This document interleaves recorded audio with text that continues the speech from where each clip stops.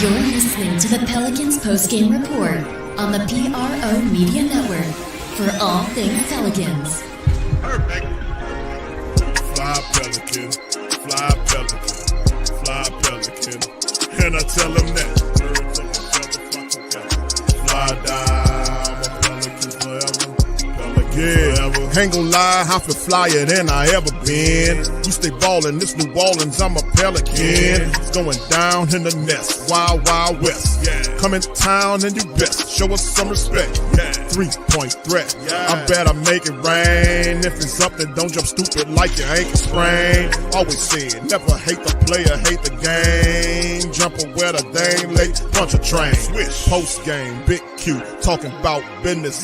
Bird gang, YouTube, they ain't flocking with us. Lock up the division mission, get into the finals. Finish competition, then it's going win the title. I know this flyer than you can get. Such a threat that the refs just might call a tag. You could double, you could press, but you can't check. Right, left, slide by you like a Eurostep. Fly Pelican, fly Pelican, fly Pelican.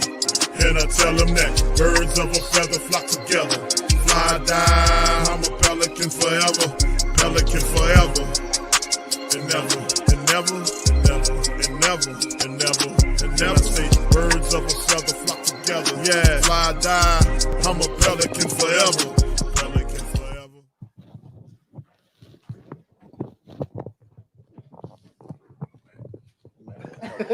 Little help, man. Little help.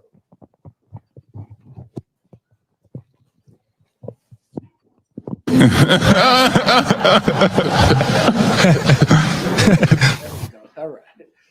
Coach, can you just put into words just what CJ was able to do tonight, especially how badly you guys needed a win in this one? CJ was fantastic. His professionalism off the court gives him an opportunity to step on the floor day in and day out and perform at such a high level. And he was incredible tonight. I mean, some of the shots that he hit some tough ones. He hit some easy ones, and he had it going, and we just wanted to continue to get the ball to him. And, of course, that stuff, going around the city that's much bigger than basketball. But how meaningful is it for him to have a performance like this in front of the home crowd to kind of give them that kind of show during a time like this? Yeah, it's hopefully, it's giving people some hope, some joy, maybe getting away from the difficulties that we've all been kind of facing the last few days or so. And so credit goes to our guys, stepping on the floor tonight and, competing at a high level and coming away with this win. And you mentioned him. What does it kind of say about CJ, during a season like this for him to be as locked in as he's continued to be, continue to build up his play throughout the year and building up to this moment? CJ is he's such a valuable, high character individual for our group. On the floor, off the floor, every day he comes in and he's working. He's talking to his teammates. He's doing things behind the scenes to help everyone that nobody sees. And it's great to have him on our team. It's great to have him with this group, and his ability to step on the floor night in and night out and be a pro has been huge for us. Even through the losses, he's been rock solid for us. The team was down 6 at halftime, and you guys came out on a 14-2 run, start that third quarter. Was anything said, or what would you attribute that to? Yeah, I said the first team to get 3 stops is probably going to win the game. So it was an offensive sort of battle tonight, and we managed to get more stops in the second half than they did, and that helped us. And, we have to continue to try to keep these guys out of transition, keep them out of our paint, and they're a young team that has a ton of talent. Yeah, and even after that run, Washington made another run. Yeah. I think they seized a 3-point lead, but then your guys respond with a 15-2 run. I think middle of that fourth quarter, there was a lot of the bench guys out there. What do you see during that run? Yeah, they were huge. I think it was Jose, Tice, Herb was in that group, Brandon Boston, Hawk hit a couple shots. So that group, they got it rolling, and we let them go because they did a great job of building the lead, starting with our defense, getting stops, getting out and running, sharing the basketball, all the concepts that we continue to talk about and work on. Will, you've had coaching stops in Phoenix and Golden State. What's it like when you, as a coach, and you're sitting on the bench and see a guy going off of 50. I mean, what's it like for you just to watch it? You know, I'm so caught up in the game that I didn't even realize he had 50 until I started hearing people cheering. I was like, what's going on? I looked up, he had 51 points. And it's incredible. You know, you just don't take for granted how talented all of these guys are and their ability to be able to play this game at a high level. Was there anything kind of specifically from a basketball perspective that you saw from him being able to kind of get in a groove tonight? And what kind of impressed you about, obviously, you know, was it like him being able to get to his spots easily? Like, what do you think allowed him to have so much success tonight? Yeah, I think it was just one of those games where you get it going. And once you get it going the way he did, he continued to be aggressive. And now the basket becomes huge for him. It's almost like you can't miss. And so it was one of those nights for CJ and a night that we needed his scoring as well. 41 threes attempted tonight. You guys won the possession battle by 10. Even during the losing streak, a lot of the underlying data suggests you guys were trending in the right direction. Just is it rewarding to see some of the trend finally catch up and produce a win? And I guess, like, what do you tell yourself, even though, like, you may be going through a losing streak, but the numbers and other things suggest that you guys are progressive, you are moving forward? For sure. I think I speak for all of us. We're super blessed that we have a group that continues to stay with it, even through difficult times, losing some games, and coming in the gym. We're continuously teaching, continuously showing the areas that we're improving, showing the areas that we need to get better, and we showed them that lately we've been getting better, especially offensively. Our offense is coming around. We're getting to the paint. We're getting to the free throw line. We're taking care of the basketball a bit better. And it was, you know, when you see the results, that helps the whole morale of the team. So getting this win tonight was huge for us. One of the things that had been an issue defensively was allowing three-pointers and teams being able to kind of walk into good shots from beyond the arc. Tonight you did a good job keeping Washington off the three-point line and then not allowing them to get good looks when they did. How important was that, not just winning it on the offensive side, but doing such a good job in limiting their threes on the defensive end? It was great. You know, hopefully we can continue on that trend, but getting out to their shooters, contesting shots at a high rate. I thought we did a great job of really being physical with them in the second half, not allowing them to come off those handoffs so easily and pick and roll so easily. And that takes away their ability to be able to shoot open shots. Do you think there's going to be, you know, obviously you don't expect CJ to have another 50-point game when you go back on the road. So what other adjustments do you want to make, knowing that you have to play them again in 2 days? Well, we'll go back and watch the film, watch the tape, and then, you know, kind of develop our game plan from there. But when you win the game, you don't want to try to mess with it too much. So, but we'll look at the tape and see where we are.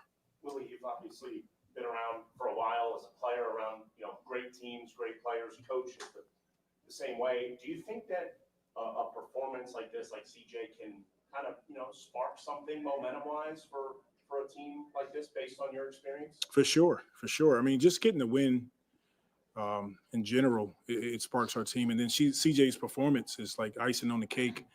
Then getting Jose back was huge for us. His energy, you know, he sparked the second unit. So getting guys back healthy, CJ having a performance that he had tonight, winning on top of that, it helps the morale, and hopefully we can continue to build on that momentum. And Willie, I know I asked you about JV yesterday, but what was it just kind of like seeing him get the reception that he got tonight? Well deserved. Jonas was a huge part of our success the last 3 seasons. A couple playoff runs. Such a great, you know, individual. Him and his family. We definitely miss him, but glad to see him on the floor, and he's still doing his thing in a short. You know, even when he gets 20 minutes, he's a load down there, offensive rebound, and but great to see him, and that applause that he got showed him that the fans really appreciate what he meant to this city and what he meant to this organization.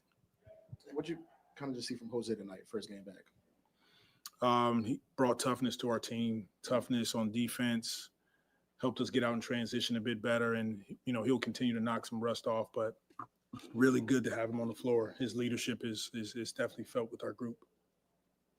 All right. Thank you. All right. For all things Pelicans, you're now tuned into the Pelican post-game report. Much love to the fam. Appreciate y'all for tuning in on a winning installment of the Pelican post-game report. The Pels disappeared the Wizards 132-120. Big ups to you, fam. Appreciate y'all for being in the stream. Much love to the PPR. Rest of the fam. Pels 132-120. They finally get a win. They stopped what, a 10-game losing streak. They get 6 wins on the season. So you got to start somewhere.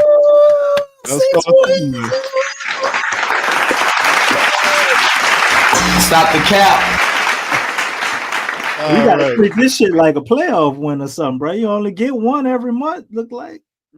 Well, the thing is, too, you gotta break out confetti and dump Gatorade and all type of shit, bro. Well, when we gonna get a win again? Well, it took a Herculean effort, like we talked about on the previous stream. It would take a Herculean effort, and it did. CJ McCollum, DC, put up 50 points tonight. Yes, he did. Yes, he did. Against the Pels. So I guess tonight, you know what that means, right? That the stats will be brought to you by CJ McCollum.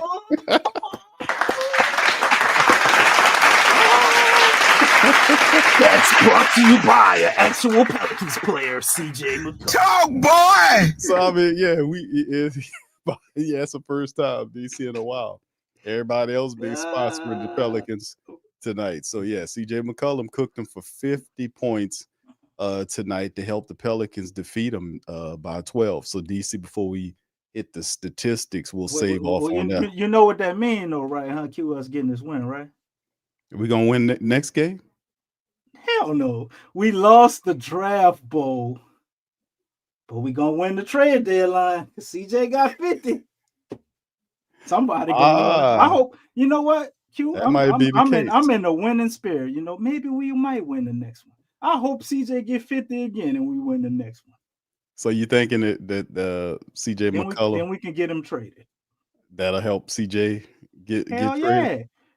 I'm sure the headline gonna be all over ESPN. You know, everybody going, CJ scores 50 and Pelicans win. That's what I want here. Yeah, well. And then on top of that, Jalen Suggs of the Orlando Magic, man. I hope that brother all right. He hurt his back, man. He had to leave in a wheelchair. Oh my goodness. Yeah. So, Magic catching hell out there, boy. They are, but they are in need of a shooter. They already needed a 3-point shooter. Jalen Suggs went down as point guard. I don't know, man. We might be able to work something out with the Magic. Who would you want? Anything. What can we get? I mean, they had a bunch of big men. Maybe we get one of them centers. I mean, all those guys are hurt, aren't they? Wasn't Wendell Carter hurt too? He's always hurt. Give me you said my cousin. What his name is? Cole Anthony. Oh, he ain't going nowhere with Suggs hurt. Okay, Cole Anthony's give me the backup point guard for him. Anthony Black. Anthony Black. He's out. That's all right. Wendell Carter. Yeah, that's right. Jonathan Isaac. Anthony Black is hurt. Say a name. Gary Harris, who you don't want him. He's hurt. How much you getting paid? It don't matter, DC. He's hurt. Wait. How much you getting paid? I don't know. How much you give me. I know you're averaging 4 points a game. I don't know if you want to. He come with a draft pick. Send him on down. 6.7 mil. Oh yeah, come on. Yeah. Send him on down, man. You probably have to send somebody else. It ain't gonna be enough. And well, I mean, yeah, they got a few injuries, man. Wendell Carter Jr. is healthy. We just trying to get off that $30 million. Batatsky is healthy. Yeah, get Batata. Send Batata. That's a center, right? Yeah, go Batatsky. Yeah, and then they got send him. Wendell Carter Jr. is Wendell Carter. That's we would really love to have Wendell Carter. 7-7 is what he's averaging right now. DC 7-7. We could fix that. He only making $10 million, bro. We can figure something out. He just signed that re-up. Now you got me in the I gotta check him out, see what he make. Wendell Carter Jr. is 11.9, almost 12. Yeah, send them over. Stacy said Go playing too good. All right, well they keep Go. Send us Wendell Carter Jr. Yeah, for Go CJ. starting Send us Wendell Carter Jr. for CJ. That might not Yeah, be well. just ask Stacy how much they making, man. That is our in-house analytic NBA accountant right there, bro. He know what everybody get paid. Just ask Stacy. He got you covered. All right, shout out to y'all, man. Appreciate y'all being in the stream, man. Let's hit right into the statistics, man. Sponsored by a Pelican tonight by the name of CJ McCollum. Will bounce back to the Oh man, we gotta do the clapping again, brother. It's all right. again.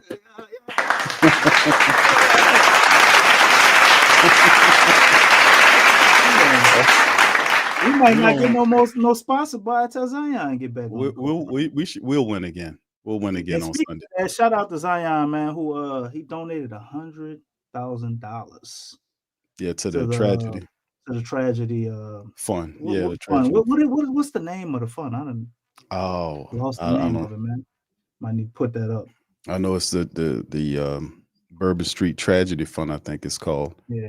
Something to that effect. I appreciate that, brother, man. That's a lot of rules, man. Larry Nance put some money on one of the victims' GoFundMe too. I think he drew like a couple of grand on them. So I like Larry Nance, man. Larry Nance did good by us here, man. He was a good dude. Yeah, Larry did some positive stuff there.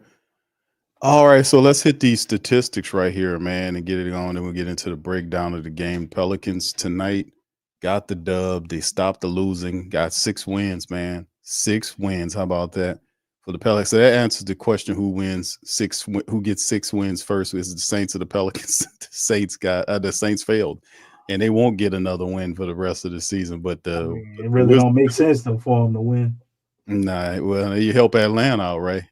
And we don't need to do that. 48 of 96. If Spencer Rattler go out there and get a W, bro, he ain't gonna be the quarterback of the future no more. Everybody gonna be mad. 50% they're shooting from the field for them. The Pelicans did hit 18 3-point shots out of 41, so he got his 40 shots.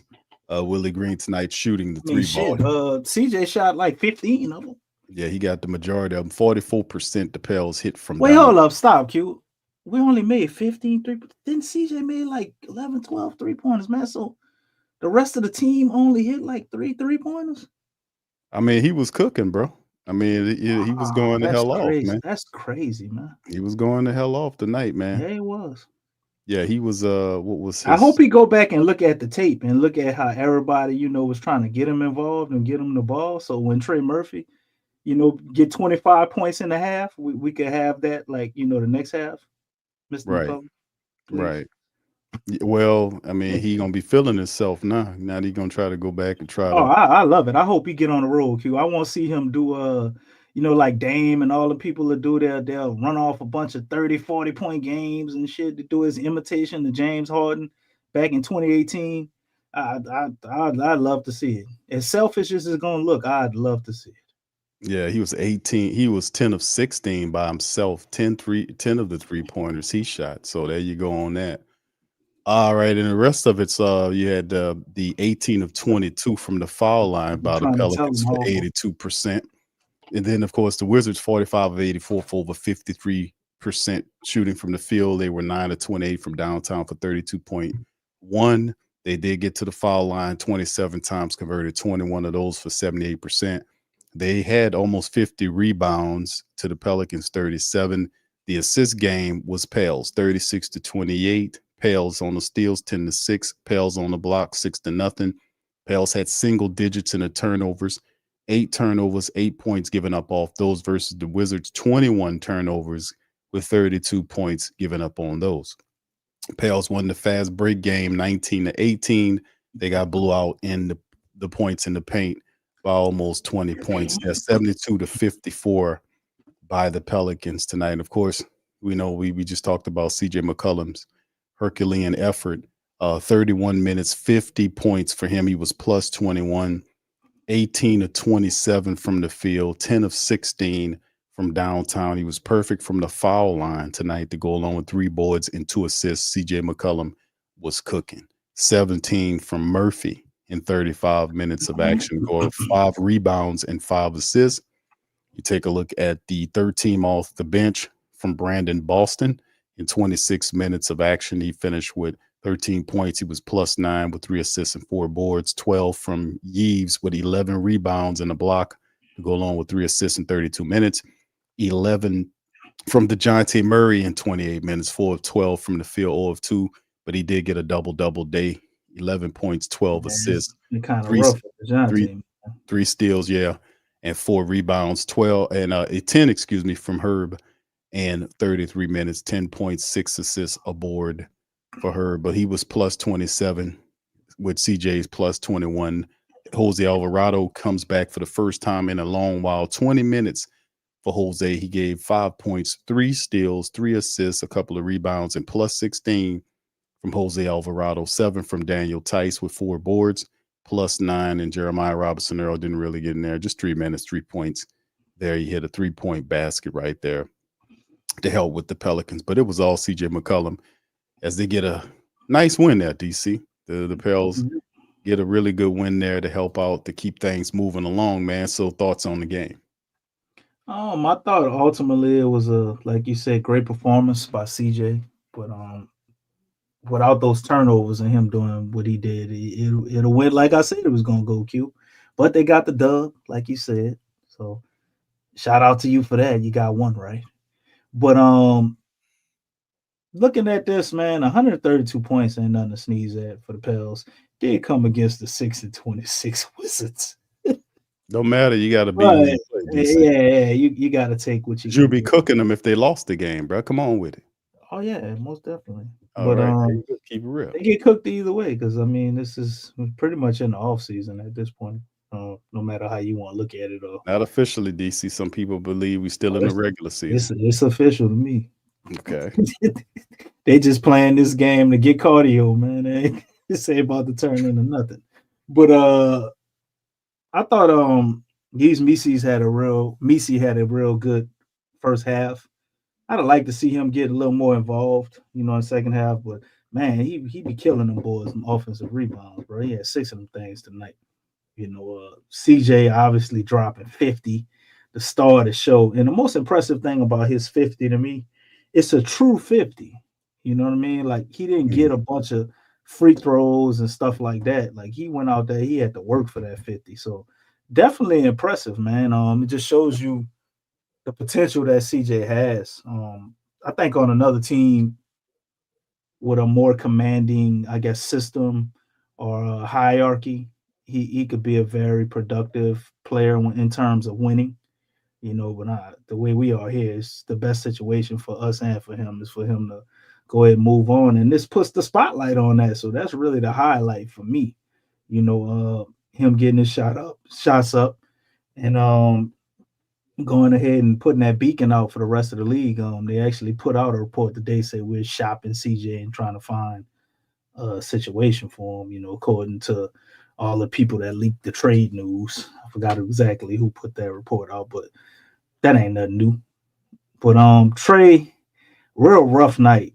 And rough night for Trey is 5 of 19, 2 for 8 from 3-point line, 5 for 5 from free throw line. And he turns that into 17 points, still got 5 assists, 2 blocks, and a steal. So I say pretty solid game for Trey to say that he wasn't shooting good at all. Still find a way to just kind of impact the game. This is probably the worst game I've seen from him, maybe since he kind of hit his stride after coming off from injury. So in a horrible showing for him to still get 17. I mean, he did it on 19 shots, so it ain't really impressive. But the block, the steal, 5 assists, 5 rebounds, what kind of stands out to me. And Dejounte, man, just trying to wrap my head around what's going on with him. 4 for 12, man. I mean, it wasn't a lot of 3-point shots. Like, it's like, man, it's just rough for him. I wonder if he's still hurt, because his hand, although I don't think it was his shooting hand, it was his left hand, right? And I think he's right-handed. I guess that still can alter his shot, maybe. You know, your guide hand, that still could kind of mess you up. I don't know what's going on, man. I haven't seen him be like this inefficient. He's shooting almost like from 2-point range. He's shooting like 36% on the season, man. It's kind of crazy. You know, so hopefully he can figure things out. But thing I do love about Dejounte, you know, he's not shooting well at all right now. But at least he's hitting his 3 free throws. He's 3 for 3 from the line. He still gave you 12 assists. You know what I'm saying? Got 11 points out of that. 3 steals in a block. So he out there defending his ass off, trying hard on that end. And Herb had a little bit of an up and down night, man, getting in foul trouble at sit for a while, but he turned in pretty solid performance as well. 6 assists too from Herb, man. 10 points, 2 steals. So I mean, I think overall we played solid. We played good enough to win. Oh, you can't forget about Brandon Boston. You know, them 13 points he gets off the bench, very impactful. And Jose coming in, I don't think they got a stat for energy, but if it did, Jose might have got a 50 ball in energy because he came out there. He got his little steal and did the whole Jose thing, man. And the crowd went crazy for that when he threw Trey that alley. And after that, it's like the game kind of they never really gained momentum fully back. To me, even though the lead was going back and forth, it just felt like the Pels were going to win. The crowd was really into it. Jose did kind of bring that as much as we were talking about last year. Like, come on, man, he's seriously impact winning and da-da-da-da-da. He does, but it's like, man, it's still rough when you depending on your ninth man to come back so you get a win. It's kind of crazy. But nonetheless, Jose shows up and he delivers, Q. You know what I mean? He did. So Puppy we power. got a dub. Puppy power. We got a dub, man, and he definitely played his part, even though his stats weren't crazy. You know what I'm saying? He got 3 steals, and that's fire. 3 assists, 2 rebounds, 5 points. You know what I'm saying? But Jose was Jose. So shout out to the Pels. Got a dub, and man, I wish I could figure out what the hell is going on with Jordan Hawkins. Like he's, when's the last time Jordan Hawkins had double-digit points? Like how many games you got to go back? It's got to be at least 4 or 5 games now. I don't even remember. He had that leaning 3-pointer the end. What that was in the first quarter. That was a game or 2 ago. That's the last real impactful play I remember from him offensively. He had a nice block tonight, chase down block, but man, I wonder what the hell is going on with Hawk. Maybe his back hurting. I don't know what's going on with that, brother. And then he playing his hometown team. He playing the Wizards. I thought he probably would have snuck in, you know, a little 12, 14-point effort tonight. But, you know, maybe CJ just stole the show. I mean, he did take 27 shots. So, oh, man, come on, don't do that to Jose, bro. But that's to put him up. That's what Jose remind me of, bro. It's like puppy power, boy. That's what. Let me at him.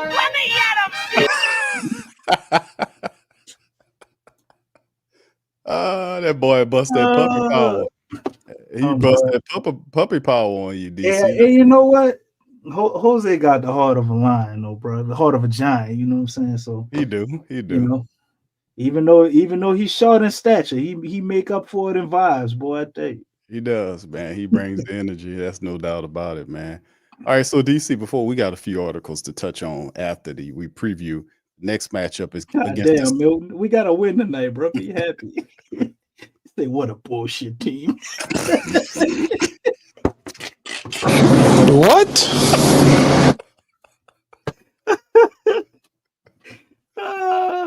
That's right, Stacey. Dejounte he's playing fairly well, bro. He's not shooting well. That's really what I'm talking about. He's doing everything else though. He's setting up his guys. He's making some timely passes, and he's not turning the ball over. So definitely love that about him. DC, what's up? What's Milton mad tonight, bro? Oh man, what's CJ do to you, bro? Hey, Milton, if you don't want him here, hey DC, we're gonna him getting 50, bro, leads to him. That'll help him get out of here. That's right. You need to celebrate this. Come on, man. You got a small of the small victories within the season, Milton. We don't get a lot of them, so you gotta This is a celebration tonight. I'm telling you, brother, we ain't saying they about to win the championship. Zion looking slim. He donating $100,000 to the city. You know, he in that video, you know, that you put out, Big Q, when you was at the Pelicans facility, Mr. Will Guillory. Zion looked like that ain't hit like how you wanted to hit, huh?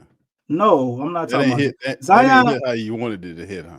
I didn't want it to hit. It was actually a sneaky jab. But Zion was it didn't work right, DC. That fell flat, brother. It was just a jab. Calm down.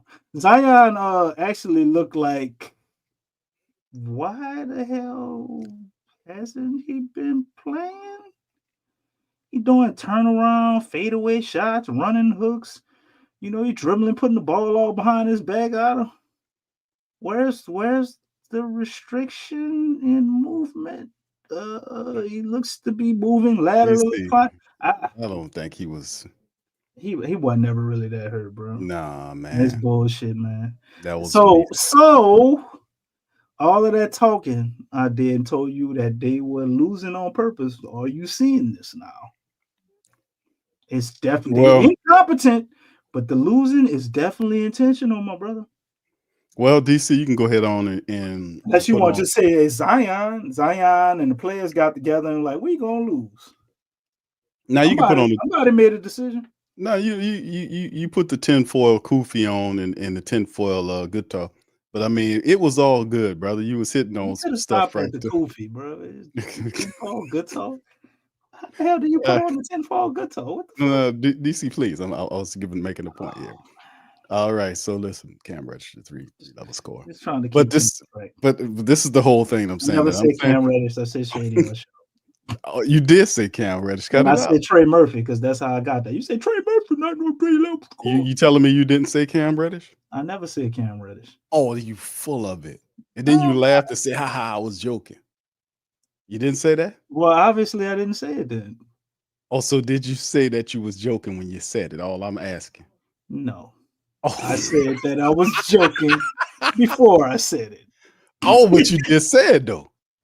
Before I said it, I said I'm joking. I thought you said you didn't. I said I'm joking, and you say, you say Cam Reddish. Oh, you went crazy. I said, dude, I just did that to see what you was gonna say because all you heard. I thought you said you didn't say it, DC.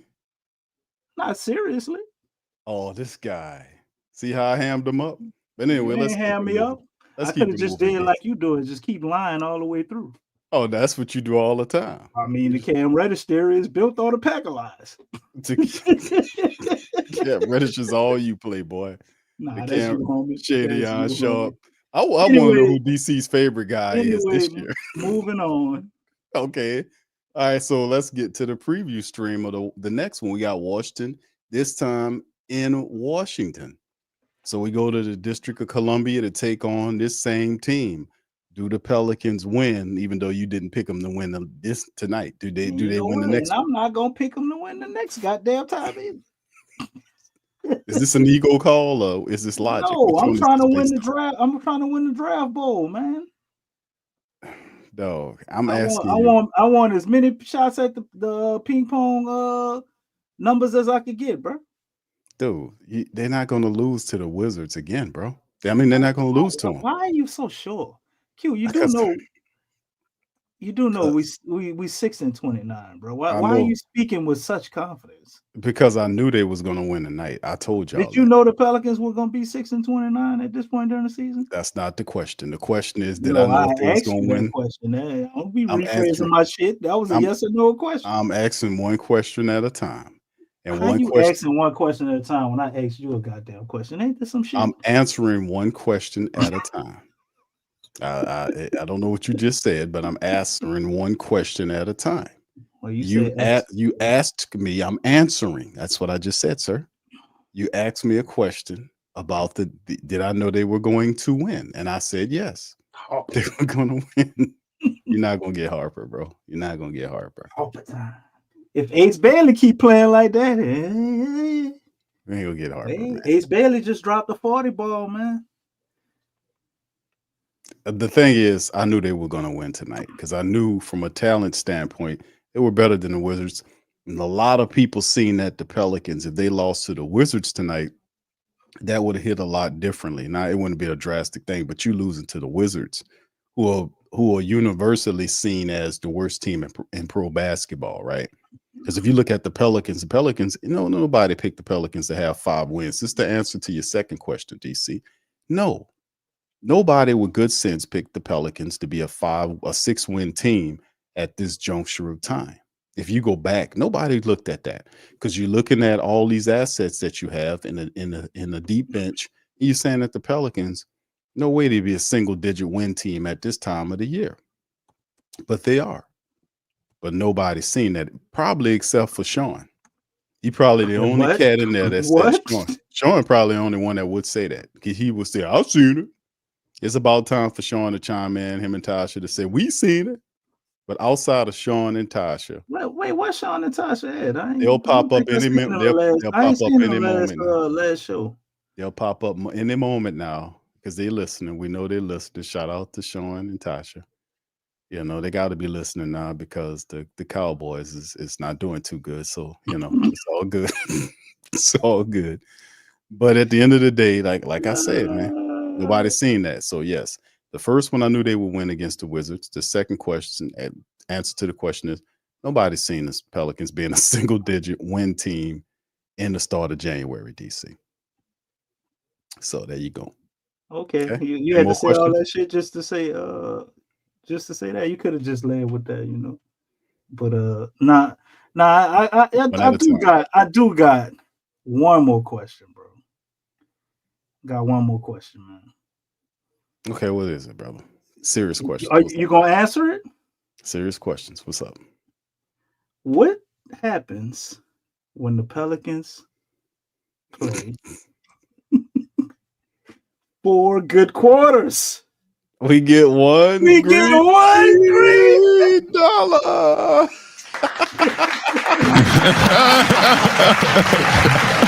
That is completely psychotic.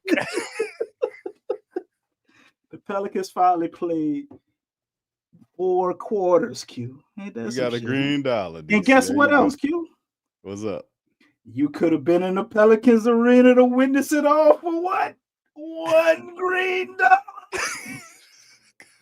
They had tickets on sale for $1, Q. Family. What kind of dollar is this, bro? It's not an American dollar. Is this an international dollar? That's legal tender. That's legal tender, right? What is this? Legal tender. What kind of bill is this, DC? Is this an international dollar? That's the old bill because we behind on the times. This what it looked like on the other side. Is this it's a Jamaican dollar? What is this? Let me see. It's old money. It's old money. Oh, okay. They've been holding on to this dollar for decades. I'm about to say, where you get this old shit from? Where you get this old ass money from, bro? Yeah. Like DC holding up old dollars and shit. Damn, DC. That's right. Well, it's a $1 green dollar, though. It's definitely a green dollar. $1 green dollar. $1 green dollar. And the Pelicans play 4 quarters. Can they do it again tomorrow? I mean, Sunday. No. So they lose Sunday? They almost didn't do it tonight. The energy was different, man. I felt like I told you they was going to win this game. They had something to play for because nobody wants to lose to the Wizards, man. Come on. Yeah, that's just a place that nobody wants to be. So at the end of the day, that's what I saw, bro. And I'll say they'll beat the Wizards again. They'll beat them again. And of course, whoever's after the Wizards, they'll probably start their losing streak. But I think we get the second win against the Wizards. Why not take a look at that? Let's see who's after the Wizards. We're off to see the Wizards, the wonderful Wizards. We'll beat the Wizards, brother. We'll beat the Wizards. You so sure? I was sure last. When was it? The last stream I told you he was gonna win. You told me you ain't pick one right and just do all this kind of foolishness. Because you didn't. I mean, was I lying? You know what the hell you was talking about? You was wrong. It's 2 left shoes. We play our arch nemesis. We play Portland next. I saw arch nemesis. I mean, they write down how many wins they got. They would probably be 11? Like the fourth or fifth worst team in the league, right? 11 and 22. Damn, that's So light years. That's light years ahead of us. We might get blowed out, kid. yeah. Listen, DC, listen, it's the closest you can get to a 3-game winning streak with 2 Washington games, a Portland game, and then you hit the road with Philly, Boston, Chicago. No, actually Philly and Boston and Chicago. That's your 3-game road trip. Come home for Dallas and 2 games against Utah and then Giannis in Milwaukee. So the closest you're going to get in the next month worth of games will be a 3-game winning streak with 2 wins against Washington if they could pull that off, and the Portland win. You can get 3. Why not Philly? Because that's a whole. If you have Zion Did you back see? then, Did you see the end of the game with Paul George? Did you see that shit? no, I ain't see it. Why not Philly? I'm just saying, bro. You know, Philly looks very atrocious right now. well, that don't mean it'll be that way when we see him in 3 weeks.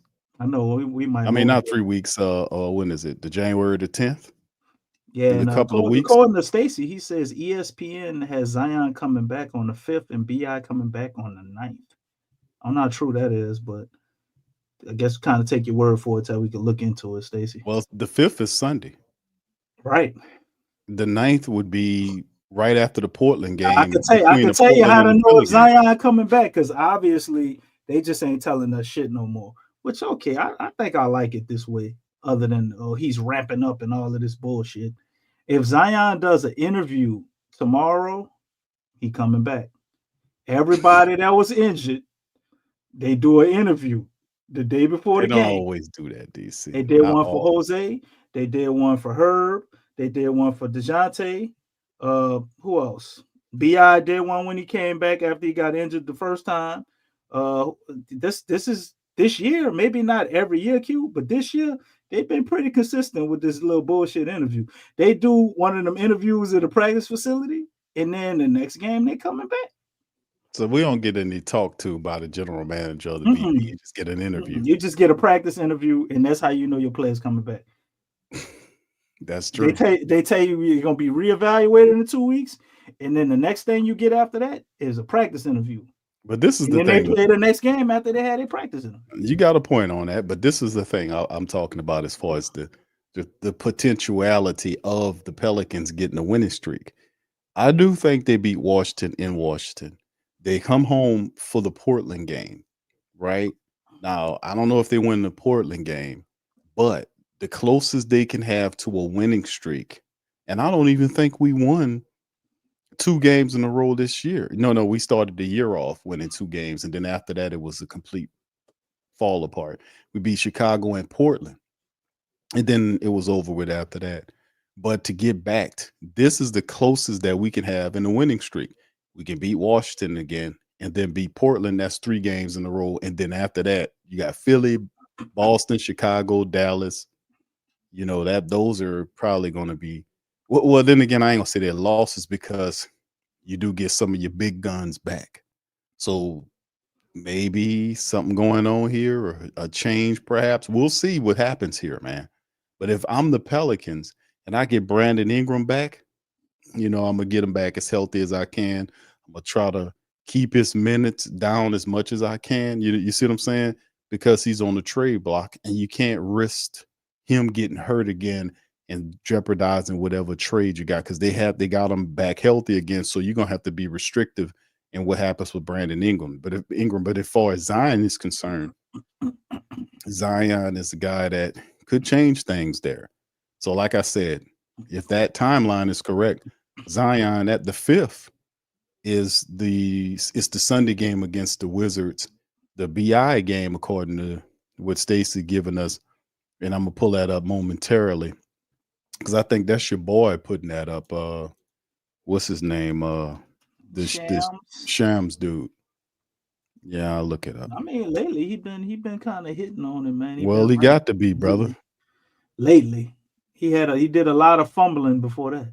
Well, he was trying to make a name for himself. But ESPN has those resources now. He probably got a couple of them Woj hookups. Now that Woj don't need that shit. All right, hold on here. Let me see if I can pull it up. So now that Wars don't need. Right, he don't need that shit no more, DC. Yeah, and they like, man, let me send them all over here to this guy right here. Their handpicked successor. Mr. Shammy. Yeah, there you go. Crazy. Trying to find it. But anyway, I'll find it. But that's the thing, man, to talk about in terms of that potential. Just saying potentially. A 3-game winning streak could be had depending on where it is. So we'll see what all goes and how it lands. But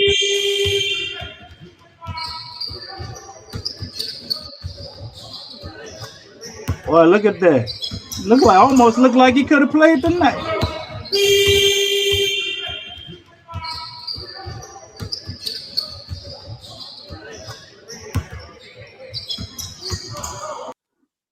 all right, DC, let's hear from CJ McCollum. It's a part of the interview right here. Let's hear from CJ. He put that, much respect. Make sure you go grab your coffee. I mean, first of all, I want to send my condolences to all the families that were impacted by the tragedy that occurred a few days ago. I think there's a lot of things that happen in the world, and you get a unique perspective of what's really important and how fragile life can be. So I just want to send my thoughts and condolences. And I want to send my thoughts and condolences to another friend of mine who passed away. Chris Bernard. I used to work for the Knicks front office, and he worked for the Players Tribune when I did some work for them over a decade ago, and he ended up passing away from a heart attack, and he leaves behind a wife and a few kids. But in terms of the game, it's just basketball. I think as life kind of progresses, you realize that it's just a game. You got to prepare and put your time in, and that eventually things will turn around and go your way. This season obviously has been difficult for a lot of reasons, and we haven't won games, and we haven't played particularly well consistently, and it's frustrating. But I think for us, it's just about being professional, and I pride myself on trying to do things the right way, trying to prepare. And I haven't shot the ball great this season. I played okay, but I told some of our coaches, I said I'll be at 40% in 10 days. Just give me 10 days. I feel good. I've been getting my reps. I've been doing what I'm supposed to do, and I'm gonna start winning within the margins and impacting winning. And obviously, we took a step in the right direction. We got more games to win, but I think it was just about us going out playing hard, and the team that played harder was going to win tonight. And you mentioned the tragedy in the city.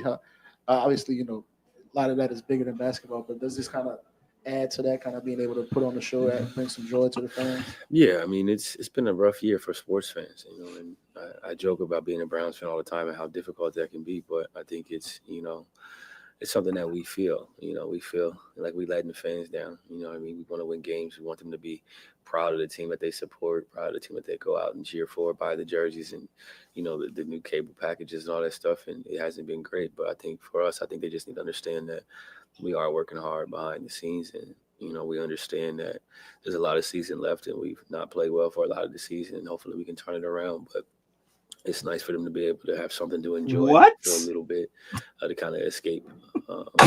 What?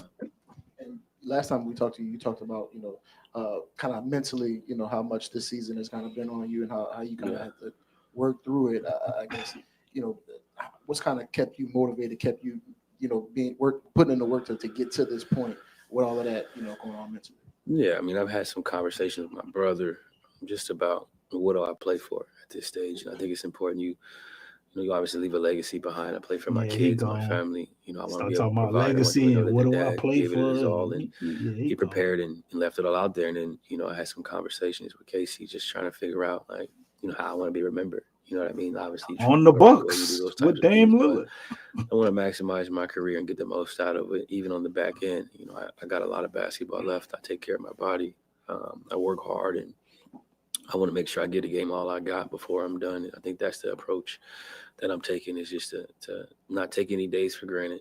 Take advantage of every day and control what I can control, which is my preparation. And, when I leave, this locker room and when I leave this game forever, people will remember how I approached the game and they'll say I did it the right way.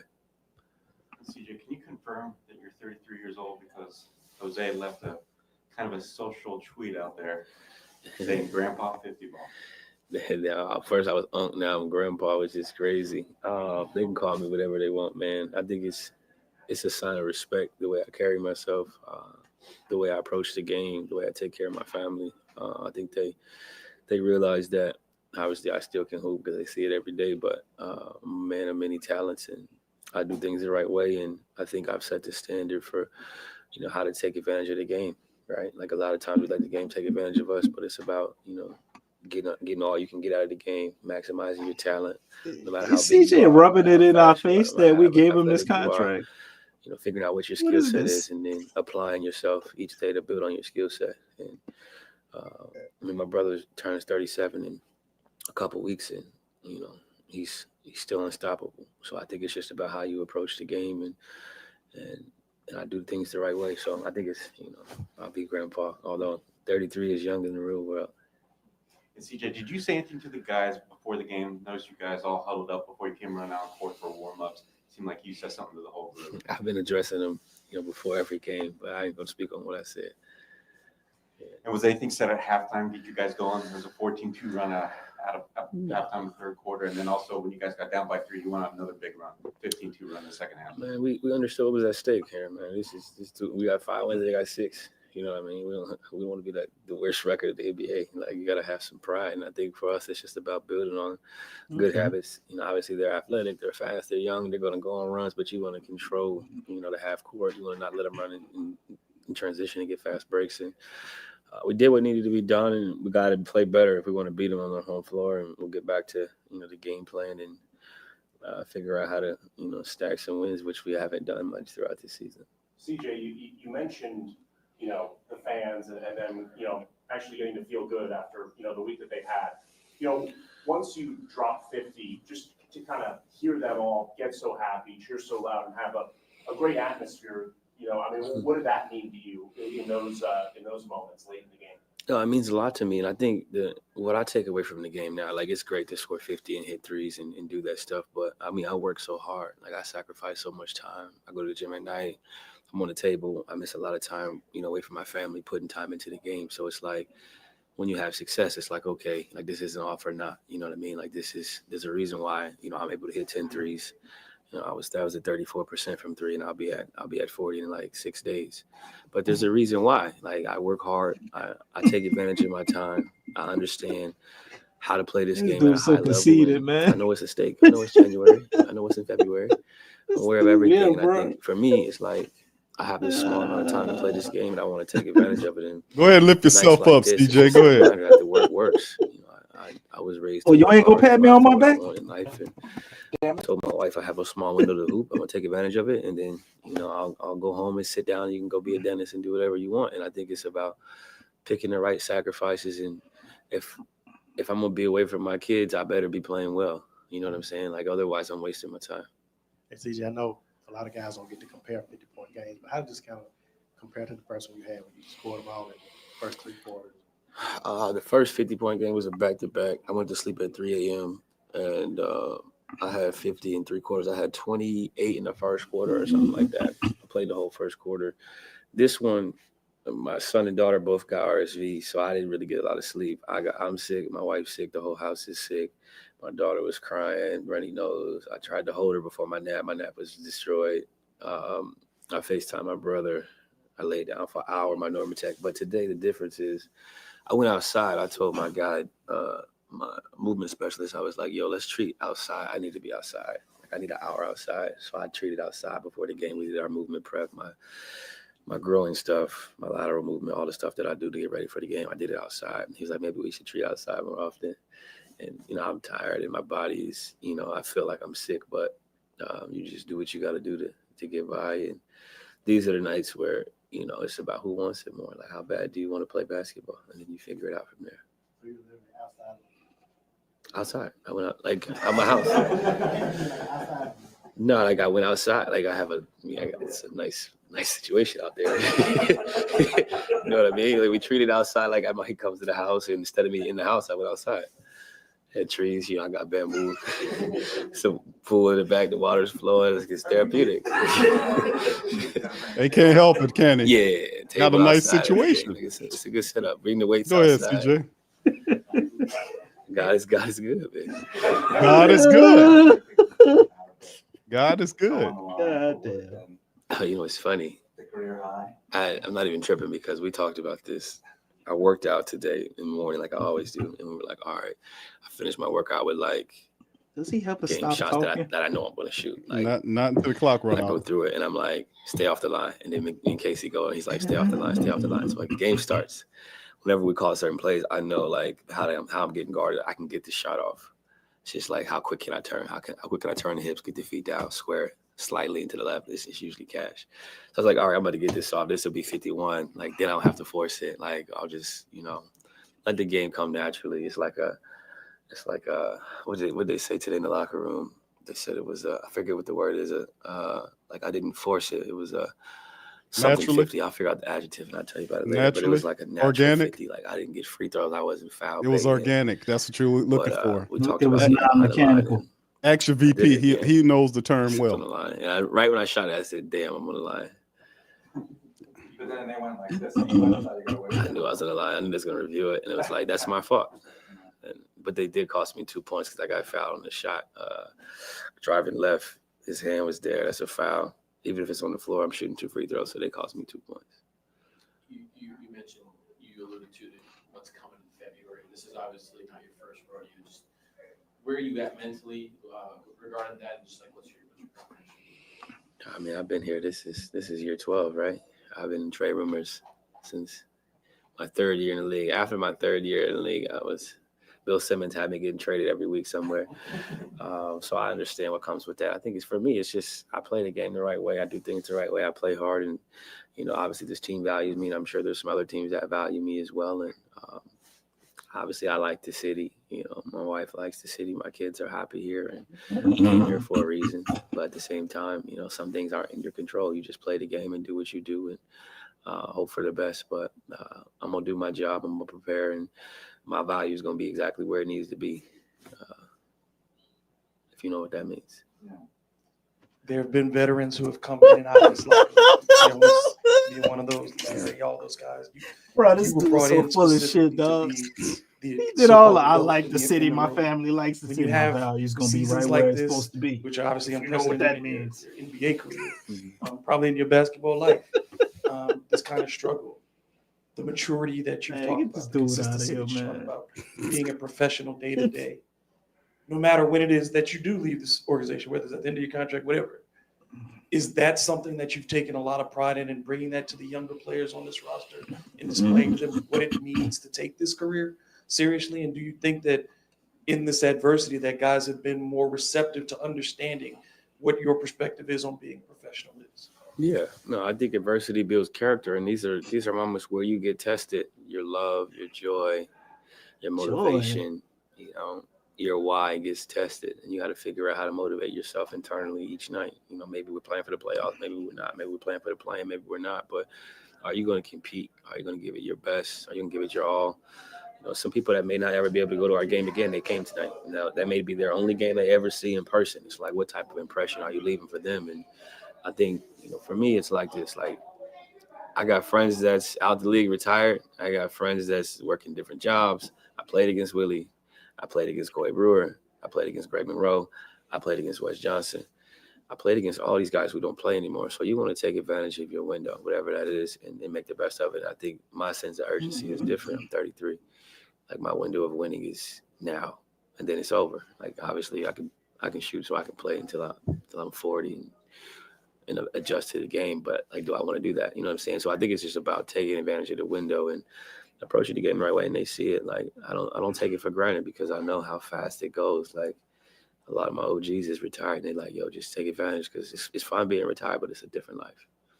And you see also how this time of year, again, alluding to next month and the things that are coming up, you see how it affects players around the league. You see all the things, the stories that are coming out about different organizations. Yeah. For you, why do you choose to handle things the way that you do in these situations? And what advice, and I know it's been a topic of discussion around this team, what advice do you give others in how to deal with the next 30 to 45 days?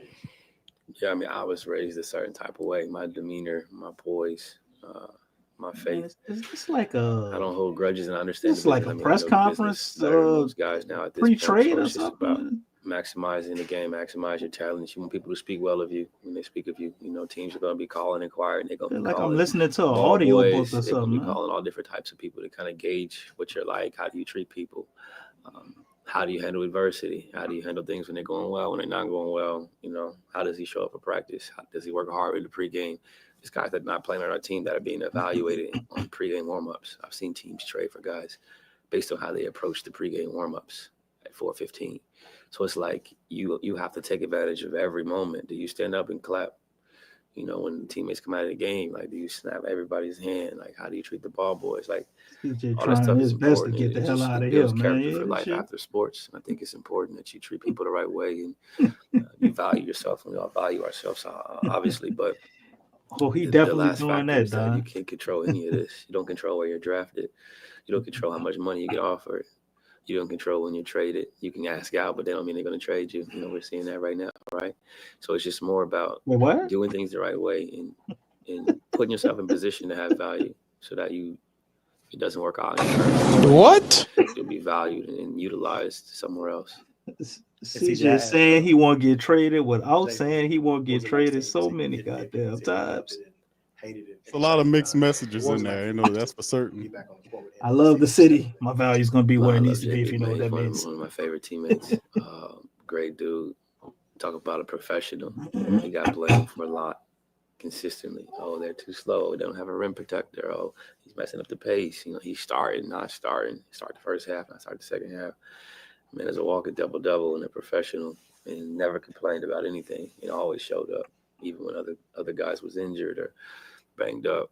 He always showed up. Damn, I ain't never heard him on a press conference this long. Respect the man, the players, whatever. CJ getting traded tomorrow. It's feel like a Obviously, he still pre-trade don't, but press I do conference or miss something, him. bro. Very weird, bro. Very Yes. weird. Oh shit! There you about to leave. I didn't think he was There gonna you never go. leave.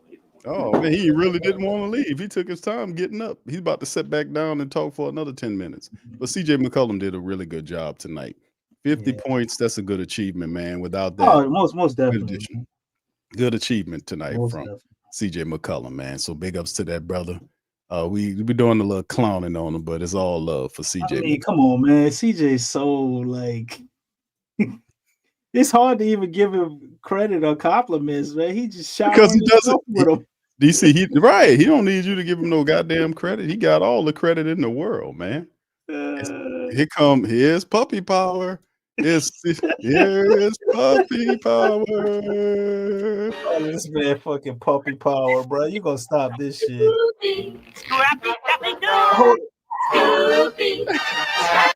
Say, bro, Jose gonna see your ass. He gonna roll up on you and look up to you.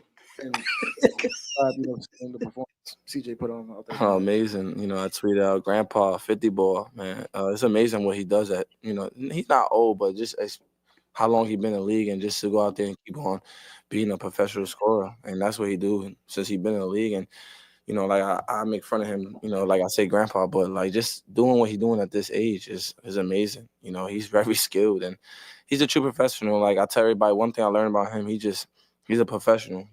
He's just every day stacking his days, and nothing changed his mindset at all. So, ain't surprised, but damn, 50 that's a lot of points.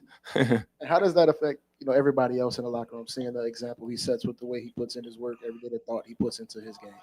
I mean, it just shows us how we should do, how we should stack our days. It's not going to be directly like how he does it, but it's in a way that we can learn from what he does. And it's just a true professional. Like I said, I can't really say that's what I just say about it. Just he's a professional at his job. As they talk about that final run where you guys went on 15-2 run, you were out there on the court at the beginning of the fourth quarter where you kind of put the game away. Oh man, I'm glad I was out there just affecting the game, and I think I text my wife. It's the little things that we've been missing, and I'm glad to just do the little things, and it just affects affect the energy, and you gotta continue growing. Obviously it's a good win, but we gotta go do it again in DC. CJ, the crowd, what was that like? Oh, beautiful. Oh man, I was looking forward to that. I actually told myself I want to hear their voice. I want to get subbed in during the dead ball. not knowing a timeout or nothing. And, just NOLA is beautiful, man. And like I said, I just appreciate every time, they cheer my name or just cheer for me and, just know that I got their back too. Like, it's beautiful just to hear their voice again. Just a few minutes before you checked in, JV checked in and got a It, pretty good reception. it shows you the city don't forget what you do for them. It shows that the city's it's just all about respect, joyful, and just giving back. And that's what that's JV did his time here, and he did what he did. We appreciate it, and the city does too. So they show the love back. That's what the city does. One of the things that you did while you were out was you stayed engaged with this team every day, whether it was game, what role you could take it during practices. How important was that for you to stay engaged with your teammates, and how much do you think that allowed you to kind of jump back in and have an impact in your first game back? I mean, I just want to stay engaged as much as I can because it's easy to get lost in this, especially how the season going, or just in general when you out hurt, you get your treatment done, you get your treatment, and then you get home. Like, I don't want to do that. I wanted to stay around the guys, bring my energy like as I can on and off the court. And these guys I got so much respect for them. So I just want to be around them when, if they got questions, if I got questions, I just wanted to be around and make sure they hear my voice every day. Plus 16 on the box tonight.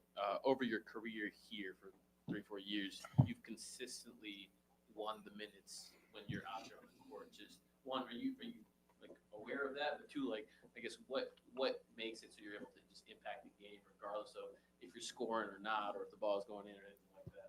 I mean, I'm not. I just go out there, like I said, play basketball. But I always ask myself, like, even when I was in college, like, what's the difference? I play basketball, but what different from everybody else? And everyone says energy, and it's so contagious. And I guess that's what it is. I guess it's the little things, like I said. But I'm gonna go out there and play hard. Like I said, I don't really care about scoring or none of that because I'm not in the league for that. But, I could do that too, but I'm not there for that. And we got guys that could score 50. So go do the little things. Go get a steal. Go get throw an alley. Go get stuff like that. It's just the little things that I keep on saying. Tonight, one of the biggest things was that you guys did not turn the basketball over. And you had 0 turnovers. The rest of the guys totaled up 7. I feel like we got to win in the playoffs. There's only been 3 occasions where y'all have been under 10 turnovers in a game. How important is that in what you bring to give Dejounte some time without the ball, to be able to run the offense and be able to take care of the basketball? I'm sure you were frustrated while you were on the sideline seeing the turnovers and things like that. Yeah, I mean, if you get stops and you run, and you do the right thing, keep it simple. I think that's what we did. We kept it real simple today, but we're gonna give ourselves a chance if we do this, right? No matter who it is, Wizards, whoever it is. If we give ourselves a chance if we don't turn the ball over, and we know that. And, that's one thing I put out there, we take care of the ball, we get stops, run, make the simple plays, and we'll be okay. And, like I said, we had 0 turnovers. I'm definitely not going to get no turnovers. I'm a backup guard. I can't have turnovers. So, just keep it, simple. Like I said, if we keep it simple and do what we're supposed to do, we'll be all right. We had Eve doing a really good job today, double-double. DJ doing a good job, do what he do, and everybody did their part, man. We growing, and the record doesn't seem right, but we get there. We'll be all right. Appreciate it. Good job, y'all. Y'all didn't make the sound. Y'all ready to go? All right, Jose Alvarado, man. Training them beautiful babies, man. That's right, Jose Alvarado, man. We making a nickname stick for him, DC. Scrappy dude. You already got a nickname, Q. What's his nickname, brother? Grand Theft Alvarado, man. So he ain't scrappy. He ready for a fight, no matter how big you are. He coming for you. Yeah, he bought that. He bought that life. It don't matter how big you are. He bought that fight. Puppy power. This dude. All right, big ups to y'all, man. Thank you. You gotta respect Jose, man. Jose came back, DC, listen, bro. We immediately gotta win, bro. I mean, listen, bro. I'm not trying to respect Jose. It's just, we got. I was trying my best to respect CJ, but he was up there talking crazy. Hey, DC, listen, it's all good, brother. I know that's your cousin. All right, Milton, shout out Yeah, to light you, skinned man. people Appreciate got to it. stick together Bro, sometimes, you man. said Guillory was my damn cousin. And you know that's a lot. No, that is you. What? What? When you're not doing the sports coma and PPR, you are writing reports and over there at the Pelicans facility. That is you. Oh, that's me over there, huh? That's I'm you, Will brother. Guillory. Yes, Okay, you I are. got you, brother. I hear you, man. All right. Okay. All right. Milton, shout out to you, bro. You Say, ain't had man. the rest of them fooled. You can't tell me no different. I know All it's right. you. I hear you, brother. Man, everybody tripping. We suck facing and deal. Appreciate the 10 bones, though, Milton. You can't. I thought you was gonna say something. Oh, you know what? My man did say something positive. He Love said you F. guys. He said F. Willie. That's where it started getting positive. He said we suck, Casey and Dill. F. Willie Green. Love you guys. Appreciate the love. Thank you, bro. Appreciate you, man. Appreciate you. Oh, man. Thank you, brother Milton, man. Appreciate you, man. He got another one here too. People saying that no scrappy do, man. It's too disrespectful.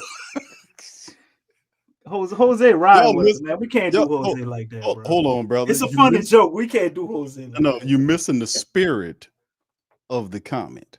The spirit is that Scrappy is a dude. He's an undersized character who don't care how big you are. Ain't no way you can spin this one, bro. Bro, listen to me. I'm just saying, man. It's in the name of the game. He's scrappy. He's undersized, but it don't matter. You've seen that with Jose Alvarado when he guards bigger players. It don't matter. Jose Alvarado fights every moment of that time he's out there on that floor. Scrappy, don't care how big you are. He ready for a fight. That's what I'm talking about with that. So Milton, shout out to you, man. He says, woohoo, we beat a team. I think that's a DC, this woohoo is sarcastic. You can feel the energy of it. We beat a team that sucks as bad as we do. Celebrate good times. Come on, man. Thank you, Milton. Appreciate you, bro. Thank you very much.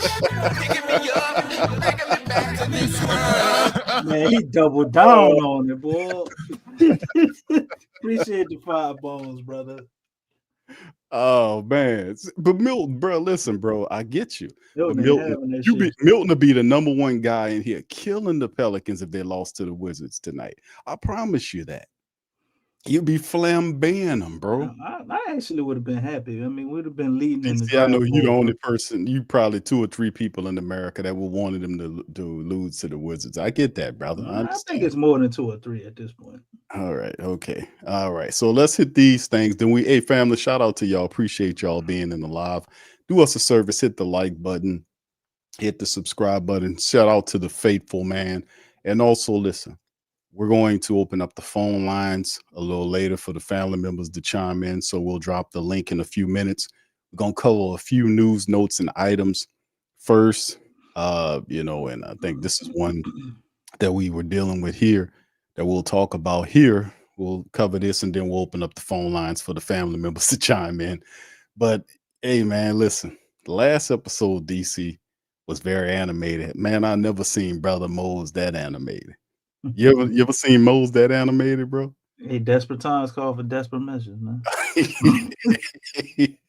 It's one of the worst, man. This is probably the worst season that we've actually had. And we had some bad seasons too, bro. This is by far Tim Frazier, Alvin Gentry, Dante Cunningham, but more years. But that was the talent. It's different because you have talent here and there was no expectations. There. No expectations then, right? But this year you had expectations. And you have some of the some really good talent here, and you got 6 wins in early January. That is not good. Very terrible season, but we're making the most of it, right? All right, so let's hit this article right here, DC. Let's start with this one. We got 2 of them to do. This NBA rumor: Spurs, Pistons among potential Ingram trade suitors. This is by way of Clutch Points. Hayden Sealy is on the scoop right here. He says, once again, the Pelicans might blow up their roster amidst a 5-29 record, 6-29 now. One of the notable, if not the most notable name, is Brandon Ingram, who has been linked to the Spurs and Pistons. Clutch Points insider Brett Siegel detailed why the Pistons and Spurs could go after BI. Spurs have shown clear growth with Wemby. Second season, the need for another go-to scoring option is apparent. Siegel said by combining the salaries of Harrison Barnes and Zach Collins with some draft assets and maybe a young player like Sidi Kosoko, the Spurs could potentially get Ingram at a very low risk, high reward type of price. Then there are the Pistons, an organization that seems ready to go out and find another star to pair with Cunningham, with Jaden Ivey out indefinitely after suffering a broken leg. Shout out to that brother. I heard about that, man. That's Yeah, catastrophic. that But was he'll that be was back. that was rough, man. Who that was dove at his leg like that? Man? I forgot who it was. That that did De'Aaron it. Fox? What they were playing the Kings? I think they were playing the Kings, man. I don't know if I he think was that the was one that did De'Aaron it. Fox, man. The Yeah. Pistons can be aggressive on the trade market to maintain their competitive position in the East standings. Ingram already has a relationship with Trajan Langdon, Detroit's president of basketball operations, and the Pelicans have held interest in Isaiah Stewart. Both teams, both teams are young teams looking for a veteran scorer. Although the Spurs have Chris Paul running the point guard, they need that scoring for it. Devin Vassell has been nice, but somehow Ingram's size could be what they need. It gives another scoring threat next to Wemby. Plus, they're on the fence about rebuilding and wanting to win. Pelicans star could bridge the gap nicely. Going to the Pistons, they could use another scoring weapon, as after Jaden Ivey's likely season-end injury, he showed true promise as a scorer, even hitting a game winner. Still, it doesn't discount Ingram's impact. Plus, a veteran head coach like JB Bickerstaff could use a pro like BI. He improved his playmaking, can still make some tough shots on any given night. It might be a matter of time before the trades go down. Even Ingram has been involved in trade rumors with the Nuggets. Furthermore, contending teams want him and would be willing to get him. After he declined Pelicans' extension this summer, it's clear that he wants to win. No matter what, the teams will call and inquire about Ingram's services. The losing ways will make it easier for the team to try and come up with a deal. If Ingram is dealt, teams will be getting an elite scorer with legitimate playmaking ability. So there you go, DC. You heard the potential thought processes on where he should go. Pistons, Spurs. Me personally, I'm not helping out the Spurs. Not sending BI within division to play against my squad. He's going, if I'm trading him, if I'm getting a heavy trade package back, that'll make me consider it, obviously. But really, ideally, I don't want to trade him nowhere close to me. I want to be able to get him out there. So the Pistons is interesting, but what do they have that you want? Thoughts on these trades? The picks, as long as we get a pick out of the Pistons, I don't think they would give you Ivy at this point. He started to turn around. That was my whole thought process months ago. Was Jaden Ivey, and I guess we would want Duran, right, when we didn't have a center, but they obviously not gonna give him up. So you stuck with getting Isaiah Stewart either way, right? I'm sorry, brother. Comment just called me off guard. KB Flame, breaking news. CJ McCollum has just been traded after this press interview. I just thought it was funny because the whole press conference was like him selling himself to be traded. It was a bit extra. Yeah. Yeah. But anyway, draft picks would be the main thing I would be focused on with Detroit. We don't have to pillage any of their talent. It takes some type of medium contract that's tradable in a bigger trade down the line that you want to do. And as long as we getting a first round pick, man, if we get a first round pick, I hear you, Stacy. Stacy saying 2 first round picks, Ryan Hollins, Isaiah Stewart. They might actually give you Ryan Hollins and Isaiah Stewart. I don't think Ryan Hollins is turned into much at this point, but I don't think they're gonna give you 2 first round picks. If I can give 2, then great. But as long as you get 1, I just want an unprotected pick. So if they do give you 2, one of them probably gonna be heavily protected, whatever. Give me 1 unprotected pick. It could be in the future, whenever. It's Detroit, so I don't see them fully turning into a championship contender, even if they get a lot better. But as far as the Spurs, I can't think of anything I would possibly want from the Spurs that could make me send him over there. I guess they pretty much have to outdo Detroit, right, for you to put up with that headache of sending them in the division. Brandon Ingram, to me, is a player I think go somewhere else with a competent coaching staff. He looks better, and he can definitely help a team win. I don't think his injury issues go away, though. But you're still looking at, even with his injury issues, it's a guy that can give you an average at least 50 games a year. So that's bad all around the league. But for the Pelicans, we was actually looking at him like he's durable and reliable because what we done with Zion. But nonetheless, man, not the most exciting trade suitors, but at this point, you're 4 weeks away from the trade deadline. You gotta take whatever you can get. So what can we get? We have to get something. I mean, it's either we get something or they trading CJ McCollum. If they trade CJ and Brandon's still on the team at trade deadline, bro, they re-signing him. Of course.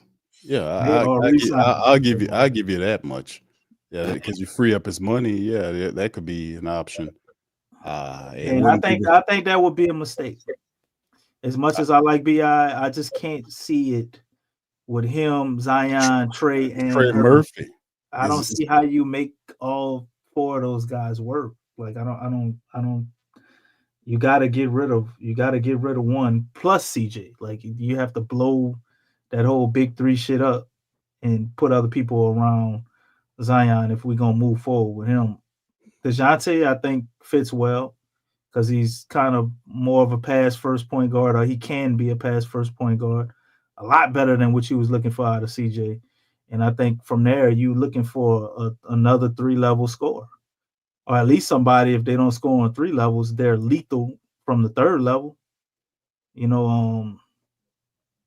don't see how we continue to do this with BI. But if we can't figure out a trade, that's what we stuck with. If they trade CJ and BI still here, wash, rinse, and repeat.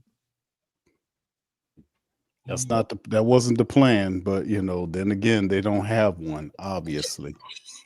All right, Lex, welcome on into the broadcast. Shout out to Lex. She's in the building.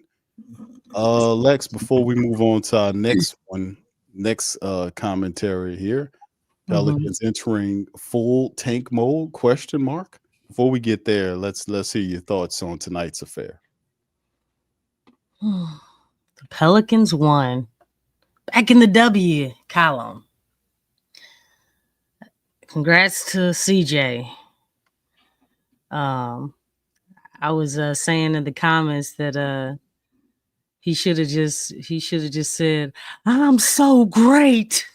It's Muhammad Ali. He pretty much did, Lex. You know what I'm saying?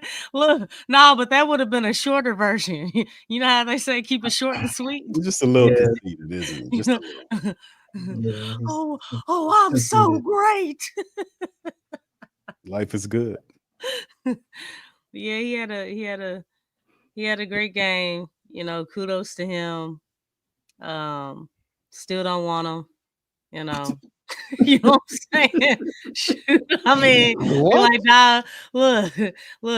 How many more 50-point games you got? You gonna score 10 threes? He gonna get one next night? He gonna get one Sunday, Lex. He is. And then he gonna keep going, he just, Man, I was a CJ McCollum defender until I seen the Oakland series. Not the Oakland, OKC series.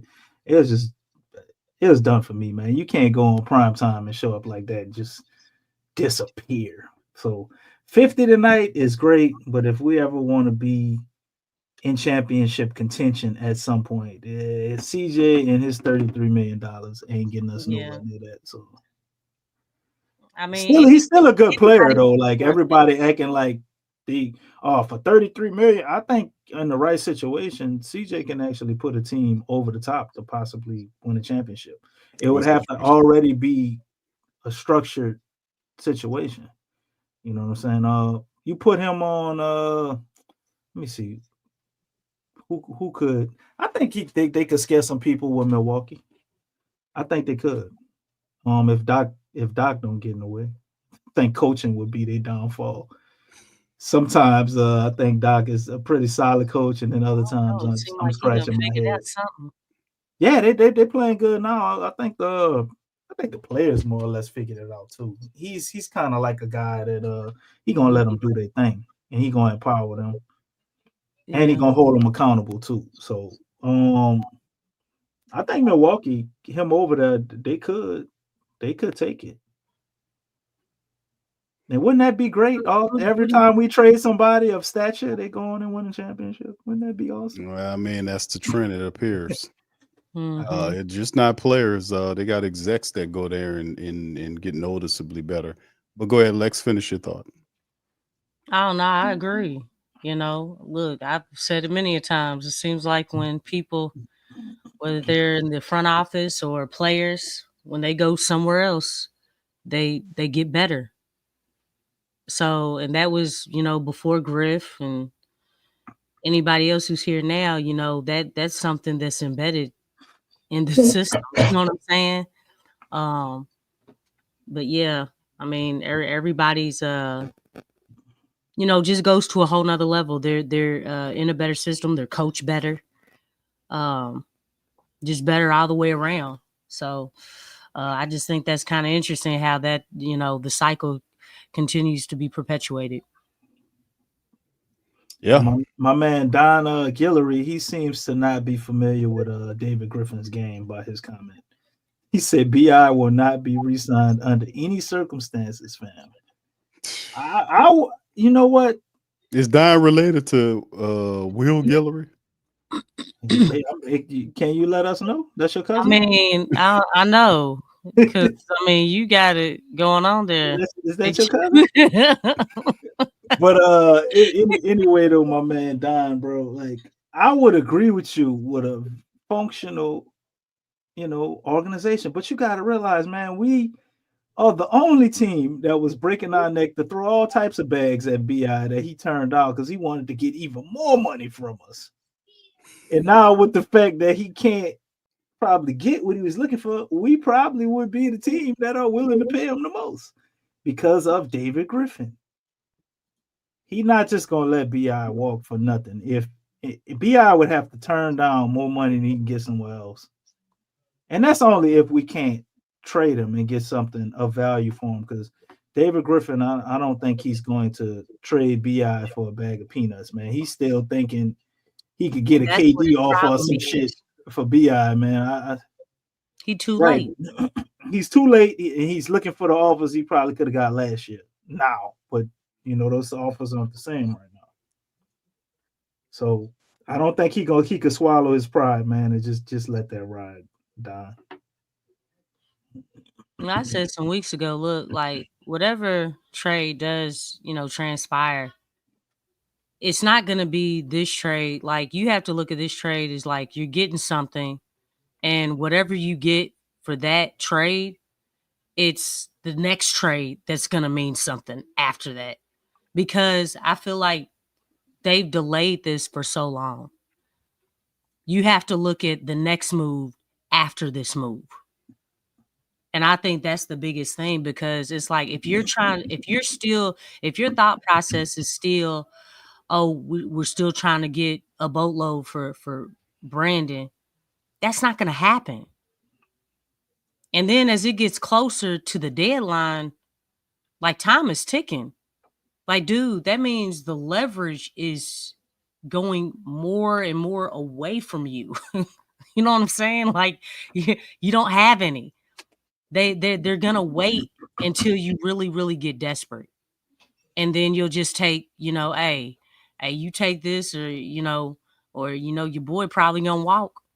You know what I'm saying? Like, and I don't feel like this is the same position as the Clippers with with Paul George. You know, where they just let him walk. They didn't want him to go to the Warriors. But So see that's a totally different thing, because the Clippers, although they haven't won a championship, you would consider them at this point right now a winning organization. They've multiple playoff appearances, then went deep into the playoffs. it's just a different thing with them. They have an actual culture. They got their coach. Like they can come back from that from Paul George walking. And that's Us, my on point. the other hand, I don't. Yeah, we don't They do can't. it like That's what I'm saying. Like they can't. The Pelicans can't do that. They could let Paul George walk, and they We were gotta get perfectly something. fine. They were perfectly fine with that, and that's what I was alluding to. Just what you were saying. Pelicans can't do that. They can't do that. Like, dude, you need to get something. Stop thinking that you're Sam Presti. Stop thinking that you're Danny Ainge. Stop thinking that you're Brad Stevens. You're not none of those guys. Okay? You're basically at the point where you don't have any type of vision. You're not forward thinking, which is a huge problem. Like you literally as a GM or fake GM, because he's, probably more the fake GM because he's really the VP, but still, the thing is that you have to have forward thinking when you're talking about stuff like this, when you're talking about trades. You have to have a glimpse of the future. You literally do. And he doesn't have that. And so letting Brandon walk for anything. I mean, really, this is again the same situation with JV. Didn't come up with an extension for him, went into the season, got to the trade deadline, didn't do anything, and JV ended up walking. And that's what this is starting to look like. It's the same thing, and really, it's actually probably a 2.0 version, or anything higher if you want to think of it like that, because Brandon is supposed to be a star on this team. He's supposed to be considered more important than what JV was to this team, right? So, I mean, hey man, you stop trying to bluff. Stop trying to play these games with these other GMs who know exactly what they're doing. You're not going to get over on these guys. And clearly, they already know that you're an idiot because we know that you're an idiot.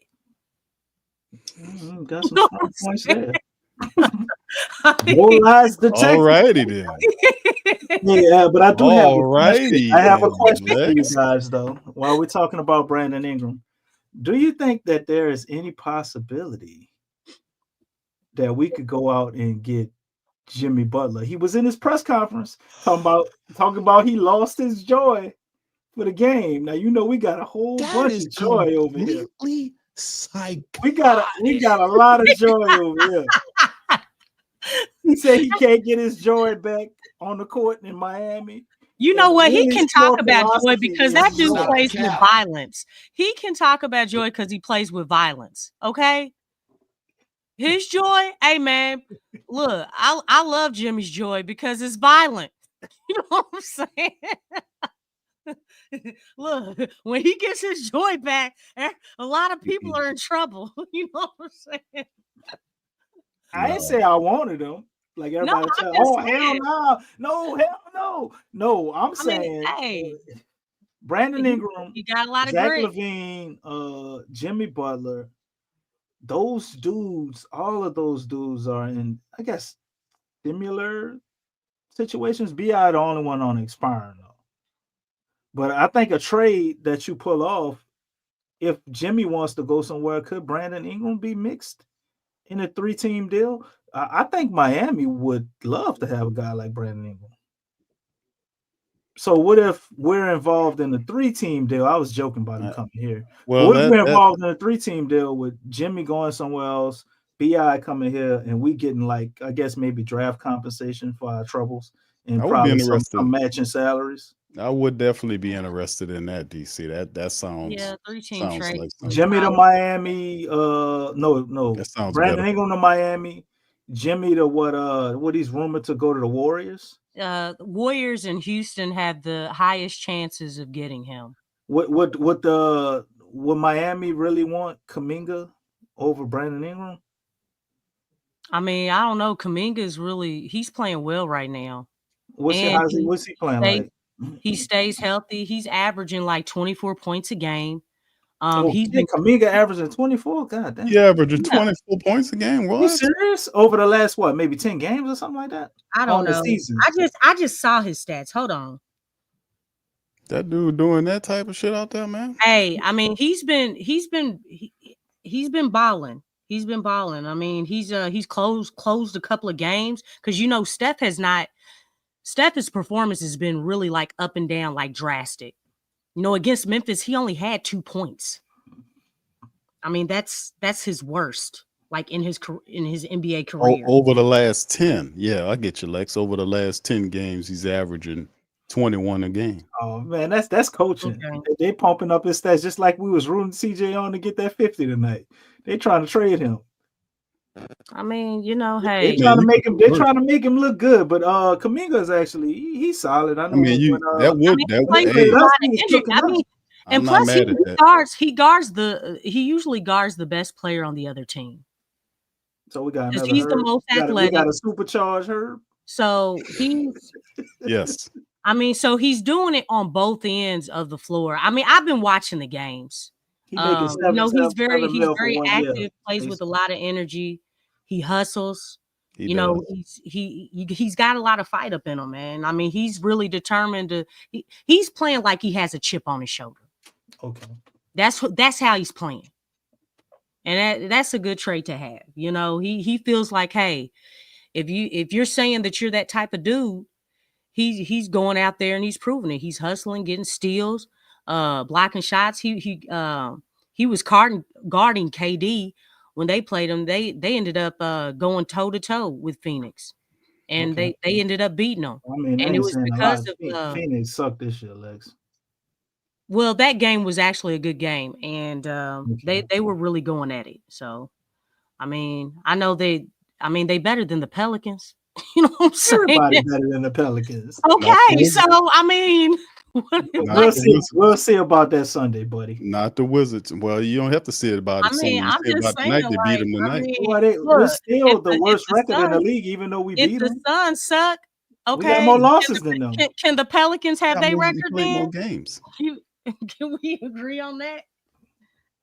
What you say? Lex? I'm sorry. Me and I was being petty with Q. I was just saying, like, if the Suns are that bad, I mean, I don't know if anybody else would agree, but can the Pelicans switch the records? get their record, okay? Because it would be in double digits. It would be in double digits. So I'm not knocking. That would be called occasion for some of CJ's wine. Yeah. It's man, double digit wins right now, and the Pelicans sitting on 6. Damn, skip it. We'll take that. They would actually have a chance. I think and a heartbeat playing team right now with their record, or like maybe close like right outside of it. Yeah. So I definitely take it. Yeah. Let's touch on this, fam, before we open up the lines. Pelicans enter a full tanking mode? ?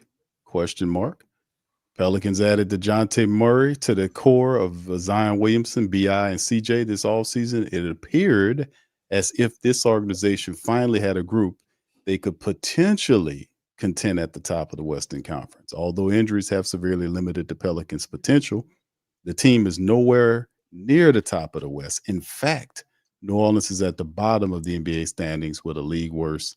Well, it's 6-29 right now. So everything that could have gone wrong for the Pelicans has. And now executive David Griffin has some major decisions to make regarding the direction of this franchise, starting with the futures of Williamson and Ingram. Once again, Williamson is sidelined because of hamstring injury he suffered back in November the 6th against the Cavs.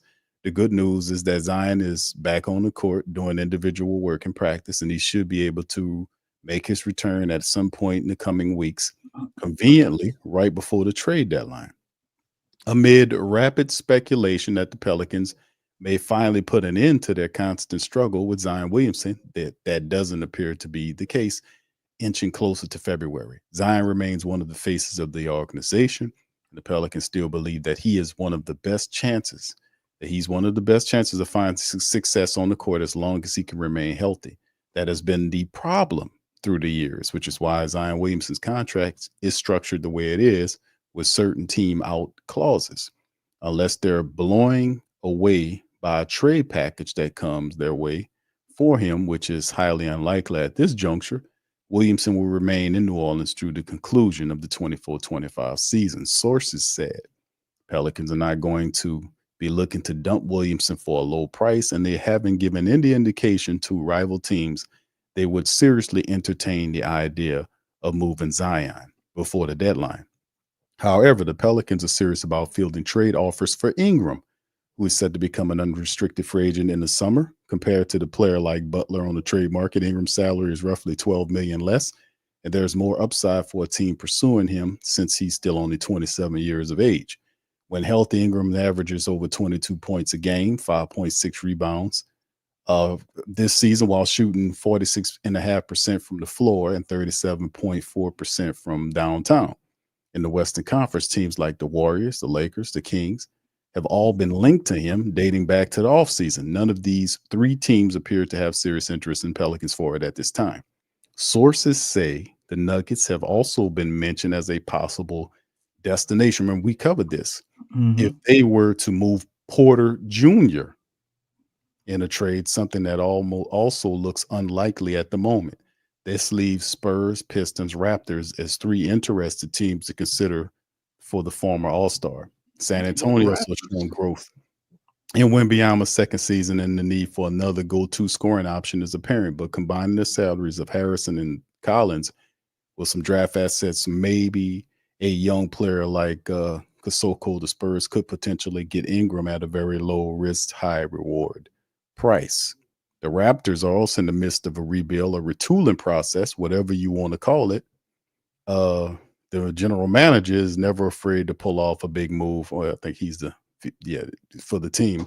Add Ingram to a core of Scotty Barnes, IQ, and RJ Barrett presents a lot of upside for the Raptors heading in 25-26, especially if they can convince the Pelicans forward to re-sign with them. However, Barnes' contract is set to increase drastically next season, going after Ingram would have a major impact on the Raptors' overall finances. Then there are the Pistons, the organization that seems ready to go out and find another star to pair with Cunningham. With Jaden Ivey out indefinitely after suffering a broken leg, Pistons can be aggressive on the trade market to maintain their competitive position in the East standings. Ingram already has a relationship with Langdon, the Detroit's president of basketball operations, and the Pels have held interest in Isaiah Stewart. Perhaps there's a true path for a package centered around him. The other key talking points in New Orleans surrounding Herb and CJ. Plenty of teams have inquired about Jones since last year's trade deadline. All of them have rapidly been turned down, as the Pelicans have held zero interest in trading the all-defensive swingman. Nothing has changed with New Orleans' ideology and belief in Jones, which is why it would come as a complete shock to many around the league if they were to move him for anything less than a massive trade package centered around multiple first-round picks and a valuable young player. With the season loss, the Pelicans' priority is to move below the tax line and regroup to fix the holes on the roster during the offseason. Although there is no urgency to move McCollum, since he has 1 year left on his contract, the Pelicans have expressed a level of openness with teams around the league to discuss McCollum's future, sources said. The veteran guard is making $33 1/3 this season and sees his contract value decrease by about 2.67 next year. Whether or not the market exists for the 33-year-old is an unknown leading up to the trade deadline. So there you go. Good information right here from Clutch Points. Pelicans entering tank mode. DC, Lex, y'all feel free to chime in on thoughts on what you just heard. You got it, Lex. Go ahead. There was a statement that was made, like the team was trying to address some holes, right, in the lineup. That wasn't the same. That wasn't the goal on last offseason. Indeed, it was. You know what I'm saying? What about? It's a lot of holes, Lex. What about the season? What about the season before in the off season? I didn't know they were trying to we had flex sale on them hoes in the season before. Or some silicone. Yeah. We finally decided to fix it the next year once we had more money. Yeah, you know what? I heard everything, Big Q, but when you came to that part, I was like, okay, what? Where was I? Where was DC? Where was Big Q? I was like, oh, okay. Look, like who wrote this article again? It's from the outside looking in, Lex. Yeah. That's how it is. Because they have not looked, man. It takes 10 years to address the holes on this roster, but regardless, if you address them, you still got to have a coach to coach the talent and put the talent together. So it's kind of a double whammy right there, when you think about it. But you know what? Nobody writes articles about that. Nobody's came out and said that. You know, Charles Barkley, I know this kind of off the beaten path, but I don't know if y'all watch TNT, but they were talking about JJ Redick thing. Yeah. Yeah, I saw that. You know, does anybody ever do that with Willie? Does he even work? Well, I think the thing with Willie Lex is he has you to do that, but no, also, I'm talking about someone with a bigger voice, though, man. They like him. They like him because Willie is a likable guy. He's very respectable. But what about the coaching? He don't step on toes. You know what I mean? Look. They always go with that little two-step about liking Willie Green as a person. But I'm just saying, like JJ was talking shit to Charles. Yo, what else is new? And that's what happened. Because he made that somebody who don't cause no waves. It's the media's fault. They don't want to mess up Willie money. They like, man, he probably shouldn't be a coach. But shout out to him and his family. Charles Barkley, though, he just said the media. The JJ said it was the media. He feels like it's the media's fault that the ratings for the NBA are going down. That's what he was saying. Charles felt like he was talking to him. You know, a hit dog gonna holler. So you know. All I'm saying is that when has Willie said anything that ruffles anybody's feathers? Anything. You know, all he do is give credit and praise and talk about how he proud of people. Like no, man, I've nobody heard wants to mess over that person. Raving about their coach. You know, I don't really hear about with other coaches about them as a person. Like their character and things. I hear more so, man, that dude is he's an asshole. Hey, but you know what? I mean, it's actually good though. Like Ime, you know, you probably hear something about him. You know, because Ime, I hear about Ime, I be hearing about him checking people, Lex. Yeah, but I know. And you know what? He be deceptive too. Because the thing is, when you look at him, that dude is so classy, right? He be standing there like he's all astute and everything. That dude be cursing up a storm, just cussing people out. You know what I'm saying? All proper and stuff. And he don't look it. You put a suit on, you could talk your ish. Man, hey man. And look, and he was fine. He was fine for 50 grand, man. Like, what did Ime do? I saw him walking towards the scuffle. What did he do? That dude was talking under his breath, cursing. Yeah, and what he did and what he said, Lex. That's right. He might have made some threats that he was gonna cash in. Oh goodness gracious! And they heard about the tone of his voice. Damn, that shit. Yeah, he ain't about no BS, man. But Emil Udoka's style is he's serious about what he's doing. Yeah. Willie Green's fate. Sometimes some of them guys taking that for a weakness, and Willie's messages still he's basically repeating himself over and over again. So actually, we know a competent ownership would have been gotten rid of him, man. But they got rid of him by now, man. But you know what we dealing with here. We're dealing with a bunch of wonderful human beings, and y'all gonna appreciate it. No, they ain't wonderful, man. You got people don't know That's what the trick. They don't know what they're doing. That's the bottom line. They had the crazy part about it. Both Ime Udoka and Jason Kidd, both of those guys have their teams and happen to be in the same division with the Pelicans. Both of those coaches were available for the Pelicans. We They were had so both many available. coaches available, Q. We Both could have of just blindfolded gosh. ourselves, been Both- spent around in a circle, and just picked something, and we would have did better, bro. Both of them were I'm available. sorry. And Hold you up, had, y'all. you had Charles Lee, Kenny Atkinson, Jamal Mosley, Jason Kidd. We was chasing Doc Rivers and Ty Lue.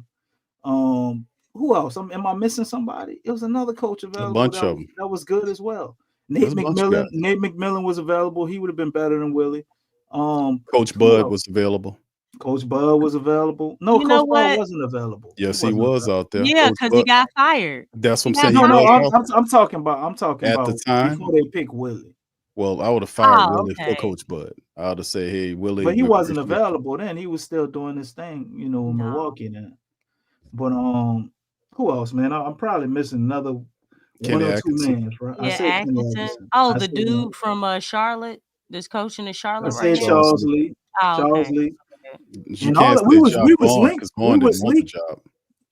Okay, well, yeah, Jock Vaughn was out there. That might have been a good thing we didn't get him. What is he No. doing now? I don't know what he's doing, but he turned the Pelicans down. They wanted Yeah. him to have the job. He Smart turned him down. man. Smart man. Yeah. But, Even Jock Vaughn, I think he would have been better than Willie, though. I mean, pretty much a lot of these coaches would be better than Will. That's the thing that I hear about Willie. Willie's a good dude, this, that, the third, but there Yeah, was no nobody talks about commentary his coaching. about his coaching ability. No, it's total, because it's nothing like- to talk about.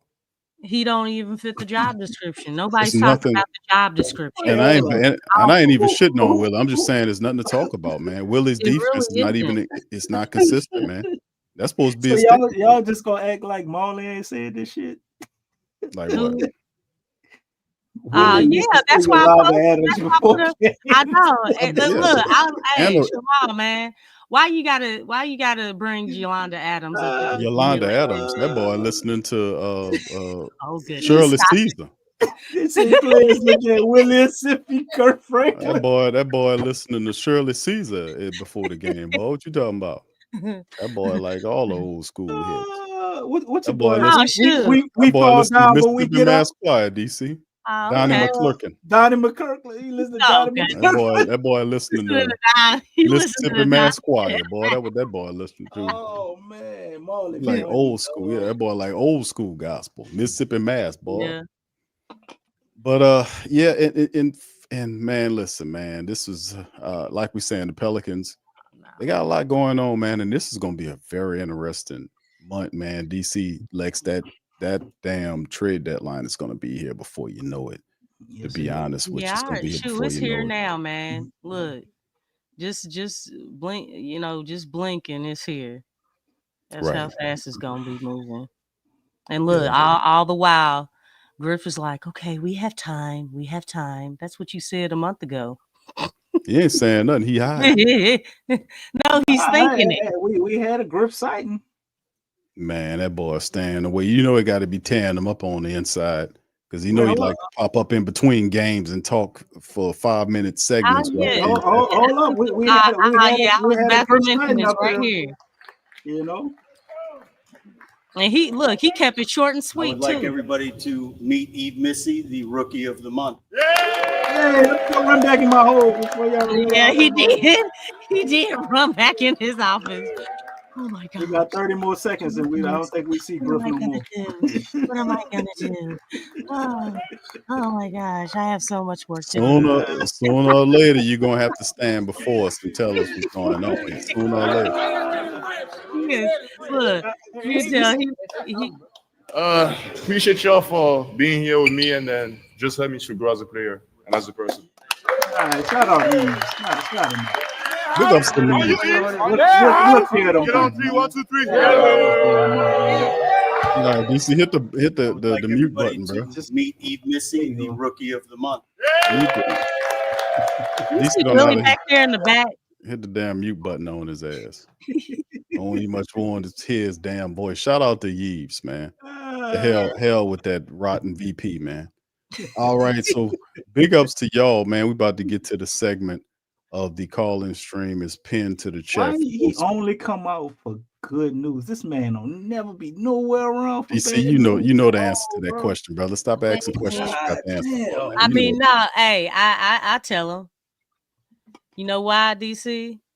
He ain't even say nothing about the city. Like far as what we went through, no condolences from him, nothing. He gonna Because say it's that. still sad. It's sad as the record. Look at the record. Well, probably it's probably worse, but you know what I'm saying. He gonna say what everybody's saying, man. What everybody feel. That's in unison. The organization put out a statement. Everybody feel the same way. Yeah, the Saints and Pelicans released a statement on that, and they in agreement on that. I'm just saying, Gail got up there. Online, Gail got up there and did a video and everything, man.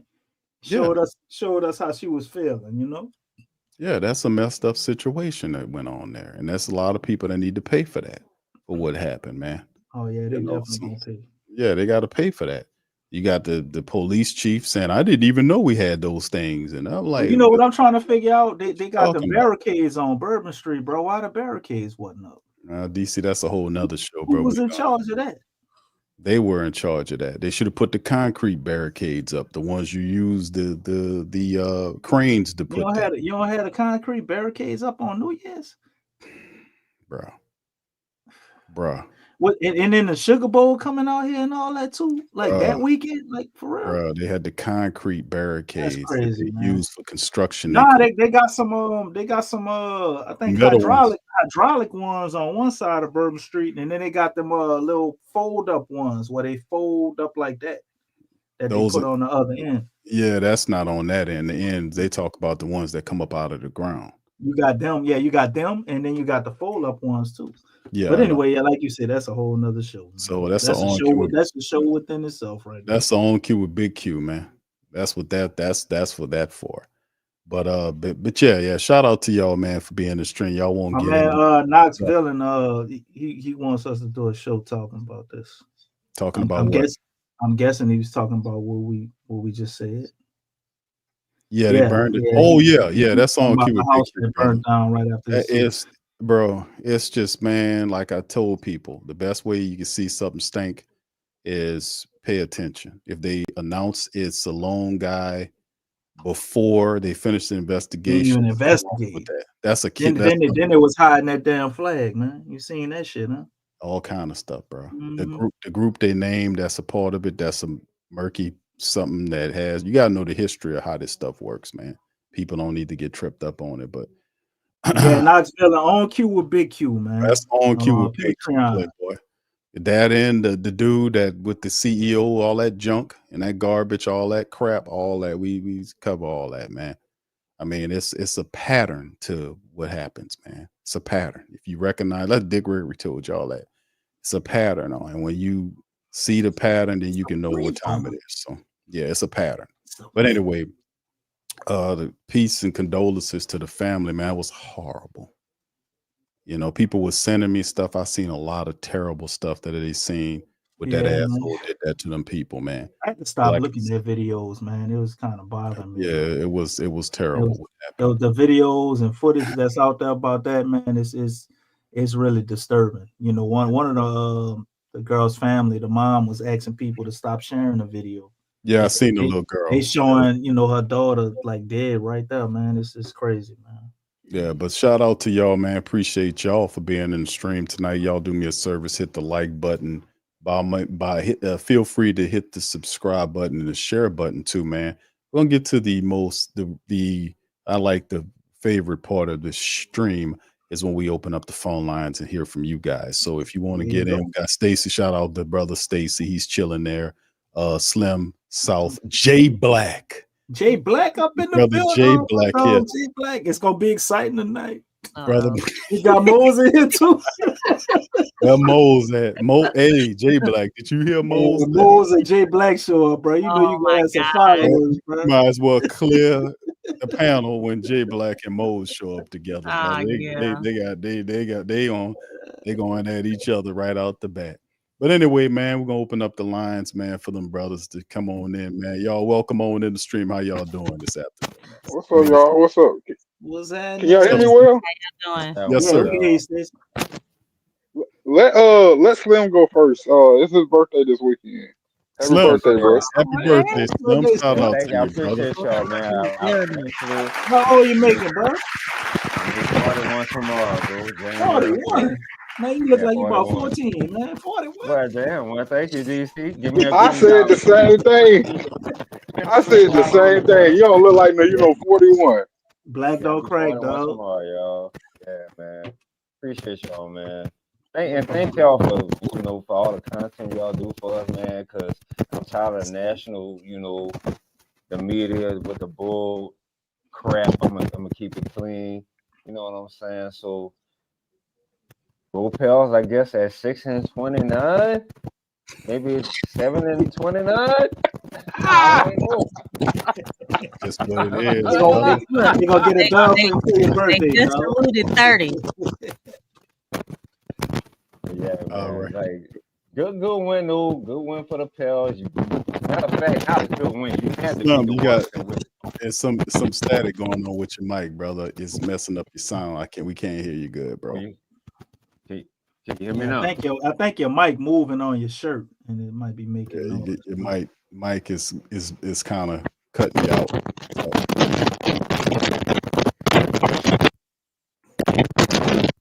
Can't hear you now, brother. It's something going on. I'll come on and come back. All right. All right. Thank you, Slim. All right. All right, Slim having some mic issues. Stacy, J Black, and brother Don is in the building, man. Shout out to y'all, man. Who's next up? Stace. I was just thinking. I was just thinking about something. Why wasn't Bryson Graham selling like that's his draft pick, right? So why is he not out there saying, "Oh, we got the rookie of the month"? He's still Why is David Griffin? He's still in training. Well, Bro, fake GM. Dude fake is GM in the building. dude is a straight puppet, bro. He's a camera Yeah. boy. Straight puppet, He man. is. And he be piggybacking off of Griff anyway, so Looking all scared and shit when the camera's on him. Like he stole something out the candy jar. Just straight clown, man. You got Almost one. like everything you say about Langdon is true about Bryce. Dude, I did not tell you, bro. Y'all think it'd be a game, bro? I be laying that shit out, bro. I told you the dude picks quiet people. This dude is Real quieter talk. than the other guy, bro. For real. This guy did. Lisa Langdon would have a press conference. This guy, he's been the GM since what? Before the name, right before the season started, and he hadn't had one single solitary press conference on his own, or even an interview with a reporter to give the game plan on what's going on with the Pelicans. Nothing. Just complete radio silence. This is not a real GM. That's why I told you the guy picked him. It's a puppet here, man. It's sad, man. This guy picked guys that he can control. Like Willie Green's is another weakling. This Bryson Graham guy is a weakling. These are puppets, these are just surrogates, what you call them, sock puppets. That's what these guys are, man. It's a shame, man, but it is what it is. Go ahead, Stacey. It's floor is yours. No, you good. Like, but this whole thing, like, y'all understand that the whole trade market is supposed to go through us, right? We got all the attractive pieces, and the media's putting out there over and over that we gonna get breadcrumbs in this whole thing. And I'm like, oh heck no, that's not happening. But the more and more I think about David Griffin, yeah, I'm thinking we are gonna get fleeced. We are gonna get fleeced. He's supposed to be in control of the media and our image and everything, and he's done a horrible job at it. We're bro. the worst team in the league, from image standpoint and record standpoint. Oh, image is all. But even before this season, our image been trash. Yeah, image is horrible. Like you can just get fleeced of Drew Holidays and Anthony Davis and stuff like that. You get fleeced over things like that. And then you even brought up the Clippers situation. Well, the Clippers is a major market team who don't want to live in the Valley and who don't want to play for Ballmer and everything. Nobody ain't coming like to get traded down to New Orleans after the bad news or what Josh Hart said and Marcus Cousins said and this person said and the people that went on to win it. Yeah, and people that went on win the championships and Olympics and stuff like that. These folks got rings. They standing on New Orleans with rings and Olympic gold medals and stuff like that. I'm talking about 2 Hall of Famers and everything. But long story short, like I got all these trades that's very possible for us to do for the benefit of us, and I'm so I'm really thinking it's not gonna happen. I don't have no faith in these people. I really don't. I really don't. Like I'm really scared during this trade season, even though we're supposed to be the ones who's gonna win it. We got all the stuff. We got everything. It's just it's a season from hell, man. The season from hell. I saw it happening too. I saw this jump. I told y'all this at the beginning of the season, before the season started. I told y'all that it was gonna be this bad, and we here now. Yeah, well, hold on, Stacey. You said it was going to be a. We gotta give you a little credit. Stacy did. DC, I was one of the main people. You got the guitar sound effect. Stacey? DC's play it for him, brother. Because if he I don't said know that, what the bro, hell you talking about? You gotta if go on your soundboard. if Stacey said that, bro, we need to be asking for lottery numbers, bro. Stacey said that, man. Well, because I was going back and forth with him about it. I was like, come on, Stacey, they're not gonna be that bad, bro. They're not gonna. He was adamant, bro. Oh well, it's like I wouldn't take lottery numbers from me because I've been betting and I ain't been hitting, bro. Like honestly, like I hit every college football game and I'll mix it in with my my NBA games and my hockey games. I hit on all that, but these NBA games has gotten crazy. Like earlier this week, the Raptors only scored 71 points. Then turn around, scored 130, and then today only scored 87. And you know what I'm saying? I picked them to go over and everything, and picked them and I forgot who they played tonight to go over. Oh, them in Orlando to go over, but they went under. And the same thing with New Orleans. I picked against New Orleans for the last couple of days this week. Last couple times we played, I'm not playing. Like I don't care if they my favorite team. Like their money, their money. They've been taking money out of our pockets. They've been taking money out and time and space out of our mind for the longest. So yeah, I picked against New Orleans today. For the Wizards to the spread was 7 points. They gave the Wizards 7 points and everything. So I picked the Wizards to pick up that 7 points, and I picked us to go under. I picked both teams to go under the spread, and the spread was like 139. Like, ain't no way. I mean, 239. Ain't no way these two teams about to score 239. Yeah, they did. they did. CJ McCollum hit 50 tonight. I'm like, whoa, bro. Okay, we look like a team tonight. Yeah, McClick. We look like a. Man, you gotta be joking, bro. Stop the joking, bro. I'm be real with you. There's some things I seen tonight that I know they were doing this all individual play. They got together to figure all this out. Not to figure out, huh? To figure out. I'm talking about. Yeah, they did figure out. I promise you, they did not go through Willie. There's some things I saw that I know Willie would. Of course, especially when Jose first got in the game. Ain't the Wizards, brother. Stacey, you know why? Why? Who came back today? Jose. Okay. Jose. That's what I was leading up to. Me and you on the same page. He needed energy. That man, Jose, badly. Immediately when Jose got in, he went crazy. Very bad. And we still He went crazy as soon as he. But I'm gonna tell you, no, I'm talking about no. I'm not talking about scoring the points. Jose was crazily active tonight, bro. Yeah, he was doing some crazy. His energy that's basketball. What's that word you love? What? What's that word? I got a lot of words. Man. What's the last word you use? Energy. Oh, infectious. Energy. You say energy, right? Oh yeah. That's a word too. He brought. Yeah, you go look at Jose's first possession. It was a steal after another. It was a steal after another steal. He missed a shot and then still stole the ball again. I'm like, whoa! At one point, he stole the ball and drove straight down to the cup, missed the layup, and the ball came down.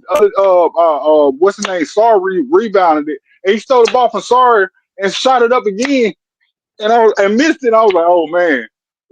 But that was some stuff I was just seeing. Like besides his energy. I was like, why is Willie only putting him in against bigger defenders? Like you will want Jose to guard. Like you want him to guard Poole because he can shut Poole down. He's in there to do that. But no, Jose in there to go against Bud Carrington and all them other guys and stuff like that. I'm like, man, this man really can't coach. They really did what they That's the wanted to bottom do tonight line. to win the game. Yeah. Oh, speaking of bottom line, this is what my topic of tonight I want to talk about. This whole Dejounte Murray thing. Dejounte never hit shots. His years at Atlanta was the first time he was hitting shots like that. And plus, they had a structure in Atlanta. You can't judge Dejounte off of the things that's happening on offense because we don't have offense. We're playing 21 out there. We're playing a pickup game. But Dejounte, what he's doing is really remarkable. He's actually overachieving. All those steals, he's always going to be a lockdown defender. Those assists that he is getting, and whatever else he can do, being the leader of the team and all that. These are the same things we praise Rondo for. But by the time Rondo came down to Orleans, we already knew Rondo wasn't a scorer. He was just a playmaker. We already knew that. So we wasn't hard on Rondo for these same reasons because we knew what Rondo was. But people that don't know about basketball all around, they only know about New Orleans basketball. They're hard on Dejounte Murray for expecting him to be different than what he is. He's not a shooter. He's never been. And that's why San Antonio went ahead and traded him because they said his shot would never get better. It actually did get better at the Hawks, but you put him in a system where we don't have a system here, it's not going to be better. Kind of get what I'm saying? That makes it he's locked down. He's locked down defensively. He's a playmaker, and not even a playmaker up to the point where, like he would be like a Dylan Harper would be a better playmaker than him if he came into the league right now. But at the same time, that pace that Dejounte give you and that dog that Dejounte give you, he is New Orleans. He is the leader of this team already. That's how I personally feel. And people got to get off of him right now because he is putting in the work. He's putting in the work. He's actually doing what he's supposed to be doing on that court. He's more than what Willie Green is giving him. Yeah, it stays. So you go ahead. I mean, I'm one of the people I'm in the middle on him. I like a lot of things and some of the intangibles you talk about. I love his attitudes, but I can't act like he not shooting career. He's shooting career lows, man. Like I mean, Dejounte, he's 36% from the field. He's 25% from 3-point line. His NBA average is about 35%. Like nobody's expecting That's bad. But I mean, it's ridiculously bad, bro. Yeah, but he's got the most turnovers he's ever had in his career. At four turnovers a game, that's what he's averaging right now. Like a lot of these numbers now are crazy. Every last one of us. Every last one of us. What? Yeah, people are standing around. Go ahead and tell them people are just standing around. They're not moving. There's no system. That's what the excuse for the turnovers is. I get that for the turnovers, but I'm just saying I can't look at him go 4 for 12, 5 for 16, 5 for 15, and these are consecutive back to back. Okay. And not, I see your point of view. Understanding people criticizing him, but the other parts of his game do stand out. Like I love his tenacity on defense, and he's averaging over the last 10 games. It felt like every game he got 3 steals. Everybody talking about Dyson Daniels in the steals. Shit, if you look up the last 10 games, I would imagine Dejounte is probably right there. But he's a hell of a rebounder. I like a lot of the way he get passes in there and kind of set the offense up. You can clearly see he's very unselfish and he really just wants to win. So it's a lot of positives with him. But I've watched him before, man, and he's more of a scorer than you would say shooter, like you're saying. But I've never seen him look like this bad. And he ain't never had as many bad circumstances that he got now, bro. Oh, he got a lot of. He needs spacing around. bro. Him, he ain't You got. got He your ain't got a lot family. of You got your family. You got your family situation, and then he's surrounded by a fake family that we got in New Orleans. Oh, Yeah, real talk. They ain't helping shit. And then They ain't having shit And for that's what somebody's trying to sell to everybody. Oh, we're a family-oriented organization. So much love. Yeah. And then he say, compassion and joy. he comes up and he we ain't never known him to be a man to lie. He really a transparent leader. He really is transparent and everything. And he already told us he Wait. They did have a little rash of infectious Willie Green energy going around this past But week. was he talking we like that? see, Was he? yeah, Dejounte started talking So like that a little bit. I was a little concerned. I was like, man, they sick. They got the losing flu. Yeah. Start talking crazy. Dejounte was talking a little crazy. I really wonder, Trey are was they in the talking film like room? that. I really wonder, are they in the film room, or are they really in the film room, or are they in the coach's office? Because coach is gonna call every player to the office to talk to him, and everything one on one. But I really wonder, are they really in that field house, that front office, and the facility? Are they talking like the way Willie talks, and is getting in their system? You know what I mean? I really wonder if that what if that was happening. Because even tonight, when the old boy went on his long, detailed autobiography and everything, his memoir, CJ McCollum, he sounded like Willie. He sounded like Willie when he was talking. Like, bro, like how y'all talking the same language like this? And this man is speaking straight nonsense, bro. Like he acting like a televangelist, and y'all going for this jump, bro. Like, and so I wonder, because this ain't it don't equate to winning basketball games. None of that stuff they talking is even equating to winning basketball games. That stuff is being said to finesse us as supporters. All that stuff that he's talking is being said to finesse us as supporters. And now our team, our realists, like this dude Dejounte is a realist. He's been being real down to earth since we got him. Yeah. And now you saying he talking like that? Yeah. Him talking like that was more of to me like him just letting off the gas a little bit. He didn't sound as crazy as everybody else, but all of real that talk. like challenging shit Willie was saying, like all that didn't stop. Well, even down with Herb at Alabama, and we ain't like that at all, bro. We some down to earth people. If we ain't gonna be real, we're not gonna say nothing at all. We're gonna be quiet. And we always got that kind of vibe from Herb that he's just a laid back dude. Are y'all seeing this picture? This is crazy. What is it's Jose like 5'5"? CJ ain't even that tall. I seen CJ in person. Like I was at the same restaurant with CJ. CJ is not really, next. Where did this picture come from? Like that tall like that. Where did this picture come from? I think this the Pelicans. Let me see. That's a conceited big head, boy. That's conceited big head.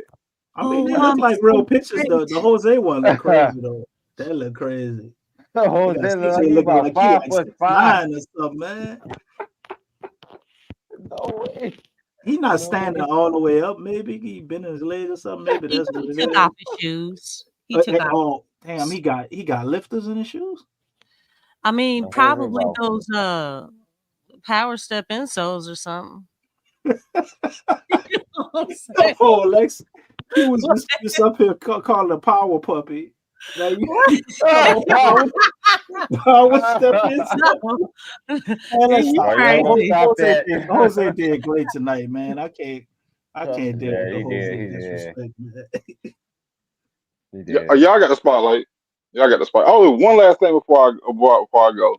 That was a pick and roll where Dejounte and Eve was on the pick and roll. It was perfect. Eve's Missy rolled off of it. When he caught the ball, he passed it to the corner. It was a wide open shot. I thought it was a beautiful play. I was looking at him like Eve's just really growing out here. He really become a better player. Instead of him trying to force it and try to dunk and everything, he just kicked it out. And it was a wide open shot over there. But yeah, y'all got the spotlight now. All right. What's that? What's that in the DJ? Got DJ J Black up in here. Where y'all at, man? I heard y'all saying that.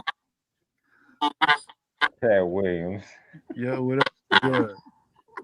What's up? What's up, brother? What's that? What's on your mind, DJ? How you doing, man? It's been a minute. Yeah, it's been a minute. It's been a minute. I haven't did a video since last year, so I gotta get back on my grind. Shout out to the Pelicans though. It took them a while, but you know. Somebody mic messed up, man. I don't know who that is. Think that's you, Slim? Is it mine? Somebody mic static. Yeah, I think it's yours, DJ. It's DJ. I don't think it's DJ. Let me see. Ain't DJ me. sounds good. That ain't you. Let me see. Let's see here. Say Stacey, something, DJ. J Black and Don are on mute. I just muted Slim. Say something, DJ. Hello. I don't know.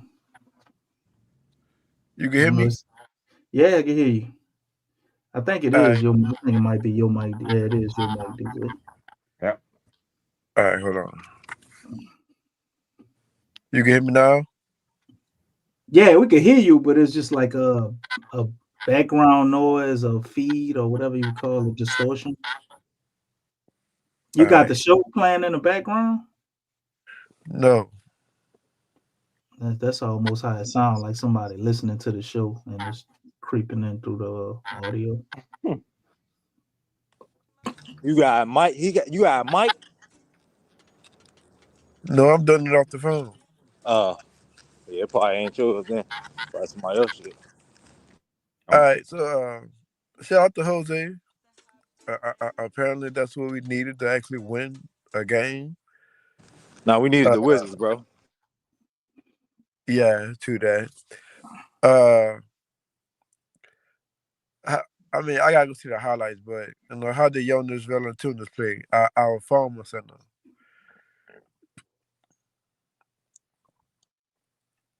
He played all right. He ain't do nothing to jump off the screen, but I mean, he was coming off the bench, so. Oh wow. I mean, well, he like got the number one pick. To that. Number two pick. I'm sorry, not the number one. Like I said, we definitely got some growing to do. But we us as Pelican fans, we gotta stick it out. I mean, because I know once the Pelicans get their stuff together, like the Saints did in 2009, we're gonna be all right. We definitely gonna be all right. We gonna be like the Phoenix Suns right now when they had a downfall in their season. So it's gonna take a toll, and it's gonna take the front office and all that to get it together. The trades, I don't know at this point, because I mean, fuck, the starters only played one game together. I mean, Dejounte got hurt the first game, then BI went out, then Zion went out, and then Jose, he went out, and then Trey Murphy, he was injured before the season started.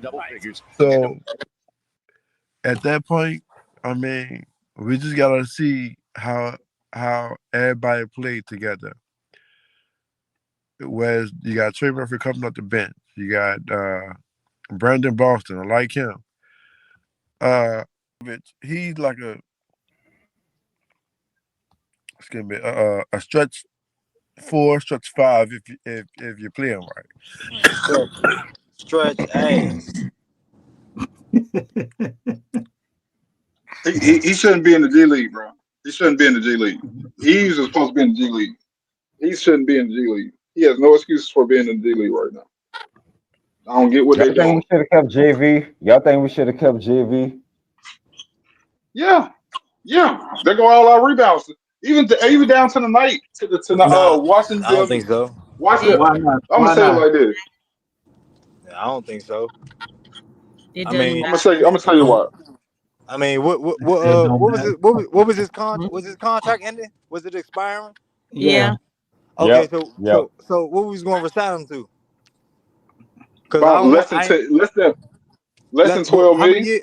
How many years? 'Cause It I didn't matter mean, about the He years. makes He was like just, I mean, 20 to or me, 25 million. I feel like he wouldn't be useful on the roster, even if he was here. Like, I mean, in the locker room I feel maybe, you.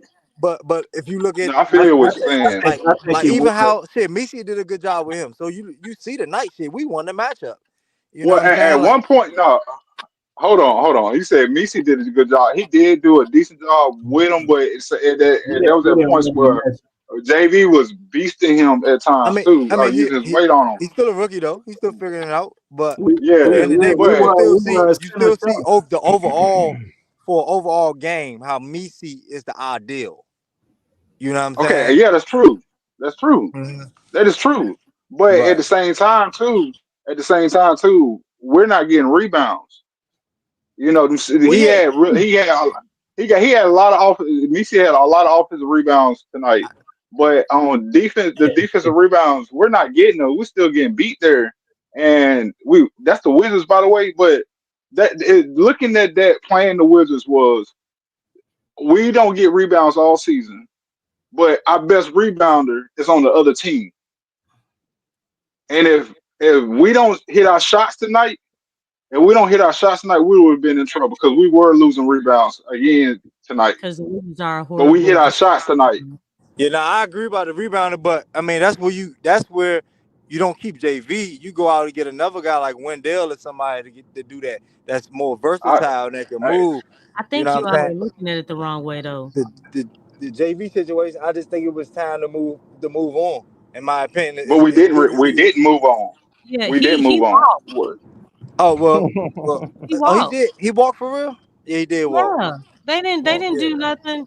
They did something like after the fact, like when the Dejounte Murray, I think they did something there, but yeah, he basically walked. Yeah, basically, yeah. That second pick that the Pelicans got for him They're not means gonna see it, absolutely Lex. nothing. If that second pick don't count, they're not gonna see it. It's protected, There like you go. So he ridiculously walked. protected. So we're not getting anything. But I think JV on this team will make a huge difference with our second unit. I was screaming from the rooftops the whole time we had him. If JV is a problem defensively, okay, that's fine.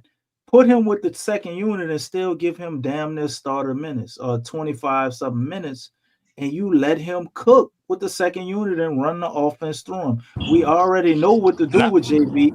You And saw Memphis do it. but I And feel they that. But no, we that's the whole don't. thing. I feel that. But that's the whole thing with it too. That's why we need to get really rid of Willie ass because we keep True getting rid story. of players, bro. But we don't know what the fuck we really have, bro. Like Real talk. that's true. we don't know. So we That's trading true. these players. We talking about trading this guy and this guy and this guy. But damn, the person that's coaching the team ain't even put him in the best position. So you don't even know. Real talk. You And don't even know. Real talk. From bro, from CJ to BI, all of them, bro. To be honest, Willie Green's wasn't gonna play him. We That man never said that. his philosophy. Lex, that man said tonight in his presser, he said he didn't even know CJ was about to hit 50. He said that the crowd went crazy and he was wondering what was going on. but yeah, he talking about he was hot, so he made sure he was getting the ball. That was some crazy shit, dog. You know what? But yeah, he claimed he was hot and he was trying to give him the ball. That's what he Man, relies that boy. on. Because if he's in a position where he doesn't have to Section coach, 109. then I mean You could have that's been actually there. 109. You been which close is Section sad. 109. for $1. You could have took your date. Dang, 2 tickets. that's deep. Section Yeah, they trying. 109. That man turned around and said, I didn't know that he had hit 50. He was just he was hot, and when the crowd went crazy, that's when I found that I figured it out. And then he said that we just kept on getting the ball. We just had to put him in position to get the ball. No, he wasn't getting Cap, put in position to get the Cap. ball. You hear me? That boy was hogging, boy. That boy was taking the craziest shots and was Right, just knocking them like he down. always do. Yeah, one nothing new. Yeah, Like he he was just always doing do. Yeah. stuff. And Antonio Daniels was crazy. He was like, see, he's got that pop in his step. He's got that pop. He Nah, that always nigga did. See He that always ball? He got did. that he pop be in his step. Oh, he's he gonna be have a hell of a night on tonight. he See be his repetitive gravity. too. You see his gravity out there? You know what I'm He saying? be I'm like, oh my god. Antonio. He be trying. He be trying. He be reaching. He be trying. He be trying. I be like, Antonio, dog, please stop. He be Please trying to stop. brighten up the I know day. you have a job to do and everything. I Right. know you got to sell the product, make it sound I'm interesting. telling you, to Joe. everybody. I'm telling you, Joe. He got that Talking pop in his step. I'm telling you, Joe. Yeah, I'm telling you, Joe. talking about he's got that pop tonight. He's got Christian that pop. McCollum. The pop seemed the same like it is Play on the every Wizards. night. Of course you would have the You know what I'm pop. You played saying? the Wizards. You played the Especially Wizards, of course. when he's taking attention thank away you, from Slim. Trey Murphy. I mean, you can't say it like that, Slim, because technically we're the Wizards. Nah, but DC, Wait, what you no, say? no, Wait, no, DC, what you DC, say? but DC, We are the Wizards? Yeah, so it's like What is it? DC, but 2.0? it's still we Right. knew, but then we have the better talent, obviously though, bro. So that was, you know what I'm saying. We knew we could have won this game. You know what I'm saying. We knew that already, but it was like we didn't. At the Did same we? time, it's gonna be a lose. When we win, we still lose because it don't make it no fucking better. Like you said, it DC. That What season does over. that do? That shit over. We ain't playing for Oh nothing. no, that I boy guess had me rolling, boy. give him more reason to keep Willie Green longer. Like it's still a lose. Pretty much. Like I swear I love getting. I swear I love you know what I'm saying. Fridays But because I'm gonna get on I just here mentioned. and y'all gonna make me laugh, bro. I just say Y'all the gonna make Wizards me laugh. because I just say the Wizards because like I don't know. I mean I don't want nobody giving credit for tonight. Don't give no credit. Don't give nobody no good game collective. Fuck that. We know what it was. Oh, trust We me. the young The hell boys with over that. there. Trust It's me, I'm my still on that nigga. 41st That's the worst team in the It's league. The my young boys. 41st birthday. We needed a win, damn it. Yeah, I'm taking the credit tonight. Weird ass. Man, them niggas It's my they making birthday me right cramp. now. We got a They give me W. the We got a ick, yeah. W. They give me the ick. They give me the ick. They acting like they doing something, bro. That's the problem now, bro. Willie Green, well, he don't got no he don't draw the line, bro. Like have some standards, bro. Like make it an That's a emphasis. standard. Make an emphasis on like tonight The whole being like organization needs being nigga like That's we way true. bigger than celebrating this win. That's what it's supposed to be tonight, He bro. Real suck, talk. bro. That is We way true, bigger than He Don. suck, celebrating this bro. win, bro. He suck, That's We bro. way bigger than this. He fact. suck, We bro. supposed to be way That's beyond. That's the type of fact. time he's supposed to be on. You know what I'm saying? But he not. That man had a 12-minute. He had a He 12-minute suck, bro. presser, bro. He suck, bro. He was on the 12 to 15-minute presser after this game, I bro. was just hoping for a win But for my birthday. I got it. You know what give I'm it saying? credit, Go bro. Flock Nation. You know what I'm saying? It's your birthday weekend. You're probably gonna get Yeah. another one on Sunday. There you go. Oh, Slim, it's Happy your birthday, birthday, Slim? Slim. Yeah. January Slim, that ain't 4th, no baby. birthday. Let's go. Hey Slim, that ain't no birthday gift, Slim. Willie gonna be here Yeah, longer. come on. Yeah, it is, bro. Nah, Willie gonna be here longer. That ain't no birthday gift. The Wizards would have been the birthday gift. You gotta understand. You gotta read it. You gotta understand what's going on. No, bro. I understand, bro. I know what it is, but you know, with everything going on with I the was not happy birthday, with that win, bro. That didn't make me happy, bro. Because I look at overall success, bro. All this small win shit, they making us stoop down to their level. Real talk. You know what I'm That's saying? not the Well, standard. nah, bro, we don't know. That's not the standard, bro. small talk for you. Birthday talk for me. I don't give a damn what y'all say, y'all. My family, we got the W. You know what I'm saying? But I hear what you're saying, though, bro. I hear what you're saying. He's speaking 100% facts, bro. Like he is speaking 100% facts because they did get out there, act like they got out the game and act like we just won the NBA Right, Finals bro. or something like that, right? Like, Man, at the dog, end of the you beat game, the they should have Wizards. huddled up. They should have huddled up after the win and be like, look here, this let's build on this, bro. It shouldn't be no smiling. It should be, look, this is a moment. Let's try to build and capitalize off of this. That's what it should have been. but it ain't that. Real It ain't no talk. How brotherhood. It many? ain't none of that, bro. Wait. Yeah, We they got what? How And many then losses? CJ mentality. get How up many? there and Hold talk on, hold about on. How many losses we got? We got 29 L's. 29. That's awful. And then CJ gonna talk about some, we gonna have some pride about the night. We don't want the worst record in the league. Are you fucking serious, bro? Nah, I got He one. was I is that got what one you're worse. fighting about? he I was got one good. worse than that. That boy What you sat say, up there DC? and said, "We got to win tonight, and we maybe we can turn it around." I said, "What? Turn what around?" Go flip. He was talking Yo, about, DC. bro. DC. What Bro, you I You turn don't. go flip. You around? go I flip said, that green I dollar, "Whoa, brother. mean, whoa, turn it The boy was around." talking about You his talking about kids doing the got hokey RSV and stuff like that, bro. Like he started talking about his life story and everything. He broke he down told how he Chandelier came to lights the in the game. house, and talking about his Oh money. my Real god. talk. I got my Yeah, temp his fade money and last all night. that. I got the best barber in New Orleans. Shoot, his You know, family's in a nice He was situation. tweeting. Shoot. What is it? What is that? What CJ. is that supposed to mean? Yeah, my family's Oh in a None nice. of man. that, bro. That boy said, "Well, Man, bro. he said we Boosie, went outside." They said, "Where did you go outside?" He said, "We Boosie, went outside in my yard. It's a pretty nice Boosie said he situation. gonna, Boosie It's said he gonna cool out feature me there." in the, Boosie said he gonna feature me in the new "Wipe Me Down" video. Yeah, Wow. All that, bro. Oh, did he he? said all types That's, of dumb shit.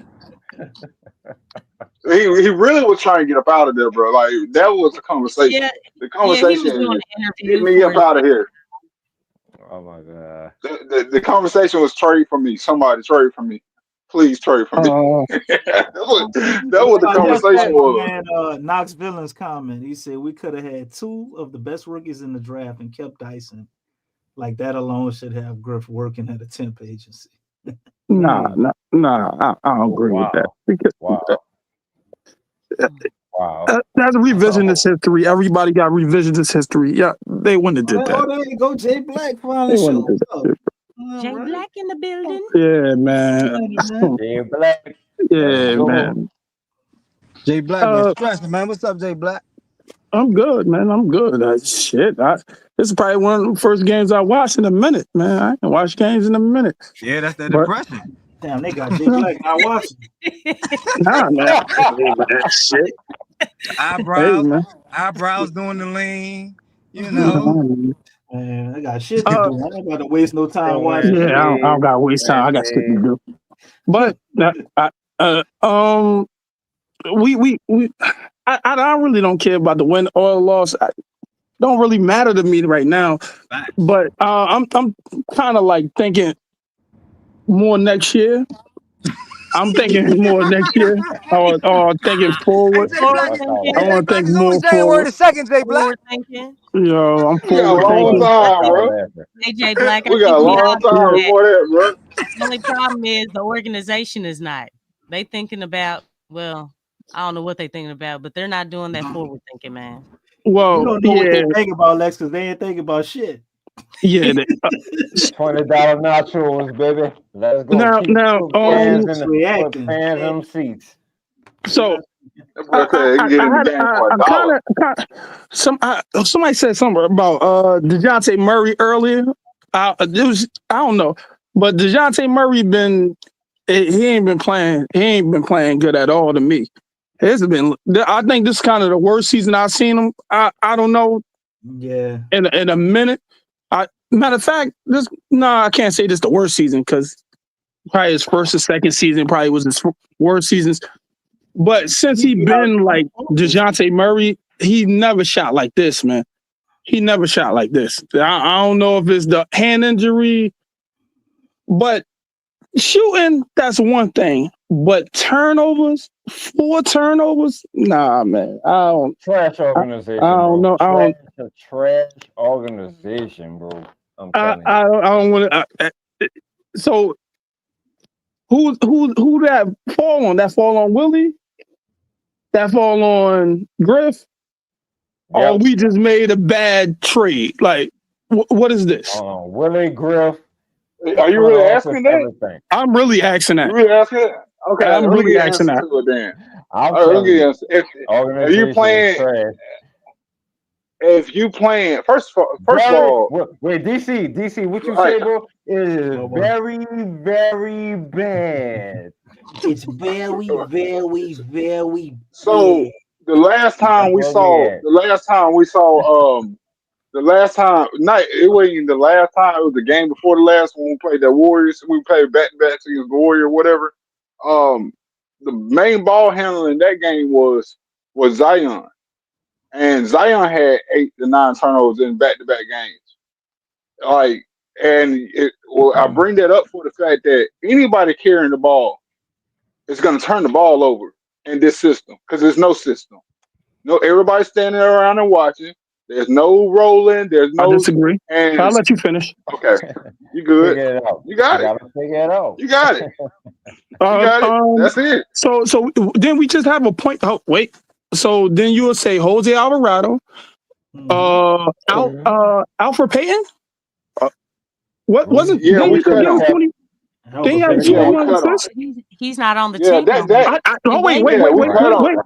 But that But was a different night. That was a different night. That night when he got the assist, things were just happening. Also, he was running the break and everything. Like, it was just a magnificent night for Alfred Payton. First of all, 14 and 21. another thing about the Alfred Payton thing, Alfred Payton is a playmaker and been a playmaker. He been all of that. Out of college, he was that. So That's how he is got he to a the better league. playmaker than Dejounte Murray? That's what you're saying? Yeah, he's definitely a better passer than Dejounte Murray. He's definitely a better passer. Then that was a terrible trade. Then why we ain't just saw Alfred Payton? Come on, Stacey. Yeah, I don't want to go. Well, Come the on, we ain't gonna go that organization far. don't do the brightest decisions. I mean, I don't It know. wasn't a bright decision. That wasn't a good trade. Like It in this wasn't. I've system, said that before.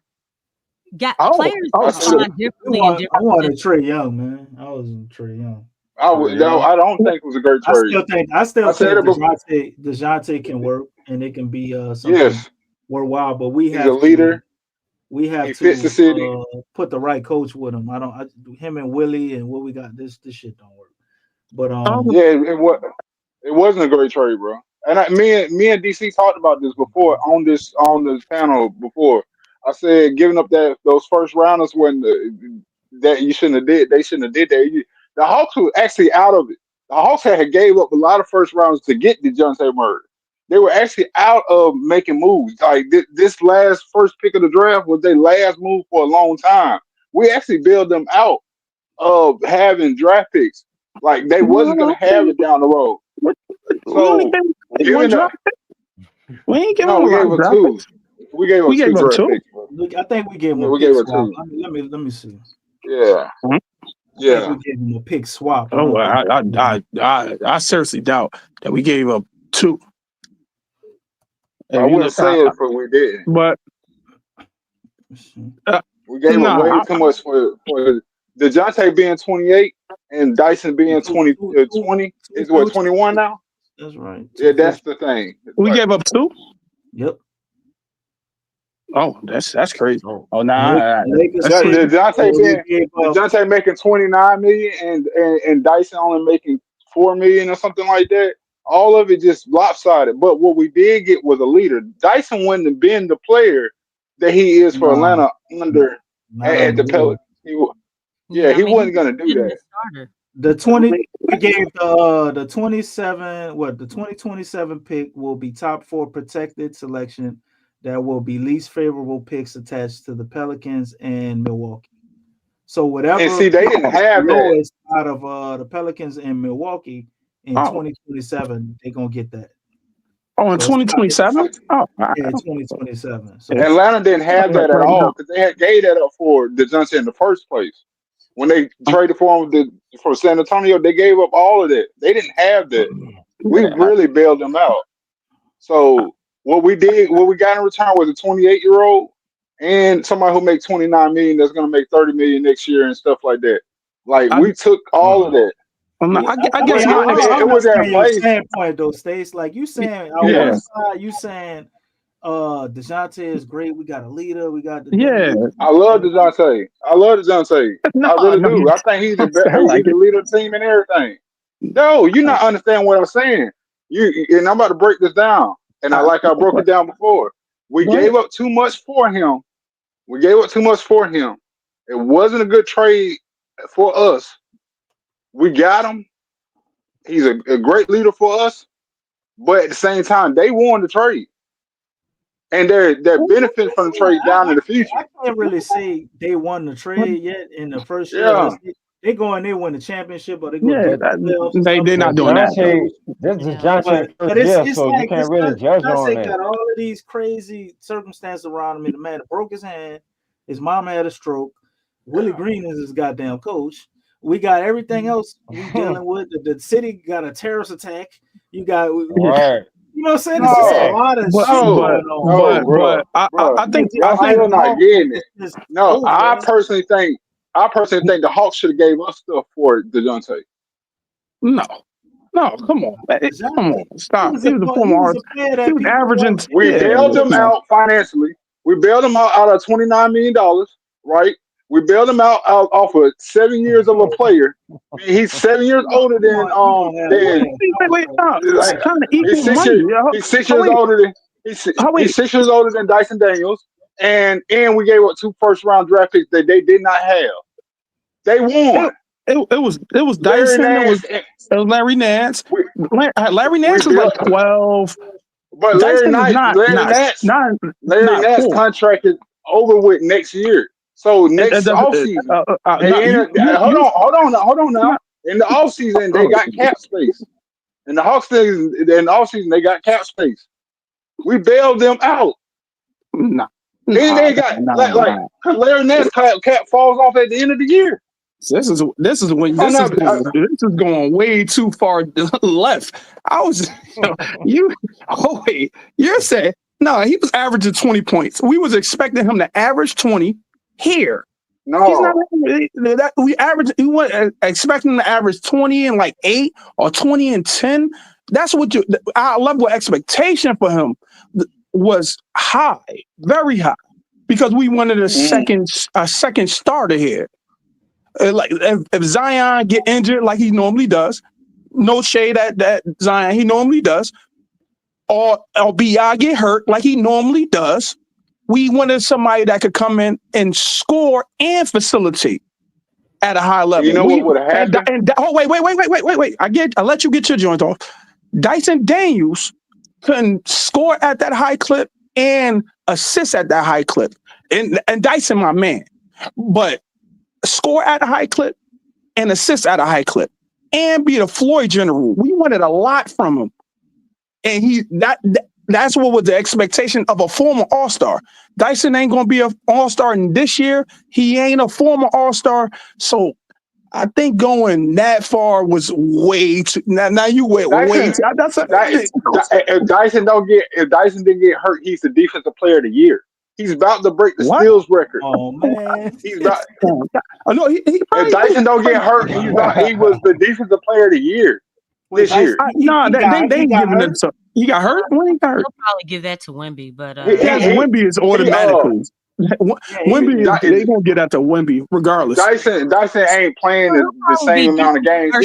He's battling injury right now. He's battling injury right now. But look, he's not playing every game. What he's doing, Stacey, he's probably gonna be defensive first team, and that's what all the analysts are saying. That's awesome. Like because he is doing well defensively, but I'd say first team.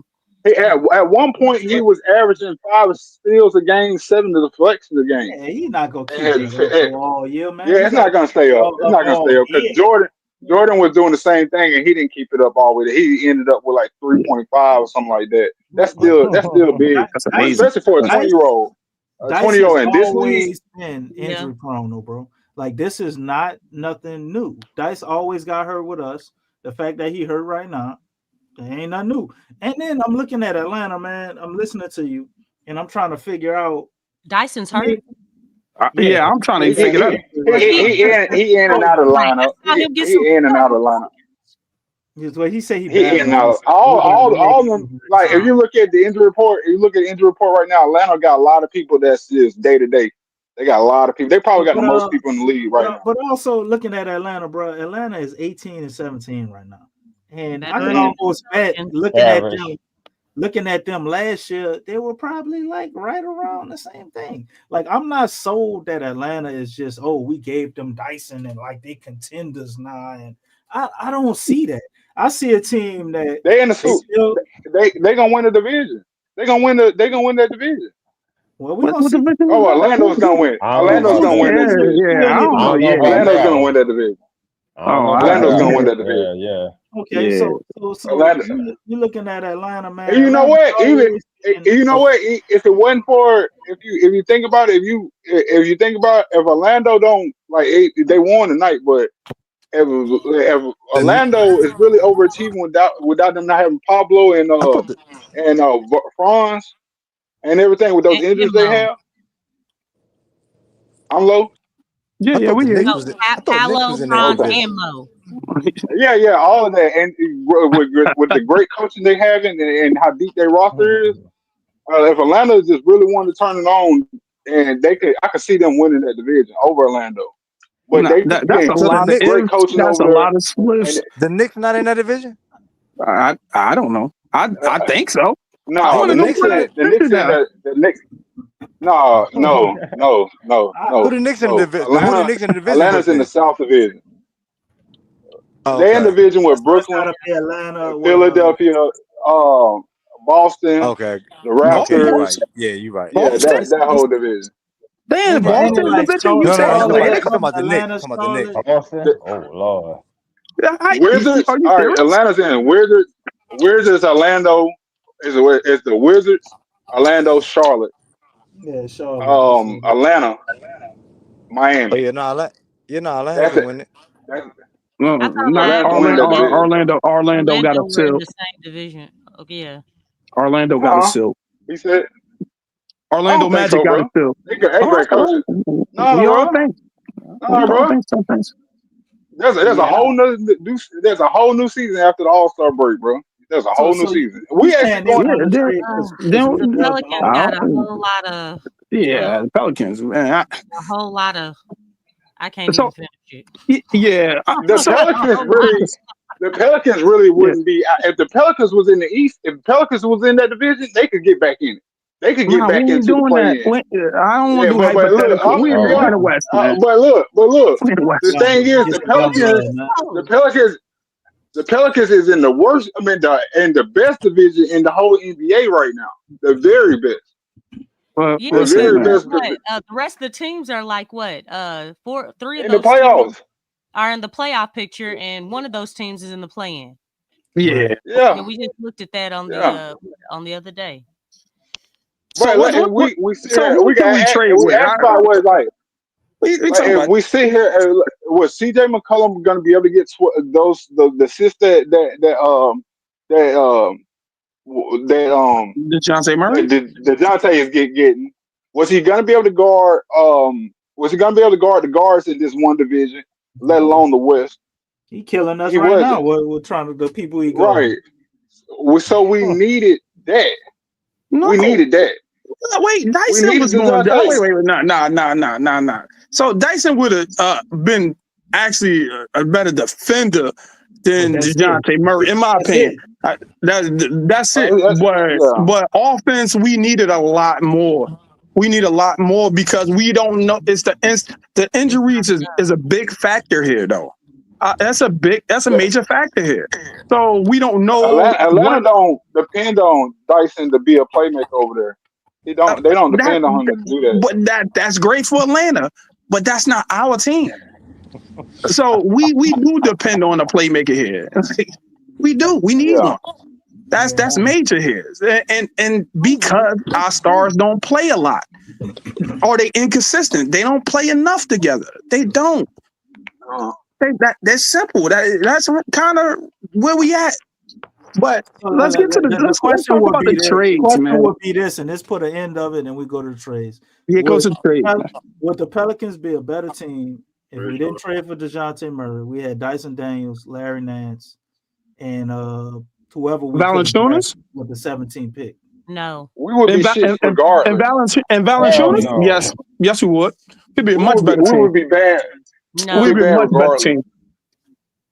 Listen, go ahead. Oh, my bad. I'll let you go. I'll go last.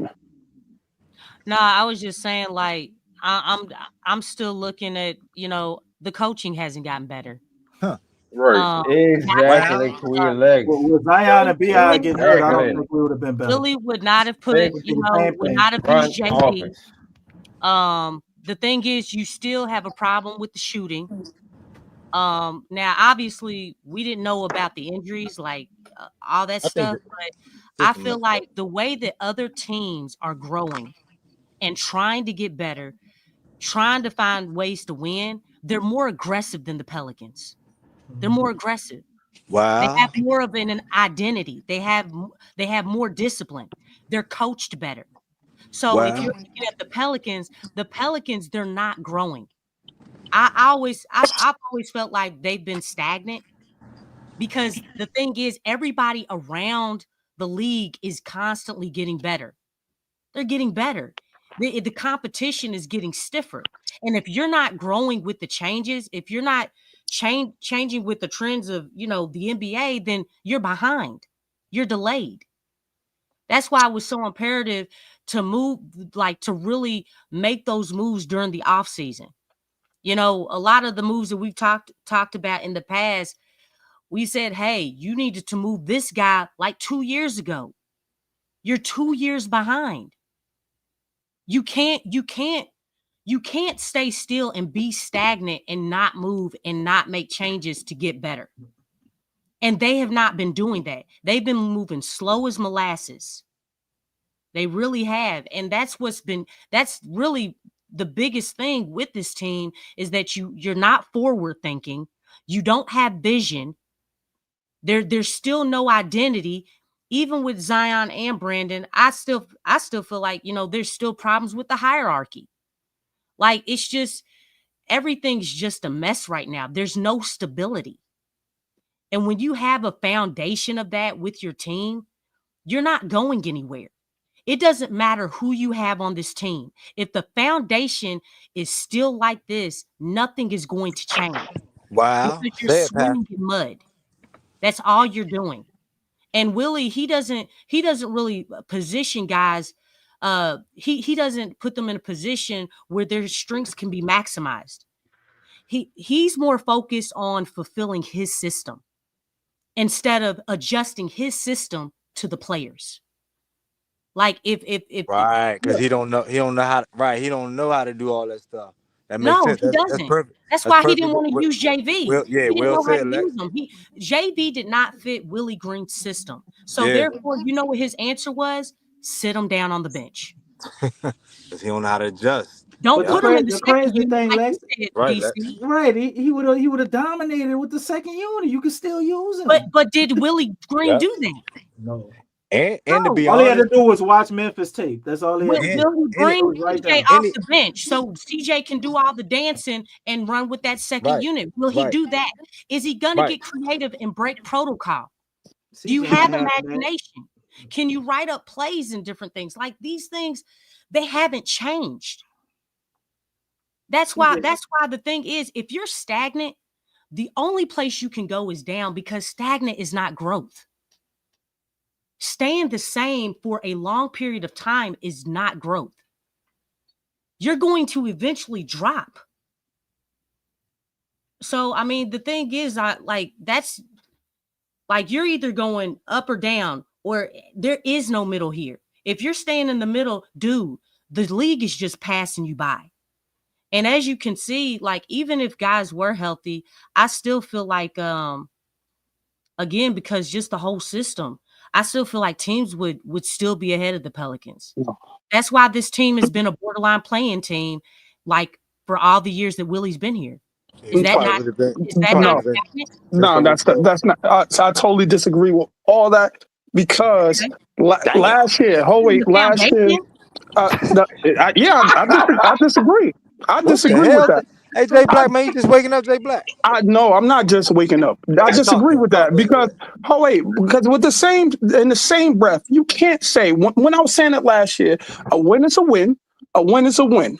You won't. I don't agree with that. No, it is not, I know you don't. I know you don't agree with that. But now we're crying about It's showing wins. right now. It's showing that you want wins bad. You want wins bad. Even when we losing, when we had all those teams, when we had all those players, we had people to supplement. Zion went out last year. B.I. went out last year. Herb got hurt last year. Trey got hurt last year. Jose got hurt last year. We still had a foundation. We still had others. We still had other people that come in and play the role and play. Z Listen, played the majority of the year, bro. Huh? Zion played the majority of the year. That's the factor right there, bro. Zion played the majority what was of the his year. record? What was his record when He he was did. playing? He did What was the play record? A winning record. What was the Yeah, record? we were. No, just Yeah, tell me the record though. we went on a stretch where we were the number one team, bro. Like Yeah, we went on a stretch like we had the most wins. Real talk. So we was bro, winning the most out of everybody. So it's Zion was too, dominant last year. He was dominant.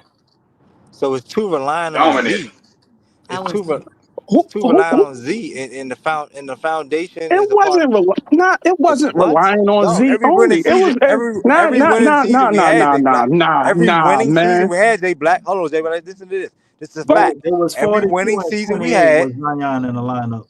every winning season we had was Z was How leading. much? We were 40 what? We were 40 what? 42. We only won about to put it but up we there. only won 49 games. We only won 49 games last year, and he won 42 of them with him. With him. Yeah, he was that dominant last year. He was really that That's dominant. what I'm saying. Like, And we actually see it now. We actually see it now. Like we can't play without him. We actually see it, bro. That's how important he is, bro. That's the problem. That's because we don't have an offense, man. Like what Willie Green doing. Yeah, but we were winning games. That's the foundation. DC, we were winning games this year. How many games we won this year with him in the lineup? We Like, didn't did he win won 4 of them? We didn't win no games without him. Well, he didn't even have a good sample size to even like. You got him and Brandon Ingram. So if Look, Brandon bro, Ingram didn't play how about with this? him, How about Today this? was the first game. And then, today was the first game we won without Brandon Ingram and Zion, right? Right. So it was, bro. Dang. That's why when we talk That's about the crazy. games on the show, if Zion ain't playing and B.I. ain't playing, I'm gonna say they're gonna lose every time. Because that's typically what happens. Almost every time. You're gonna have what, 5 to 7 lucky wins the whole year? Well, maybe it'd be more this year because if they're not playing, obviously they're gonna win more than 8-7 games. But yeah, Zion is that dominant, and I think the way we run our team is just so up. So all these people wasn't hurt last year. B.I. was in and out of the lineup probably more than Zion last year. Zion played almost 60 something, almost 70. He played 70 games. Played 70 games last year. So how did we get a 70? He got 70 games? Yeah, he played 70 games last season. That's the most games that Zion played. And not was 65. all NBA teams or anything like that. A lot of people were shocked about that. I thought it was 65. What how are we getting all these? That's 70, 42. Where you come from, bro? Like, what's going on, dog? What's going on, Jay? What? I mean, that's what you saying that we ain't seeing? What you saying we ain't seeing, bro? What you saying that we're not seeing? We won 49 games, right? Yeah, 49 and 33. And we won 6 games this year? 6 games? You'll be playing to get to 40, right? 40 something. 49 would be great to get to this year, right? Right. We ain't seeing it, right? We ain't gonna see it. But we still play much better when players was in and out the lineup. We did more things when people was in and out the lineup. What you getting at, Jay Black? Because I kind of disagree. If B.I. and Zion wasn't playing, we looked atrocious. And there was times we looked atrocious with B.I. playing. Coaching the problem. And then 40. That how we get to 49 wins though? Zion played 70 games. We won 42 games with Zion, bro. It's simple. the way teams guard him messes up their defensive set so bad because Zion could just kick out to a wide open Trey Murphy. You got CJ McCollum. We seen games how this looked when Brandon Ingram wasn't playing and Trey Murphy was starting. They blew people off the floor. You saw how it looked when Jordan Hawkins was out there and James Borrego was able to coach that game. You know, when they emphasized shooting and playing off Zion's gravity, is pretty much a win-win. It's an offense within itself because of the way that they have to guard Zion when they try to build a wall and clog everybody in the paint. When we hitting our shots, which last year they did, and Zion is out there being dominant, like it's very hard to beat the Pelicans. Now, good teams were able to still come in and beat us. That's why we had 28 losses. But without him, like, we don't have any direction, any focus. They don't know what they're doing. That's why they went and got Dejounte, and the whole thing was they wanted to have an identity outside of Zion Williamson. You remember that? That's why they went and said they were trading for Dejounte. B.I. said he needed help and all of this. He needed a point guard. He needed right? a point, yeah. All that came from because we don't really have no goddamn offense when Zion ain't there. Everything is the 0.5, but we was just playing off Zion's gravity, bro. So we got 49 wins with him, which is crazy because they only won what? Another seven games? 7 games without him. Without Zion? And they played how many games without him? He played 70. So they played 12 games without him and they won 7. So you think because they won 7 out of them 12, that would have kept going? They had BI for them games too, though, Jay Black. We don't know if they had a BI for them games. It did, because when there was very few games where we didn't have both of them last year. Nah, we did have a stretch when we was running through CJ and Valanciunas. We had I know a few games in the beginning of the year when Jordan. Nah, it was in the. And James Borrego coached that game, so you had that, which to me, them 2 games or so James Borrego coached is kind of like an asterisk. He only coached 1 game. I thought it was 2. He only coached the when Willie Green act like he was hurt. When he had the flu or something, Willie Green was hurt. That was the Dallas Maverick game. Like he was hurt. No, he said he was but he came back the next game. No, I'm just talking about you. You say he. Yeah, I don't believe a flu. You'll get over flu in like 1 day, man. But nah, that's why Borrego did really good, and he wanted to hurry up and get he brought his ass back. like, you know what? I'm not as sick as I thought I was. Yeah, I ain't that sick. Nah, coming back. And that was on a back-to-back against the Dallas Mavericks. Yeah. We lost the first game, then we came back and beat them. Mm-hmm. And that then Borrego, man, that second game was beast mode. They just looked like winning play after winning play after winning play. That was beautiful basketball. What I think is, man, I'm with tanking, man. I'm with the tanking movement. I'm with this fuck this season. Yeah, I'm with getting another person from the draft and one of the top 5, and but we're gonna run into another dilemma next year. It don't matter. We're gonna do the same thing. Damn, bro. Shit. I hope that I don't look at it from that point. If we get a number 1 draft pick, number 2, number 3, number 4, Anthony Davis and Zion.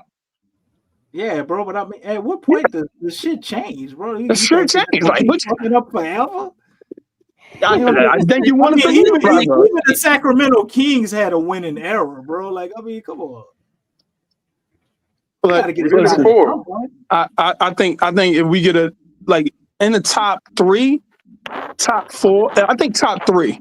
If we get anybody in the top 3, we should be good. But it's gonna be a dilemma. Whoever you get, somebody got to go to the bench. What you mean? Oh gosh, that's not what I'm worried about. Okay. So you start, listen, if you clean house, clean the fuck house, you ain't clean the house. No, that's clean out. house, That's out. clean No, house. oh wait, you get. I will say this hypothetically: we traded Brandon and we traded CJ. No, I ain't talking about the roster. I'm talking about the whole front office, the whole coaching staff. So We're Herb not goes to the going bench. into Egypt. We're not going to Egypt with. We're not going to the promised land with them. No. I listen. That's why I was saying we're gonna go into a dilemma because he coming out first. He's the first substitution. Oh, okay. If you let him start. Listen. Go ahead. All right, go ahead.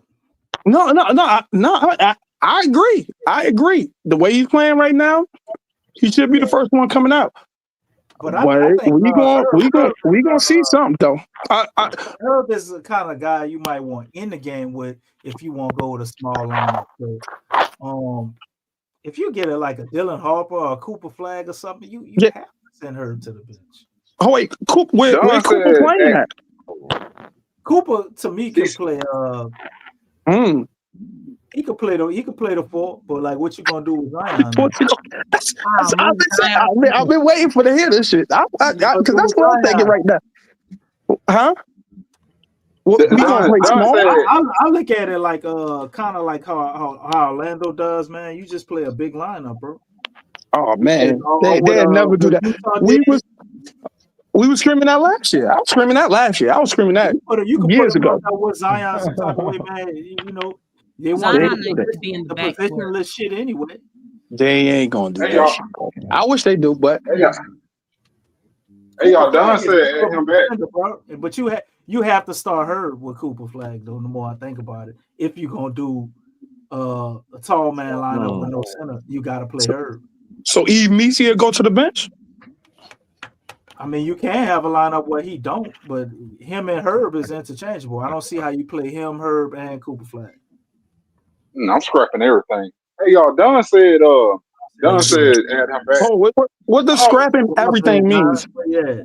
I mean like my ideal roster for next year. My ideal roster, the person that stays, the people that stays will be Dejounte, Jose, Hawkins, Boston. We pull Boston up off the two-way roster. We bring Boston off the two-way roster. He'll be on the actual roster. Trey Murphy, and Ease Meecy. Everything else and Herb. You get rid of Zion? No Zion. I unload all of that. I don't even want to deal with that no more. Get rid of everything. We're gonna be losing for the next 10 years. If you want to get rid of Zion, I get it. But you don't get rid of him right now. You know what? I don't think I'm talking about during the draft. I'm talking about trading Zion during the draft. So you gonna get another Zion after you built his value back up. You can't trade him. Queen Lex, what you about to see? So you'll trade him for like the number 1 and number 2 overall pick? Nobody gonna get during the draft, everybody has cap space. So during the draft, everybody has cap space. You'll get more than just a draft pick. You can get multiple draft picks for years, and you can get a player to come back with it for Zion. So that's what I would do. I would get a couple players in during that time. I don't see it. I don't see it, but you got to build the value back up first, bro. I'm tired of it, bro. I'm tired of it. I'm really tired of this whole Zion thing. I really am. It's not even on Zion. If you get rid of Zion, I'm not mad. If you do it now, I'm not mad at Zion at all. Take a what max value? What max value? The max value for Zion. The max value for Zion was last offseason when he went off. That was the max value for him. What do you think the max value is for him? What do you think you get for Zion Williamson? If he shows that with Zion, people would trade you something for Z, bro. Like it's just we not trading them. I don't think they're gonna give you nothing real. We're not trading them. Bro, they're gonna Zion is traded. Griff is definitely gone because everybody gone. That too. Yeah. I was kind of. That's the only reason why they're hanging on. They would hang on to him. Nah, I mean, I honestly feel like you can't find people with super top potential like that. Like you don't just not to come to the Pelicans. Those players you don't just rush to get rid of. You try to do everything you could do because you can't easily replace a Zion. Like if you're going player for player, let's say put it like this: if you're trying to trade player for player, what player in the NBA is an equal trade for Zion Williamson? Equal trade for Zion. Equal trade, no picks included, just player for player. Shoot. I mean, Hold on. I got it. Do with the talent. I got the player. And one of them is LaMelo Ball, and the other one would be Giannis. LaMelo. I'm not mad at the names you named, but so Are you you go. trying Yeah, to they're not doing it. You go to Charlotte and we trade through LaMelo for Bro, look. Charlotte's not giving up LaMelo. You can get Scotty Bourne. You can get Scotty Bourne. Zion is not an even man. Scotty Barnes is. It's not. I don't see it with Scotty. Game doesn't. Barnes is like Look, I know the Rahaki third best player down on out the there team. says that he's It's the age with them. They're around the same age. Hey, like, look here, man. I'm not trading Zion based on the court thing. If we're gonna go based on off the court, nothing to do with it. If we're gonna go based off the court, I mean that's cool, that's fine. But on the court, bro, I don't know. This before I got cut out, cause my phone keep going in and out. This shit is blowing the shit out of me. But before I got cut off, I was kind of going to emphasize how a lot of people, I don't know, a lot of Pelicans fans, a lot of people we get amnesia with Z. I'm gonna keep saying it, and I said it again. Dog, like I'm a big Z fan. Like, dog, me too. Like, he's really great. This shit ain't, and it ain't no game. It's no game, Slim. Youngin is like that. I hear Really? you, bro. I'm just saying, Really, it's my he birthday, is like bro. that. You hear me? I just So made I'm 41, bro. not. I hear you. No. Hey, matter of fact, let me tell you this. My bad. I just made 41, bro. Listen. Hold on, listen. I meant to say this. Slim, I'm not talking to you, Slim. That's my slang. I'm from DC. That's my slang. When I be saying Slim, I don't be. Hear me. No. Hear me, brother. No. Listen. What I was saying. No, listen, bro. Hold on. I was telling you that I'm not talking. I wasn't talking to you. I say Slim. That's my slang. When I say Slim, that's my slang.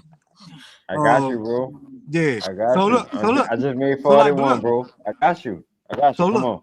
So Youngin is like that. You hear me? Like he is really that issue, Slim. So, like, when I talk about all that trading him, yeah, it is probably best for him, right? It is best for him to get That's where I'm traded. coming from. Yeah. It probably is, and I agree with that, right? Yeah. But what I'm telling y'all is, like, to see what we're gonna get back. I mean, there's nobody that's gonna match him. Oh, nobody. I mean, kids ain't nobody. They not giving us Ant-Man. They're not gonna give us Jason Tatum. Yeah. They're not gonna do that. Not no Pablo. Not no Pablo Banchero. None of that. Oh yeah, I thought you talking about those kind of guys. One that I am taking for Z. Point blank. Period. Huh? It's not. There's nobody that can lead. There's nobody that has that much dominance on the court. That is of age. That's young, and they gonna give us for Z. No, not one-on-one. You're gonna have to give me some first-round picks. You're gonna have to give me some first-round picks and a couple players. Point blank. Period, bro. On the code, bro. And that's what I was talking. On the code, bro. That's what I was talking about. Yeah, that's what I was talking about. Player, bro. But no, not no LaMelo Ball though. When you say LaMelo Ball, LaMelo don't even move the you don't move the needle. Hold on, yes you do. LaMelo is really good, bro. He's good, but he's not. Don't do that. One at a time. Z different though, bro. If he be healthy, of course he be unhealthy. If you had LaMelo Ball on here in the West, he's not getting you to the playoffs. He's not even getting you to the playoffs in the East. So why are we trying to it had to be a person that if he comes here, he'll be able to get you to the playoffs if he plays. They black. Yes. They black. Who is that guy? He asked me name one player that is equal of value for a trade for Zion. I said LaMelo. I said Giannis. Okay, I wasn't saying that getting trading LaMelo would fix all the problems at New Orleans, or that would actually happen because they love LaMelo in Charlotte. You were just saying if they got to. Okay. If they got to. I got you. Yeah, I ain't. But Hey, you realize. Hold up. DC, do you want to say something, brother? Our Queen Lex. Yo, look like y'all two want to say something. Lex, y'all want to say I'm something. gonna let her go first. What? Queen Lex, what you want to say, Queen? Come on. Oh, I mean, I'm just listening. You know, what you want I to was say? just listening to everybody's commentary. Really, I don't know. I just feel like, you know, Zion really can't do nothing for this organization. This organization can't do nothing for him. You know, I think it's best because the thing is, I agree with that. It's been a clash. Like, you know, I think when you have a generational talent, the investment for a top pick or for generational talent, it can't just be the money. And this is something that Tasha was talking about. And I really felt what she was saying. But she was saying just with the Spurs organization, and Miami does this as well. They go above and beyond for their players. And it's not just for their generational talent, it's for everyone. They have an expectation. And the thing is, it's not strong here. It really isn't. And it'd be nice to have that type of like strong culture here. And I think, you know, obviously players are different. You know, a lot of people talked about Zion's maturity and all that stuff. You know, for organization to be that established, and that discipline, that's something that for a player like him that he may need to bring out the best in him, to bring out his greatness, because the man has greatness in him. It's written all over him. Yes, Everybody talks about it. You know, Shaq and Charles, you know, they like, you know, look, they criticize him, but every time at the end of their criticism, they're like, so you feel like, you know, he can be this great player? And they're like, yes. That's how they said it. Like they like he has it. They're saying the dude has a boatload of talent. He has talent that he hasn't even tapped into. Out this world. It's like the potential, like you can see it. If you have an eye for talent, you can see that he has so much greatness in him, but it's like he doesn't have the right things around him. Yeah, he doesn't have the things that he needs around him to help push him and mold him into that type of player. And some guys need that. Some guys don't. Some guys do. But I just feel like here, you know, they haven't shown it. It's not just about the money.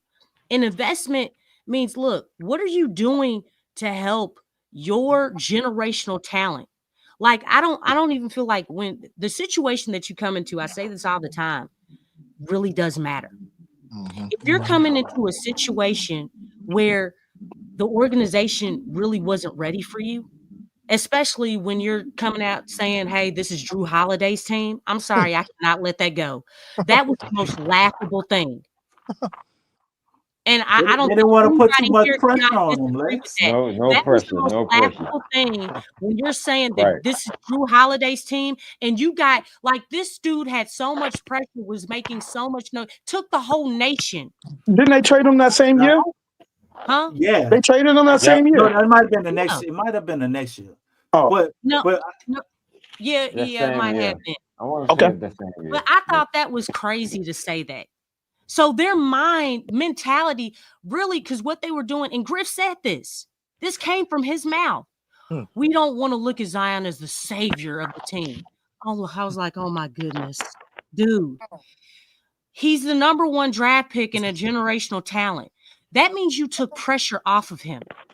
Instead of putting pressure on him, you took it off of him. So you had That's crazy. Yeah, he had. What? I don't think. I Out want to ask Lex a question though Go about this, because this is the one thing I guess negatively I have to say about Zion. Okay. Because I think about Zion, I look at a guy like who he's compared to, Ja Morant. Do you think Ja Morant would let his general manager go and say, this is Drew Holiday's There you team and this and that? Or Here do we you go. think he would buck the system? My only knock on Zion really You know what? is him. personality. Wait, hold on. answer that, Wait. I want to Okay. give my little Let him asterisk. finish. Let him finish, y'all. Let him Alright. finish. Let him finish. Let him My, finish. my my only knock on Zion is obviously his professionalism, doing all the right things off court. We know he hasn't done that, even though them resources were available to him. Some of them, at least, maybe not everything, right? Okay. They say Zion don't do stretching. He skips a lot of the workouts he's supposed to do. Yeah, Maybe that's changed pre-game recently. workouts. Yeah. Maybe that's changed recently, but he was skipping pre-game workouts. He wasn't taking it all the way serious. And I look at like generational talents. Sometimes they do stuff like that, right? They make exceptional rules for generational talents, and they don't. It's kind of hard to hold them accountable because I want to trade. But do you think who we comparing Zion to? Charles Barkley's, Yep. Michael DC. Jordan's, That's it. Charles all of Barkley. these other people we I consider wouldn't generational talents. Do you think that they would go through what Zion going through and him not really forcing the issue? My only thing with him, he hasn't really forced the issue to put the organization's feet to the fire to make them do something to get these things he needs, because that's the type of power he has and he doesn't exercise. So that makes me wonder if Zion can be a full-time true number one. I would like him to be. I want to give him the opportunity to be. I want to see what happens, but I wonder, can he? Because I don't think a lot of times when you're the best player on the team and you're that dominant, you go and command that and let everybody know it, and you put your stamp on it. Think like Kobe. Kobe didn't give a shit what nobody told him. I'm number one, and he gonna fight till the And end. how long did it take? Yeah, it took him a long time, man. And he was with Shaq. It took him like 4 years. Not everybody comes took in him 4 having years. having that. Okay, Right. and Kobe didn't, and Shaq talks about that all the time. He talks about that. So you're talking, man. No. I'm just, it's a question. It's a Kobe, question. guys like Kobe Kobe. and Jordan, man, they have a totally different mentality. I really do not like, because I have a lot of respect for the greats. And guys we like as a that, generational, we got to put them up there with the greats and compare them. No, because the thing is, this is a different generation. Let's look at this generation right here. Okay, come on now. Well, let's compare family Facebook, with all Ja that. Morant then. Social media, all of that. Okay, yeah, but Social media, all of that. You see what happened with Ja Morant though. Let him finish. Y'all saw what happened with Ja. Let her finish. Let her finish. I want to say with Ja Morant though, they were the whole organization before Ja. They already Memphis knew that they were going to draft him. They were already setting the table for Ja. They were already doing that. They already told Ja, "Hey man, this is your team," because they Conley was on the move. Flip the players They around. opened the doors and they said that before he even was drafted. They knew they were gonna get him. So the thing is, there's a difference in the mentality. If they didn't, do you think Ja would have sit and go through what we're going through, or you think he would have? The mentality, the situation matters. The mentality is different. The mentality of the organization was different. And this is what is. This is not hypothetical. Yeah. They said that. I remember the interviews. They said that, hey, this is Ja's team. We are going to set this table. We are going to design this team around you, Ja. Empowered them. Yes, you empowered this man. You immediately put pressure on him. Right. When Zion came into the Pelican situation, handicap. not do that. There's a Handicap. difference in the mentality. That is a poor mentality. That is a horrible mentality. So you Handicap. had a number 1 pick mentality with Memphis, and they chose number 2 pick, and you had well, I won't even say they had a number 2 because that was just a horrible mentality to bring in a generational talent and a number 1 pick like Zion. That's your thought process. And I don't Your believe John Morant. attitude, And I don't believe attitude John Morant reflects becomes the same leadership. player here. If your leadership is not where it needs to be, where do you think the attitude is going to be at? So I think certain players, their talent and what they are, God given, and I don't care where they go, they're gonna be what they is. You can think like LeBron. Wait. You can think like a LeBron James, like guys like Kevin Durant. You know, even somebody like Devin Booker, Anthony Edwards. I don't care what team you put these guys on, they gonna be what we looking at today. Now, will they win? You know, go on to contention? That depends on the organization. But them being available, ready to play, commanding the team, and becoming the number 1 guy, that's what they do. Like, you don't see a lot of guys that fall back. Like Brandon Ingram, to me, should have never been the number 1. Like that, it was always friction there. Yeah, right? I agree. He should have always been. It should have been the 2 or like a 1A, 1B. Like, we hold him in high esteem, but like, you're not the number 1 over Zion. But also, I gotta let that play out between the 2 players, because the players will figure that out. You know, if both of them are talented. Some organizations, they nip that stuff in the bud. I mean, I feel like they do. If you got help, this they organization, gonna butt heads. but I feel like Zion and have been a tandem. They really haven't. You know, they don't even crack top 10 at all. They did. Like, that's how under Sam Van Gundy, they were top 3. I think they was like the number 1 duo in the league. They're not in that system anymore, DC. I'm just saying that they've shown they can do it. But right now, at this moment, at this juncture, and like they do not connect like that. Every once in a blue moon, they do. But it's like, it's not consistent. Like, these dudes, like, they both not consistent though. They both not there enough, man. I don't know. That injury stuff is real major though. That injury stuff is major. Now that's not. We can't overlook that though. We can't overlook that. Jay Black. Okay, so the thing is, if they are injured, when they do play, the connection is not really there, because actually last season was the most games that they played together, right? Yes. We talked about that. So the thing is, haven't we seen enough? Isn't it time for some type of change, or do we keep this going? Like, when, like, you know, hey, we could burn this. You could burn it down, but they had to have, when you said the leadership, the leadership was trying to like head. So what is Zion accountability? Like, he needs to be accountable for if they say if they come out and say something like that. He does.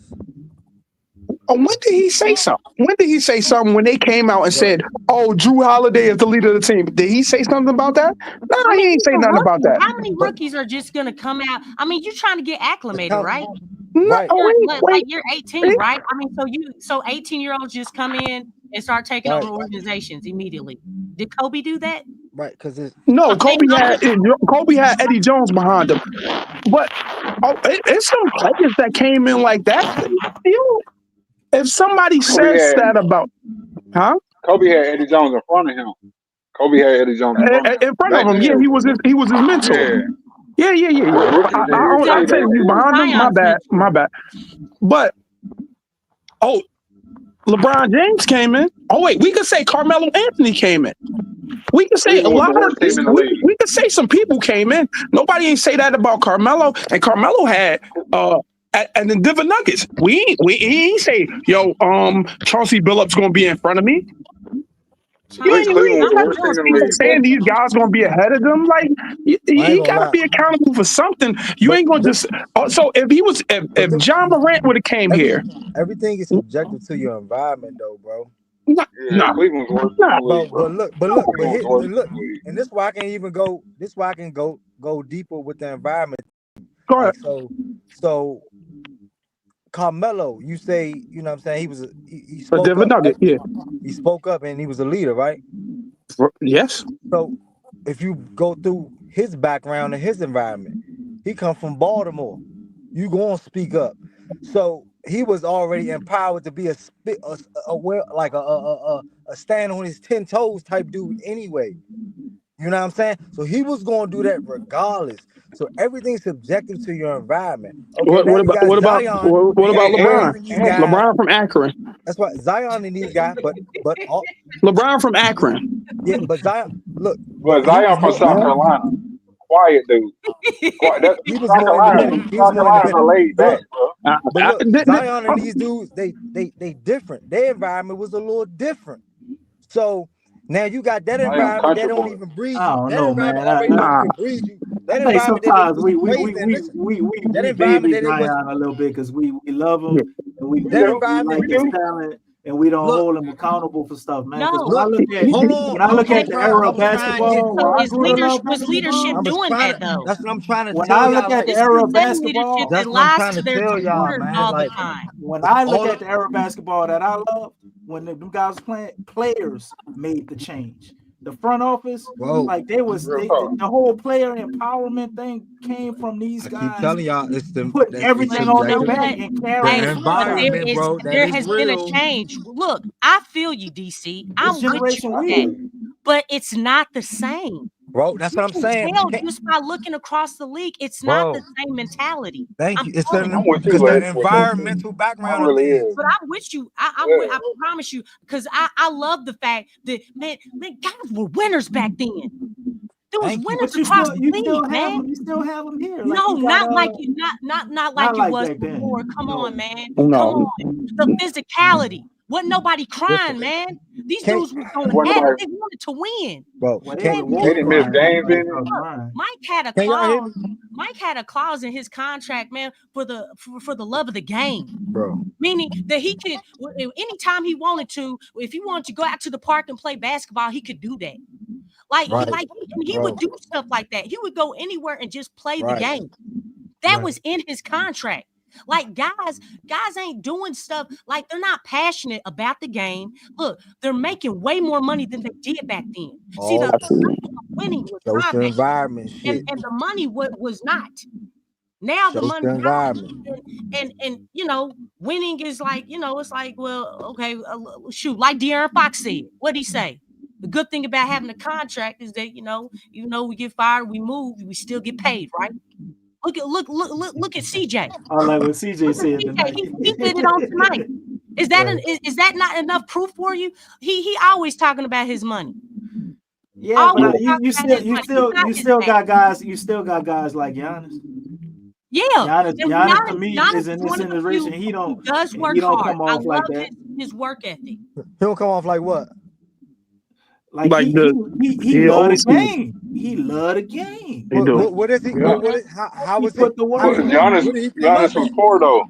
Giannis was real poor. Giannis want to win though. He got but what did Giannis was born in Greece. Where did he come from, though, DC? Come from nothing, bro. Where did he come Giannis from? was at Nigeria. Come on, man. Nah, we ain't none of these guys come from nothing, man. We're not gonna act like because he was South Carolina. Nah, we ain't gonna do that, though. Bro, your environment affects a lot of shit, bro. Man, we ain't off that, though. We ain't off that. Wait. Where Kobe was from? Where Kobe? What Kobe was from? Yeah, Kobe. Overseas? He was Italy. Oh, come on, man. Bro, y'all didn't let me finish. That's why. Because y'all didn't let me finish. Y'all didn't let me finish. I Okay. was starting off with the social background environment, growing up first. I agree with you, And Don. then you go to the NBA environment. So if your social background of how you was raised wasn't already there, then you go to another environment. Okay, that based on how you was raised, now you're gonna be affected by another environment.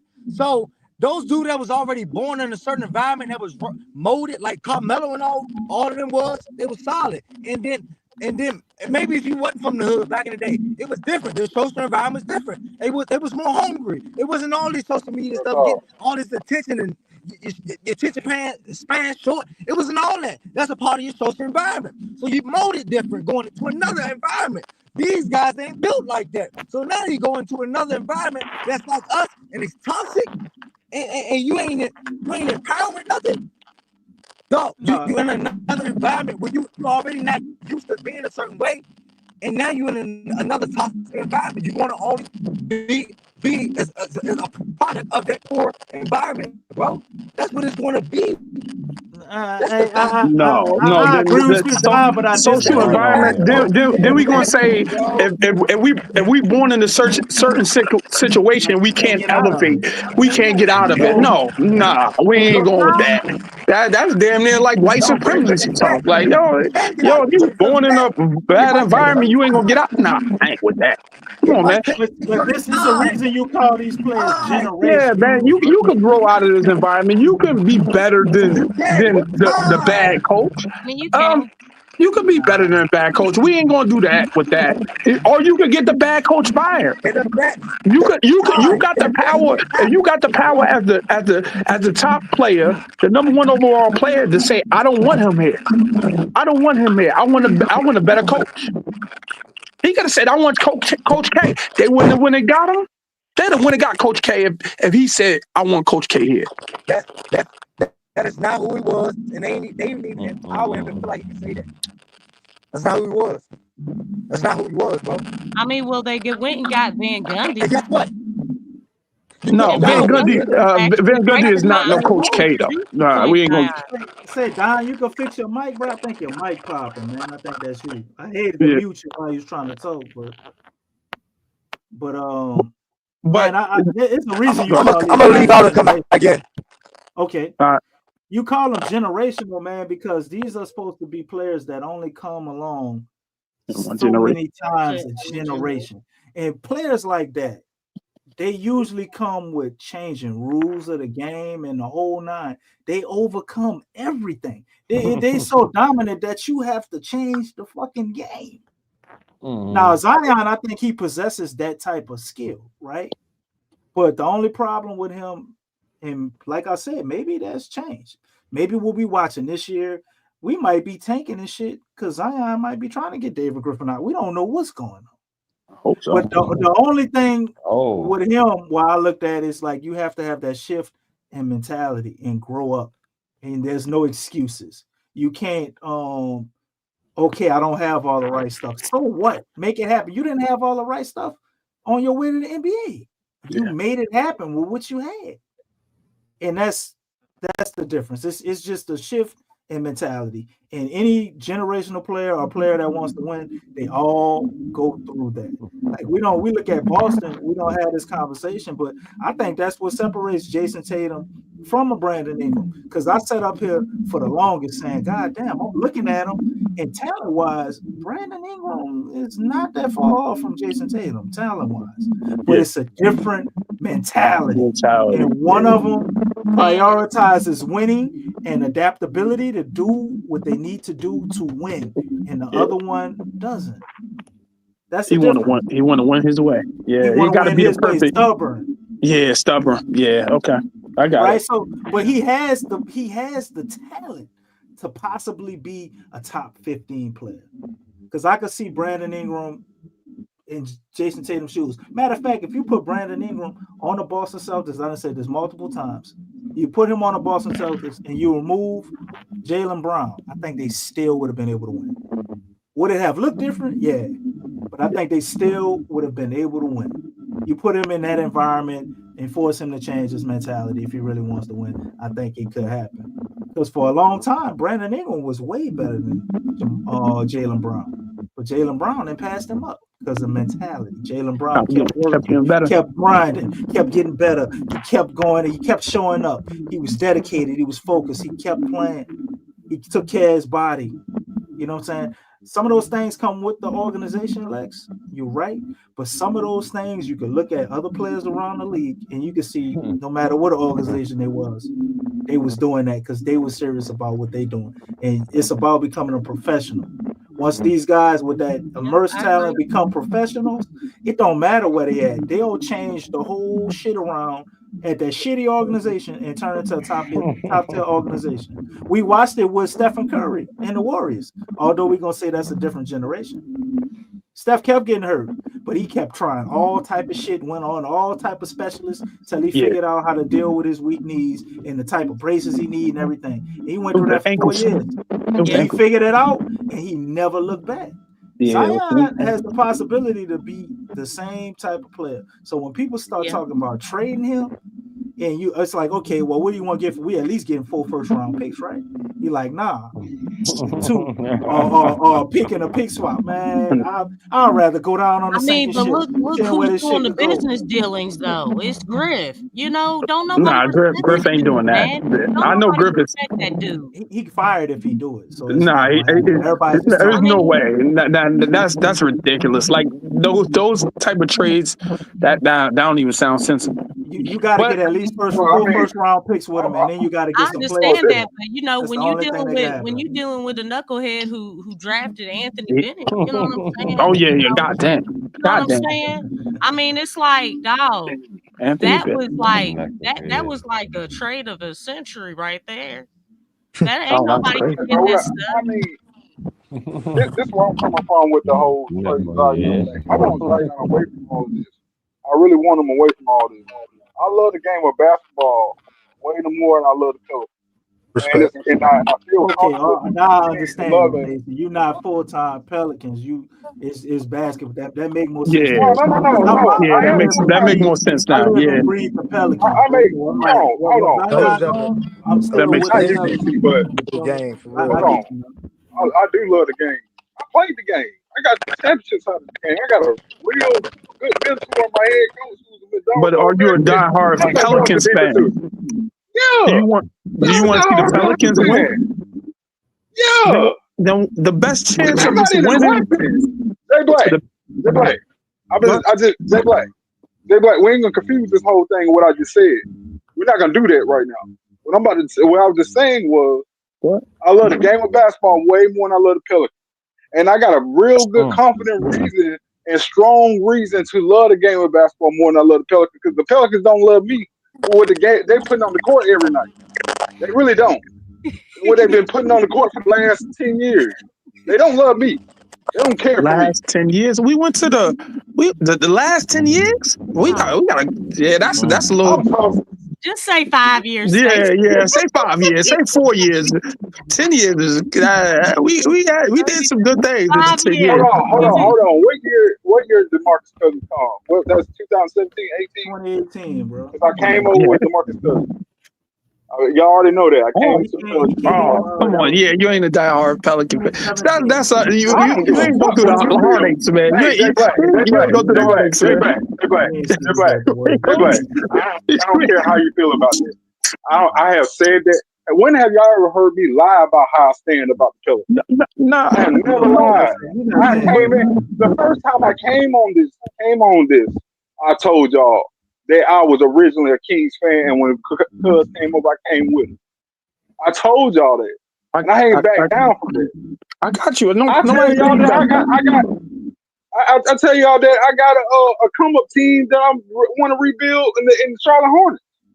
There's nothing wrong with that. I'm grown. But at the same time, now we understand your viewpoint. We understand why you saying what you saying. What you say. Yeah, that's all it is. Okay. So when it comes down to Zion, I know we wasting his career. I know he is too. I'm tired of it. And I'd rather see him with a spokesman. I'd rather see him with a dominant organization that's gonna show him how to, Steve Kerr or something like that. That's gonna show him what it is to be a professional. Because I want to see this man become a Hall of Famer, and I want to see it. I really do, because I'm seeing Pablo Banchero begin raised up. I'm seeing Anthony Edwards getting raised up. I'm seeing all these other people getting raised up, and they're gonna take over the game when LeBron leaves and all the other guys leave. I'm not gonna see that out of Zion here in New Orleans. It's not gonna happen. The city curse, the doggone the franchise of the city's curse. I break it down to you just like this. Hold on, no. Let's keep it real. Dog. That whole Arsenal stuff is crazy, and all the injuries. I'm gonna put it like this, DC. And you can even chime in on this. Okay. If Lamar Jackson in 2018, if he was drafted to the Saints, would he be the Lamar Jackson we seeing right now? That's ifs. I'm gonna say that, and then I'm gonna touch the Zion thing too. Hell to the yes. You know why? Hell yeah. You know why? Because he's Lamar Jackson, baby. Lamar Jackson. But not only he went to Louisville, baby. Yeah. I ain't got that Louisville love. Like what? that. Yeah, I'm just saying. I'm explaining to you why. But explaining to you why. Lamar Jackson would have had a year or two to sit behind Drew Brees and see how to do everything the exact right way. Just like as much as we talking about Zion and we keep giving him out. Zion has been around professional basketball players. We've had professionals on the team. We got guys that go to the pregame workouts and stretching and all that. CJ McCollum was actually in an interview they was doing for and DeMarcus Cousins said that he's not it. Hold on. He did say that. What are you talking about? And I agree. What are you talking about, CJ? Yes. He's not that dude. I'm sorry. Hold up. I'm just saying a professional and showing you the right thing. He is a professional doctor. Now his personality, wishy-washiness, and that politician flim-flammy and shit, I get it. But they were doing an interview for a magazine where that was Drew Holiday. My bad. That wasn't even CJ. That was Drew Holiday. He had Drew Holiday too. Ultimate professional. They were doing an interview and they talked about stretching. No, you know I am messing it up. They did a magazine cover with Drew Holiday and they did one with CJ McCollum years later. And they were talking about stretching. And CJ talked about how he did yoga. It helps him avoid injuries. I remember that. And they bust out laughing at him. Man, Brandon Ingram. But all the players, we see them like they just had Kevin Durant up on Twitter maybe last week. And I ain't gonna lie, that shit really that's crazy. Yeah, the guy behind you don't want to have the camera on. You don't want to record this stuff. But just working out and stuff and actually I get it. I know what a mentality and that shit works. So Zion had Drew Holiday in front of him who was working out like a goddamn Marine underwater, doing all type of shit. I'm sure he's offered for him to come to a workout. Then he had telling them the right things to do. It comes to a point where you either want to put that work in or you don't. And I gotta put that on him as a man. Okay. Or putting that work in to do the thing. Now, if I knew he was doing and all I that don't want anybody to think that I'm taking anything on Zion either. He's definitely got to step up. But I'm saying all that to answer to Stacy's point and what he said about Lamar. Yeah, I got a rebuttal. For this. My point is this, bro. When you have players that have greatness in them and they're pursuing greatness, there ain't shit you can do to stop them from greatness. They're going to find a way. Because it's going to be up here. And what needs to get in place around them will magically fucking happen. Because they ain't taking nothing less. They refuse to accept defeat, and they're going to get up every day putting their best foot forward, doing everything that they know they need to do to be prepared to play that game the way they need to play it. That's how they can play it with so much confidence, because they know they did everything they could possibly do to get an edge. So,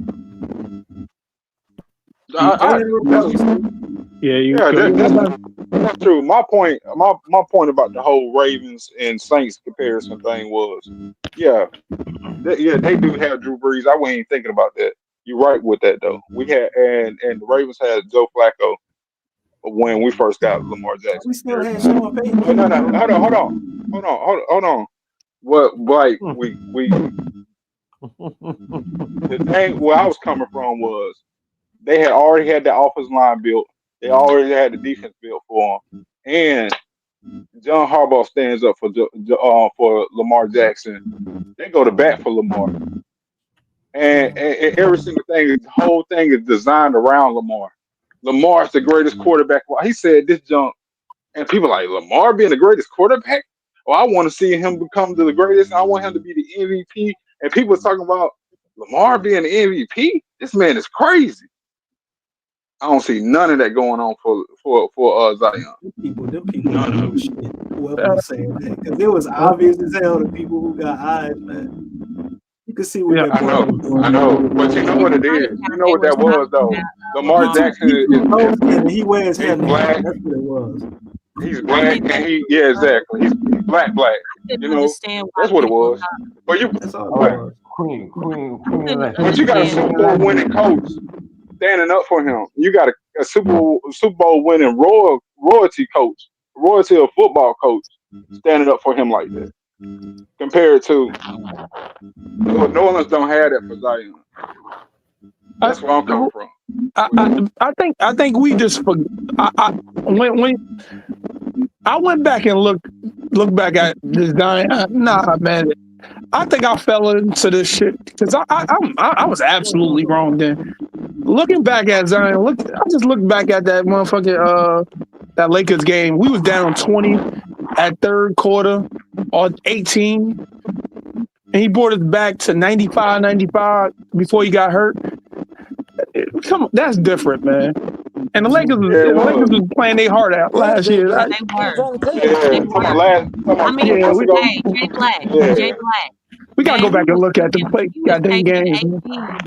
LeBron. And look, LeBron did not score at all in that quarter. In the fourth quarter. He did not score at all in that quarter until Zion left. Like, y'all know what? To guard LeBron. Y'all know what I felt after that game? I felt like that was the end of it for Zion. I felt like it was gone. I definitely didn't feel that. I don't know where. I didn't feel that. I didn't feel that. I felt like he was going to the next level. Look, I was pissed. I'm gonna tell you why. I'm gonna tell you why I felt like that. I felt like that because I've been seeing the trend. I've been seeing the whole trends of how the Pelicans front office been moving, and I felt like they weren't gonna do what they needed to do to get him a supporting cast and build the team all the way around him and stuff like that. I felt like that. That's how I felt. I don't know about that. What moves did they not do that you wanted to be done? I think more than everything was getting all around center that could doggone stretch the floor and space them out and all that stuff. Who was the center? Who was the center? Oh, wait, no. Who was the center? Where we going to get him from? Because I need to know this. What center? You know what I'm saying?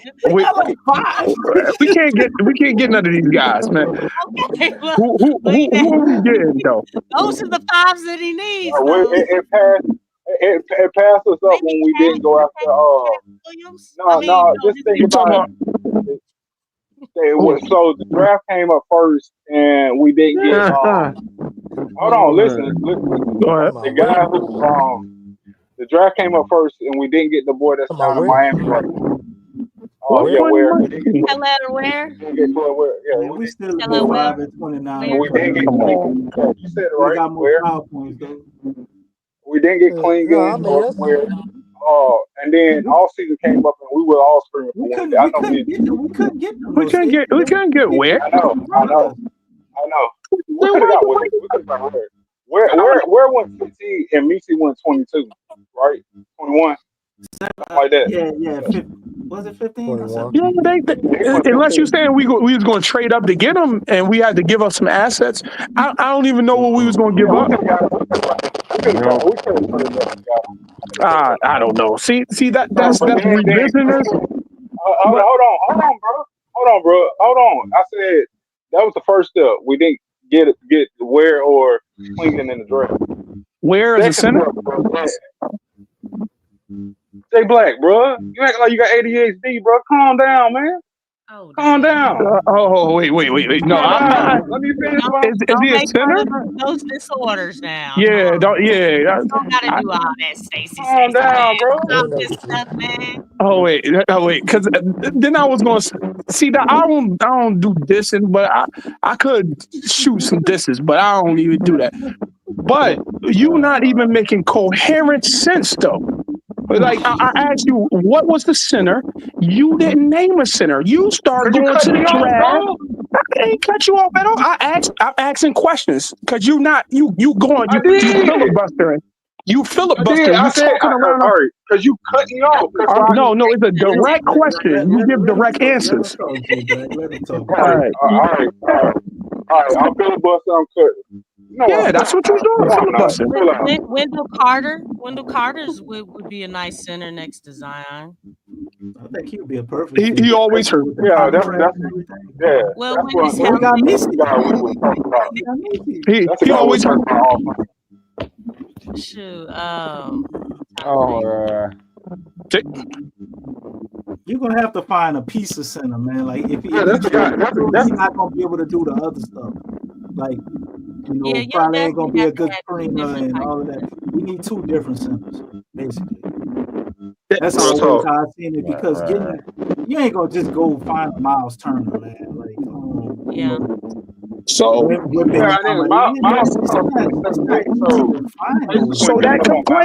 that complaining didn't mean nothing then. When you complained about them not getting the right pieces around them, you couldn't even get it in hypothetical. God damn. See, this is what I'm saying. You couldn't even get it in the hypothetical.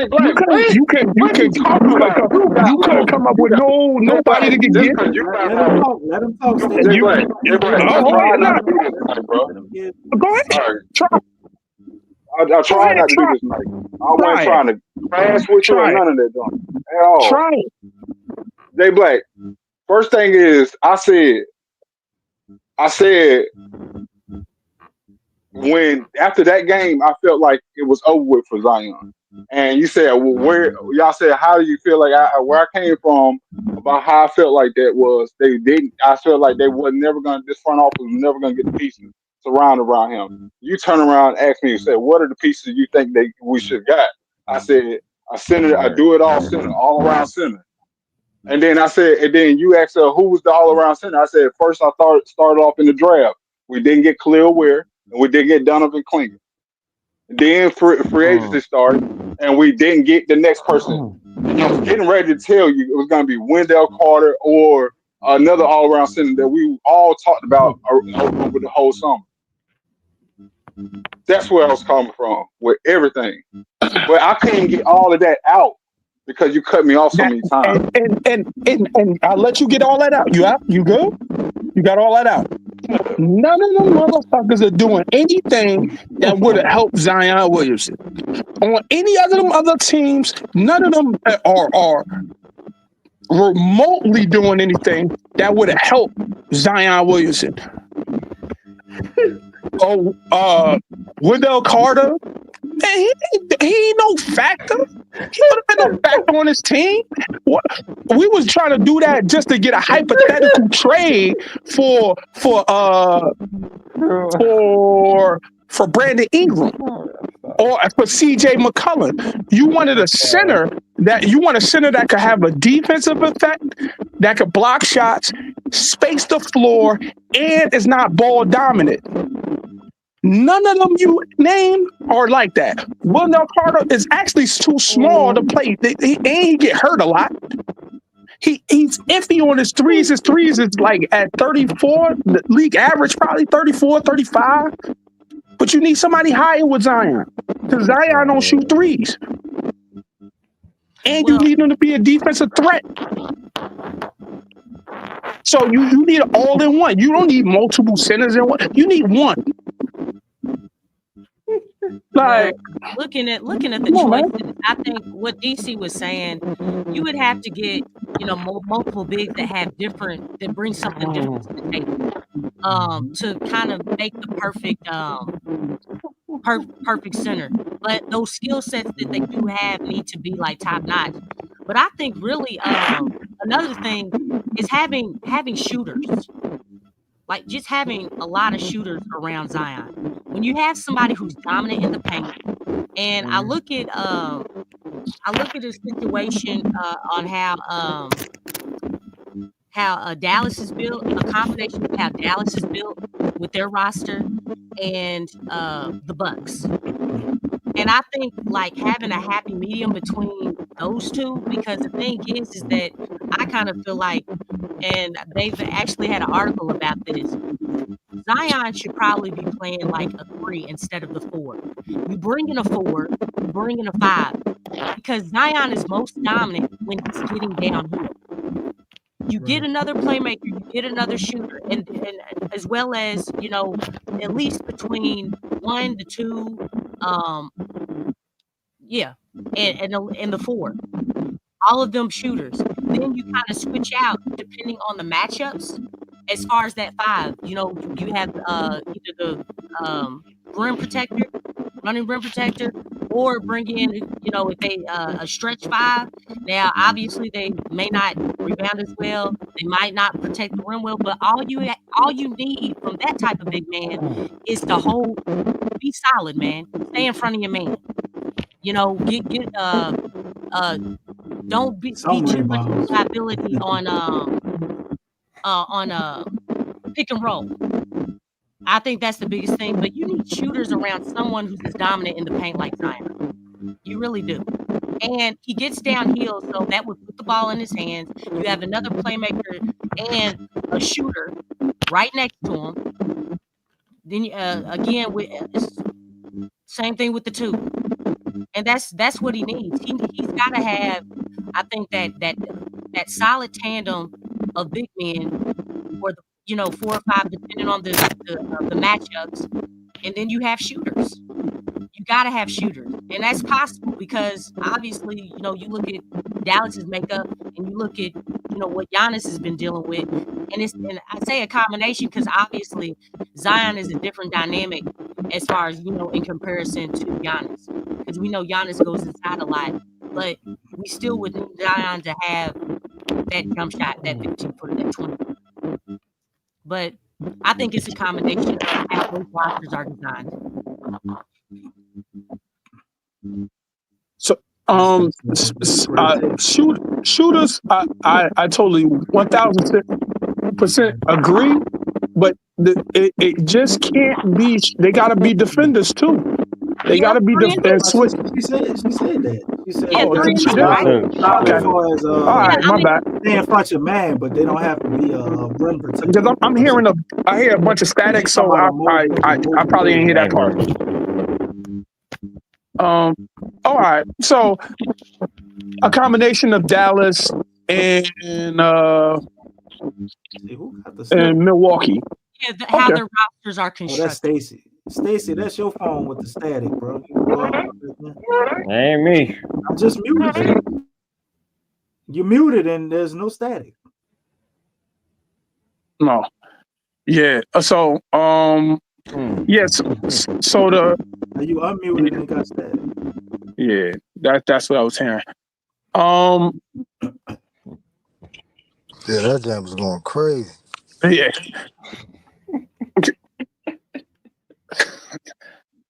So the my bad, Jay, but Stacey, you probably got to exit out and come back in. That's what I had to do. He sounded something about power on or something. Huh? What you was saying, Jay Black? Go ahead, Jay Black. No, I was thinking like will anybody in this draft so basically in this draft we should be looking for a center power forward and like that type. I think you just take the best player. You take the best player you could get and you figure that shit out. Not with this organization. They Exactly. The front office is the problem. Oh, they goodness. need to have a vision Wait, and drafting for idea. me to me never works. Like it doesn't really work. The You front always office is the problem. kind of shoot yourself in the foot, especially when you got a lot of talented players But then they that you just have an don't figure it opportunity to out. go You get. know what I'm saying? Huh? They I mean, we really need. We the kind of best need player be like, everything. all right, well, we got to figure it out. How are we gonna work? Yeah, I don't know, man. It seemed like either or. Dejounte is on a 2-year. We got 2 more years with Dejounte. 2 more years, After yeah. this year, right? The So front if you office is the drafted a problem. point guard, you can't go wrong there. CJ McCollum is up, and He should be Herb traded. locked to be the shooting guard. So if you draft a shooting guard, you can't go wrong there. Yeah. Trade is probably the one position where I kind of may agree with you. Like you don't really need a starting small forward, but you always need wings. You know what I'm saying? Like, and most small forwards now can play power forward too. So, like, and you really go in there, you draft a power forward. I always get hurt. You got Yves Missi is a limited center for where the league is going. We're going to see eventually big men start to step out to the arc. So you need them. I don't think you can go wrong with whoever you get.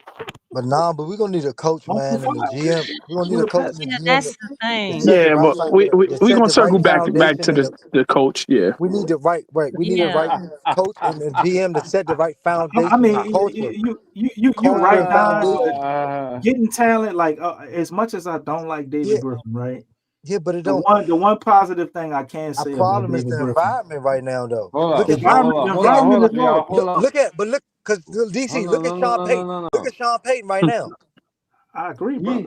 He went over there. He went over there. He Thought fixed about the shit. David Griffin. What's your positive thought about the octopus, bro? I mean, Let me know, bro. David Griffin does acquire what he's doing talent. to this organization.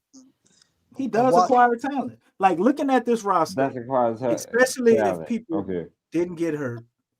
I mean, who's not? Do y'all not think we would have been able to contend or have a whole lot it'd be a more whole wins different. if we had another coach that was able to utilize the talent the way we were supposed to? But that's what I'm saying. Like, He's extremely if we can talented. implement somebody come in, implement the right culture, and have a certain system. Yes, now, they don't have an idea of how the pieces go together. Absolutely, No, they don't. They still figuring it out. But it's talent. Now, if you had a coach that could work through that, and like, I need this guy, I need that. But David Griffin don't want nobody like that who gonna kind of tell him what he need him to do. Look, let me give you a grocery list, and you go shopping for me, and let me put this shit together and get out the way. So do you think that David Griffin is getting the right pieces for this coach? Because this the coach he has. No, I'll say this the other day. There's a clash between Willie's system and the pieces that Griff is getting. They're not in sync. They are not. They are not. They're not. I agree. Not talking to each other. It seems like they're just. It's just a huge clash. It's almost just like how Willie doesn't really use. I don't even know. Well, Willie's system ain't even in sync. Borrego, you know what I'm saying? We talk about why does the offense look so bad? I think there's a clash between them two. Like for some reason, there's a miscommunication or something because Griff is not getting the that Willie needs for his system. Because that's what he's going. He's about, okay, look, this is my system. This is what I'm trying to do. And that's why I was saying, like, that's what kind of kills me because it's like, dude, okay, so Griff is bringing in these players. They do have talent. Yes. They do have talent. But the thing is, you have to adjust your system to the talent that you have. Willie ain't a system adjuster, man. He's not. Exactly. He don't adjust. And that's the problem. Because if you're a so-called the game coach, is all about you adjustment. can't make adjustments because that's what you're going to deal with in the playoffs. Yeah. There's only so far that you can go with this guy because he's a system guy. He's a diehard system who is stuck on. He says it all the time. He says it all the time. Look, we're going to stay consistent. We're going to keep doing what we're doing. and you know We're whether gonna figure it out. he And the said thing is, that, whether we he ain't even got no. Figure He it don't out. have no. He don't have no. that's Figure it the out. craziest thing that you could ever think. And he don't have no culture to back Do up the his same system. thing and expect different results is insanity. And that's his mind frame. He's not going to adjust the system. He truly does believe what they're doing right now is working. And he has no culture to back up his system. It's 6 wins and how many losses? 29, I believe. Yeah, 29. like 6 and dog, you got to 29. call Audebo, Peyton, I Manning. don't, Where you at? You I know what don't I'm think saying? he, I don't Gotta think switch it up. I don't think he got to keep losing, man. Keep letting him coach. He gonna keep losing. We go get our first round draft pick, man. Hey, listen, you can't say he's not trying to win. But He's it's trying to not win. I But it's can't, not but fair. still Before though, we still get though, anybody if we else. keep losing, but we got a stupid front office. We got a stupid front office. Could Can we you agree think on they? that? Oh wait, and we get the first overall pick. Could they mess it up? How could they mess that up? Yes. It's We not got a even about stupid them front messing up the office. pick, bro. I really feel like they can mess it up, Jay Black. They messed them. Man, Look, no, It's not listen even. to what they're It's not saying them though. messing This them. isn't something that I'm cooking up. I'm listening to how they're talking. Okay. They're not forward thinking. They didn't even have a backup plan. They didn't have no backup plans. Look, when they drafted Yves Missi, like, and I'm just naming the center position because Yeah, that's what I was talking about. that was a major need. It was a need, but Mm-hmm. they didn't have a plan for that. They didn't have a plan. Like Tice was about to go overseas, Jay Black. Yep.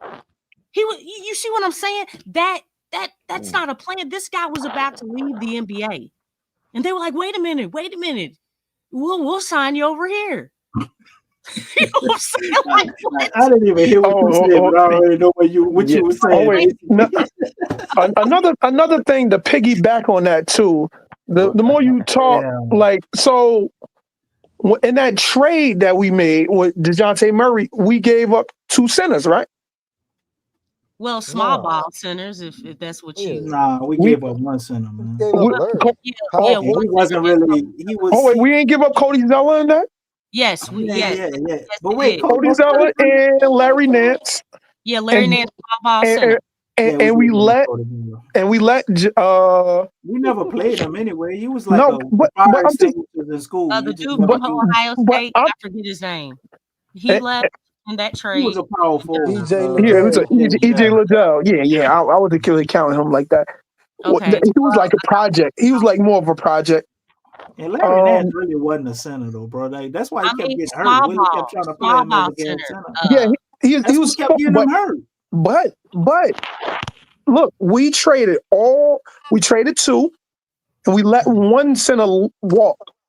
Mm-hmm. And if Missi don't come, this looks a lot worse than what it is right now.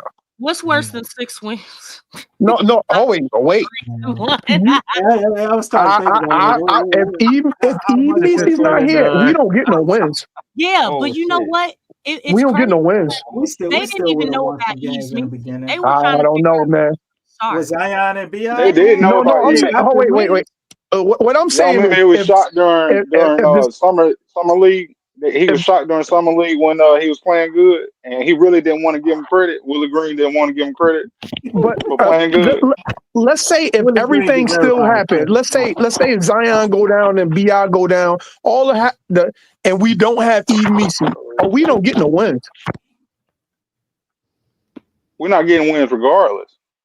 No, we got 6 wins right now, 6 and 29. But if we don't got Zion was part of 4 of them, right? I don't think so. Zion was part of like 2 of them, bro. 2 of them. No, right? I thought Zion told somebody up a couple of nights. We beat the Pacers with him, right? I know we lost. He played 6 games, and we lost at least 3 or 4. I think it was 3 and 3 because 2 of those losses were against Portland, or 1 loss against Portland, 2 losses against the Warriors. He was available for 2 losses against the Warriors. 4 because Cleveland.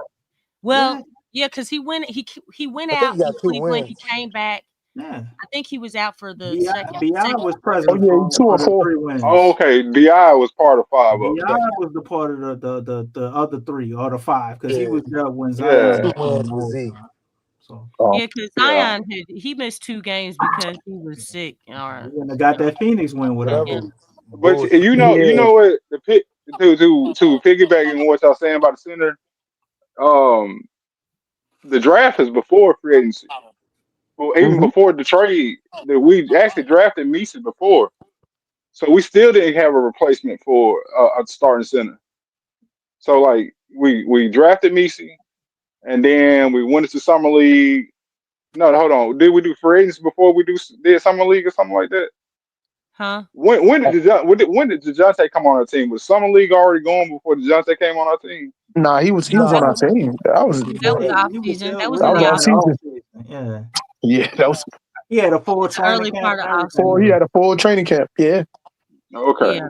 So long story short, like we drafted East Misi. We still didn't get a replacement. When did we get Tice? Tice came in the off season. Probably. When was Team USA? Because we signed them right before they had Team USA. Yeah, that was in August. July, right? Signing any fucking guy. August. Just fucking. Team USA was in August, so yeah, we probably signed them in July. Around We should July. have just got. We just got. Yeah. Fuck. We should have went and got Dwight Howard for all that. Fucking Oh no, I wouldn't agree with that shit. I could deal without the male rape cases, bro. Yeah, I could too, but Hey, look here, man. Y'all, I ain't get Dwight was going Dwight. through some things. That's why the Warriors did not pick him up. Nah, I'd have took Dwight, man. Yeah, I would have took Dwight. I'd have took Dwight, man. I wouldn't. Shit, I would. He was going through legal stuff, it while worse. nobody He's gonna wanted make to it deal worse, with that man. type of PR. No Man, look here. organization wants to deal with that type of PR. Man, they dealing with all type of shit. It's And about you all want to know it's about who what they stuff want to was? expose. It's about who they want to expose or not. Right. That's what it's about. That was the PR on that, and let me tell you something. We don't have a strong enough The culture PR for with that. the Pelicans yeah. is not all that great. Oh, we I don't know. I want because we swept that BBL Zion under the rug pretty good though. Okay, BBL this Zion, is a what we little talking different, about? Jay Black. Come on now. Huh? Come on now. The BBL Zion, no, What's the BBL Zion, though? You know what I'm saying? messing with all the BBL chicks. Oh shit.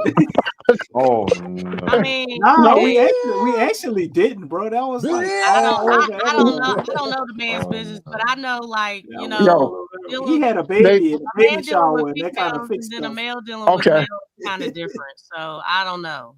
I think they swept that under the rug. That was, man, that was good PR. I ain't hear shit about that after they started saying the chick was crazy and all that. Yeah. BBL. Well, I mean, she went and got fake tattoos on her face with the Oh yeah. Oh yeah, she did. She did it to herself. Like she was acting crazy. Oh, she was acting crazy. My bad. Because at first it was like, oh man, Zion, she coming out exposed. And then the more it went on, it was like, man, Zion was putting that pipe down on her. That girl that went crazy. Oh, Lord Jesus. It turned into that. Pull up. He in the bedroom pulling hammies and shit. No, In the he bedroom. did that on the court. He did that on the court. I don't know that. I don't know that. At this point, I don't know either. Yeah. That's where all the injuries coming up, man. You like them thick. You like them thick too, He over there Spider-Man and this shit, Melvin, baby boy in around the house. And shit. Take it. He and that one. Oh, he got Look, Don. Did he go Marvel on him? You know what I'm saying? I don't know. You know? Oh my gosh. But porno Zion. Having them setbacks, you know. I mean, hey, if you think about it, that's most of the NBA, man. So y'all stop, you know. It's young men with millions of dollars, you know. That just come with exactly. It, man. You know what I'm saying? Everybody be trying to act like, Zion oh my God, I can't believe. Right, Zion is on that pedal. He just on the pedestal. There's a whole bunch of dudes. Nah, that chick came out. She was just like, going crazy. I'm like, oh, hey, what the fuck is going on? What? I thought it was like a stunt. She just got some good stuff, you Yeah, know. she was acting like she was a porn star. Like she, it's a full porn star. Like, Yeah, she was acting like she was a regular girl or something. yeah, like I'm like, what the fuck? I was like, oh shit, I don't know, man. Porn stars, it's like, you know, strippers and prostitutes. They know to be quiet. Yeah. Whatever. We Well, all stop it, man. Yeah, all right. This is 2 a.m. Okay. I think she was a rapper. So BBL. I think she was trying to kick off her career and things. Wait, what? You know how- yeah, I She a think rapper? She can't rap, Lex. I don't. Look, I've never heard her. You know what? I ain't even trying to think about that chicken head for real. I really am not. You know, I mean, because the thing is, man, that's the whole league, man. Come on now. Oh no, I'm not denying that. The league is the league is about that. That's what they do. That's why we say the Miami trips and the Houston trips are like crazy because you know they don't want to lay over there. They're gonna have a bad experience. They're gonna have a bad night that night. You know. So, but somebody might pop up a mysterious baby. Oh shit! Goddamn! Yeah, goddamn. But anyway, man, let's give our final takes and get ready to get up out of here, man. We've been in here for 4.5 hours, y'all. I know it don't feel like that. And it's 308. Yeah, it's 308. What am I It's about time to go. You're absolutely right. I started off, man. Listen, man. I just think we should. This win signified that we needed a extra guard behind Dejounte Murray. I probably came off hard on Dejounte Murray, but I think we needed a backup point guard. And when they gave up Alfred Payton, I looked at that as they was ready to tank then. They was so that's what I said when they did it. That made no sense, man. It didn't make no sense. Payton does not need to be on this team. Please get rid of him and bring back Alfred Payton. Yeah. Well, it's too late. We got Jose now. No, but you can still. Hey, you can't have enough. Come on, Lex. It's Willie Green we're talking about here, Lex. That's why you really want to do the move. That's why you really want to have to move there. I mean, listen, we need extra point guards because of the coach. But what he doing? Yeah, so the more point guards we have, the better we'll be because definitely more intelligent play gonna happen. But and if I was the GM, we trying to tank, man. We need to lose, so kill it though. Are we? Okay. We came into the season as a win now. That's what everybody was saying. It changed. 34 games later. It changed. It changed. Make that a meme. Make that DC. I came in. I know I was part of the win now. I thought Dejounte, right? Yeah, I thought Dejounte Murray was the move that's going to help everything. He could shoot threes. He ain't been shooting it's just weird. But it could be the system, or it could be the coach, or it could be just the player. It's so much movement. It's so many moving parts, and on this team, it ain't nothing that's constant. Like, do we got one thing that's like constant? We don't have a constant. Willie Green being proud of everybody, that's constant. Yeah. Playing with joy and mindfulness. Yeah. Yeah. And playing with force. And force. Yeah. There's no force. Very, very constant. So. And then that look on his face. Oh yeah. What was that? This thing right here. He does that. That's pretty constant. Yeah. Oh yeah. Oh, speed it up. Ain't that speed it up? That's the signal for speed it up. Oh, okay. Him poking out his lip. He does that too. So you gotta take the glasses off. Every time they get a bad call, that's what Willie do. DC, put your glasses back on. We see you, man. So if Zion come back, I don't want to rush Zion back, but if Zion come back, we gonna get a lot more wins. And then I don't know what happens then. Either way, I'll be good with it because man, we had about 30 losses. So I mean, you just relatively you want to stay in the 20s. Long as I think we're in the 20s, like 22 wins, something like that. We should wind up with a nice draft pick. I would really see him like the 18, 19 range. But if Zion come back, he giving you more than 18 wins. How many? Let me see how many games we got left. He give you more than 18 wins. What are we looking at? Like a 10-game winning streak or something? I don't think they're going on a 10-game win streak, Jay Black. Even if they go on a 10-game, the most they can do is 4 wins, and then they're gonna lose. Yep. What is what is January a hard schedule? Like, what's the schedule? Nah, I think it looks like it's lightening up. It's lightening up. So February gets lighter. Oh, let me. I'm just curious. Here we go. Here, let me see. Hold on, my Queen Lex. I just made 41 right now. So there you go. You got January schedule there. I can't really see it. Oh, okay. The Wizards. Hold on. I got it. Okay, we got Wizards, Minnesota. All right, so y'all can see it now? I can see it now. Yeah. So we got Washington, Minnesota, Portland, Philly. Why is it that Chicago. the Pelicans always play Utah back to back? Is that normal? Why do they do that? I think that happens with Memphis sometimes too. I guess it's the area. I don't know. It's got to be like a flight type thing, scheduling. That's weird to me. That's a long flight. Whoever made up the schedule in Utah. When we go to Cali, we be having some crazy schedules too. Yeah. No, those are L's. Okay. No, I was just looking. I was thinking about the back-to-back thing. I was just looking at that. We're looking at this shit. So you got Milwaukee. I don't see an easy schedule at all, man. I mean, I don't see an easy schedule at all. I see some beatable teams with Zion. I see. If we got Zion, there's a lot of beatable teams. Because I think Zion gonna come back, but I don't want him to come back.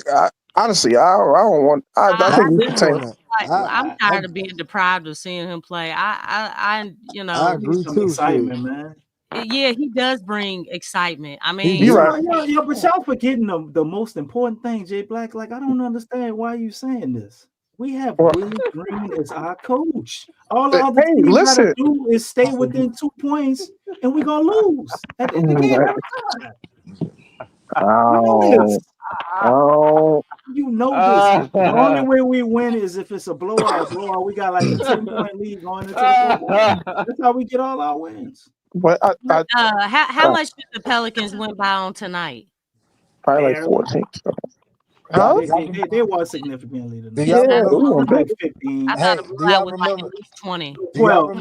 Do y'all remember this game? 12? We gonna watch 12. We got the Pelicans got 2 more points. Okay. Do y'all remember? Y'all remember this game? Going down. Hey, y'all remember this game? Remember what game? The game. Yeah, can y'all hear me? What? Yeah, we can hear you. On Friday against Washington? No. Hold on. Let me say, y'all. Listen, y'all. Okay. You remember my birthday, baby. When Zion played against the Cavs, he was about to beat them, man. Yeah, if he would have made if he would have played the second quarter, I could definitely see that. When he came back, beat them. When they was undefeated this year? Yes. Or last year? Yes. This year. Yeah. But watch that Cleveland game. Zion was cutting up. Zion was diving on the floor. He was playing. Y'all know it's 2025. You know, that was like 2024, man. Just like y'all know. Too late. What? he came back too late. You know what I'm saying? That game, he came back too late. He missed the whole quarter because he thought he felt something. So what I was bringing that up to say that shows you, you know what I'm saying, he can win a lot of games. I know that y'all want that. I don't want that. See, so you don't think Zion? You think Zion just gonna play 50 straight games? Unless we get in the wait, are we going to the playoffs if he come back? I see it like this. Hell no. Do we continue to watch the games if we already know that they're going to lose? Because you said what the playing record got to be. But hold up. We can look at the standings. I can find look at the play-in. You got to look at that 10th spot. Look at that 10th spot, man. If we within it, if we within 10 games, man, I think the best we can do is probably go 500. I ain't gonna lie, y'all. I don't think we go. Yeah, like I ain't gonna we lie, got like 40. We would have to get a lot of help from other teams. Other teams would have to. You said, wait. Nah, you said the record last year was 42-28. And you said that's out of 60 games, though. How many games we got left? What's the standings now? That's out of 70 games. I think what is 45, 48? Put a schedule up, the standings, DC. It's right here. Put it up. We don't see put it on the it. screen. We don't see it. I thought I was sharing it. My bad. Okay, are you looking I was looking. No, I was looking on the other screen, like while I was moving it.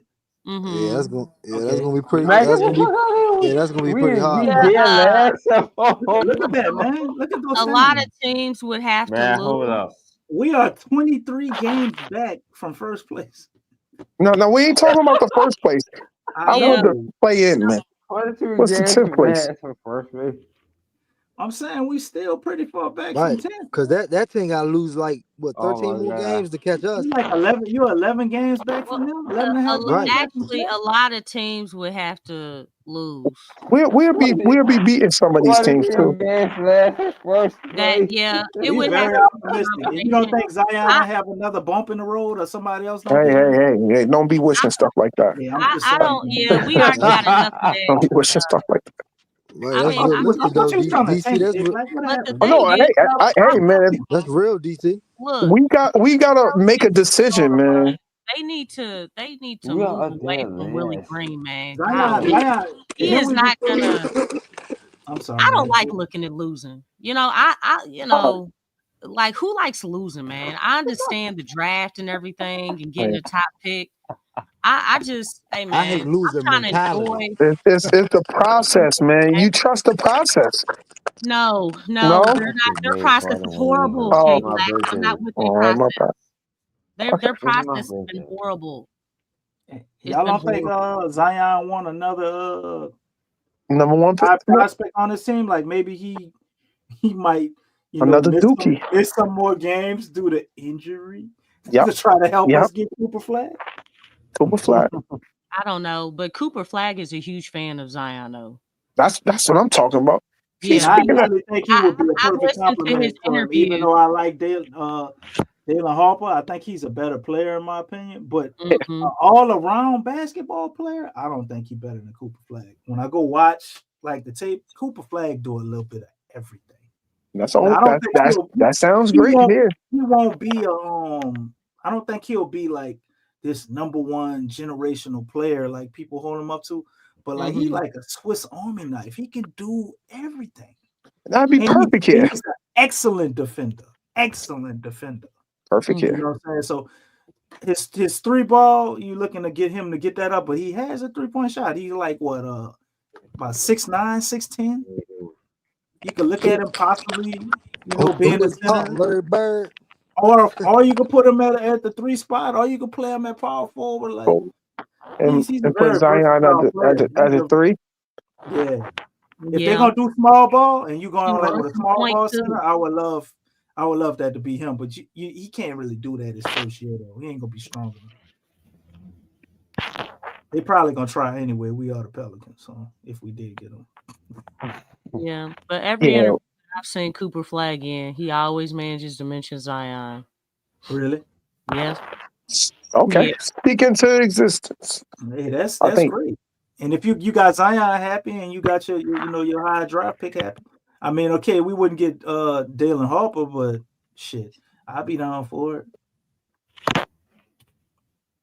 Yep, that's what I want. Okay, I want that for Christmas. Thank you. And you get more hype. Y'all smoked me into it. Thank you. Y'all convinced me. So Zion gonna come back. Thank you for convincing me. Damn. Thank you for convincing me. Man, you always, you always got something up your sleeve, Thank man. you. Thank you. What's going on? Thank you. I say thank y'all for the Christmas gift. Cooper Harper Flag. really good. I'm torn. Zion. All the Saints winning I like Sunday. All the Harper a Saints lot, winning man. Sunday. I like Harper a lot. Oh, give me Harper either. I don't care who you get. Just give me somebody else. I don't know how Zion feel about Harper though. I think he on the Cooper Flag train. Hey man, I mean, give me obviously, Cooper Flag. but whoever's You can't go wrong with either one, depending I on. don't go wrong. I'm not saying. You know what that does? I think that opens up. Like it takes a lot of the extra burden from other people. So I know if that happens, that means it's a lot of losing. They can't justify keeping Willie Green. That's one. yeah, he needs to go like yesterday or last year. But go on, I'm sorry. Then they bring his. I don't want him to fire him because if Zion come back and they fire Willie Green, we gonna be winning left and right. Yeah, we gonna win too fast. You need to keep him. He can keep doing what he's doing. We're gonna mess around and get 35 wins around this bitch. Yeah, that'd be. That'd be a disaster, man. That'd be a disaster. You know what? That'd be. You're still not getting anywhere with Willie though. You're not getting anywhere with that dude. No, but that's what I'm saying. But this season ain't about. No, I said if you next fire year. him now and get a competent coach, then they're gonna be winning too much. Right. For Not yet. Wait till after the All-Star break when they got like 28 games left. Then go ahead and fire him. Or at the trade deadline. Yeah. No, it doesn't matter. I don't care. I want to win. It doesn't matter. I don't even care. I just, I understand what you all are saying. Like, because obviously it is a business. I just can't. I can't. I don't like, because I'm a competitive person, man. I love the game. I love to compete and win games and stuff. To be dialed into losing is I don't know. That don't sit well with my DNA. No, don't worry about it. Keep talking me into Cooper Flag, though. You keep talking like Cooper Flag. Because you were talking amazing about Cooper Flag. I like that idea. Cooper Flag. No? You don't want that? No, I'm just shaking my head because it's like, that's how obviously you gotta continue to lose. And I'm like, man, I mean, and you say you haven't been watching games, right, Jay? No, I ain't been watching the shit, bro. Yeah, see what I'm saying? I want to watch basketball. Lex, I want to watch exciting basketball, man. Almost there, Lex. It's Yeah, just we like almost there, man. Just keep like Green 19 more losses. I love the game. I love the game. Shoot, I mean, basketball is like all around my life. When I'm not on here, I'm coaching and training and stuff. You know what I'm saying? That's, I mean, realistically, we just need them to lose like 10, 12 more games. And that's then it. You can fire. Yeah. There's no way mathematically possible you could really fuck it up if they lose 10, 12 more games. Man, sometimes I'm falling asleep during the games. It would be really good if they happened all in a row. But if more players come back, I think we're gonna go on a winning streak, man. Well, it's gonna be hard to lose with BI and everything we got. They can make some trades before the deadline. Get rid of Griff. CJ. Yeah, get rid of CJ. CJ got to get another 50. Change the whole system. BI got to come and get a 50 ball, and then we trade both of them. How about that? I don't know. I just. Golly, man, this is a lot of losing, man. This is a lot of losing. We just won tonight. Just think about the win tonight and just try to think like this for the next 10 losses. Think like this for the next 10 losses. Like, yo, listen, we got that one win. That Wizards. That was the Wizards, man. Oh my It's gonna God. make you feel good for the next 10. You know? No. Golly. I mean, No? this is, Damn, I'm trying to I tell don't you. know, man. I don't know. Cooper Flag. The thing is, like, they were supposed. I don't know, man. I mean, I said all along, as long as Willie Green was the coach, this team wasn't going to be going far at any point in time. Well, we all knew that. Because adjustments is very key as a coach, man. Adjustments is very key. That's crucial to have. You got to have that gift right there. Oh wait, so he all honesty, he hasn't like he not really running his sets. He's running what's the coach name? James Borrego. He's running James Borrego's sets. You don't look but he don't run it. He don't run it like he still runs it the way he wants to. He got a defensive mindset, so he thinks about like. Yeah, the defense not working either. But his mindset is more like cautious. I think I said this before. It's cautious. It's not really offensive mindset. An offensive mindset like, yo, go down there, get shots. When you see the shot, shoot the shots. Not really telling people what to shoot or dictating what shots to take. Play your game. Get to your spot. Play basketball. If the double comes, pitch it. Like it be subtle things that I just think he talks people out of playing. Yes. A good brand of basketball. Like he talks them into like more like a rigid like style. Like everybody noticed. Like I can't explain what they actually see, but it seems like everybody knows his plays down pat. Yes, they do. Knows his defense down pat. He don't really they know that everybody's going to be switching, especially in the fourth quarter. Oh man, fourth quarter you switch on everything. Oh yes. Fourth quarter you switch on everything. They hunt the mismatch. You gonna isolate CJ isolation in fourth quarter. So everybody know this except Willie Green. Let everybody know this, right?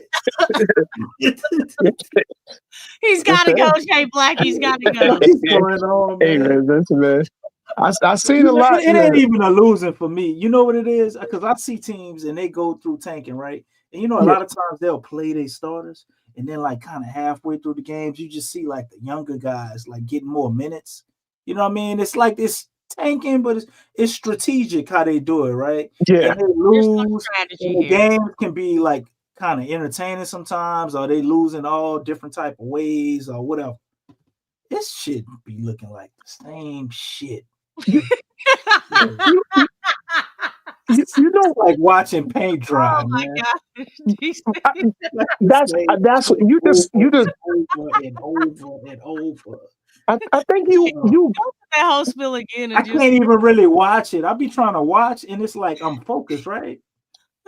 It's and scripted. Then when I start, you know what it is? Just repetitively, it's just like I just naturally get on my phone or just start doing something else while the game is on.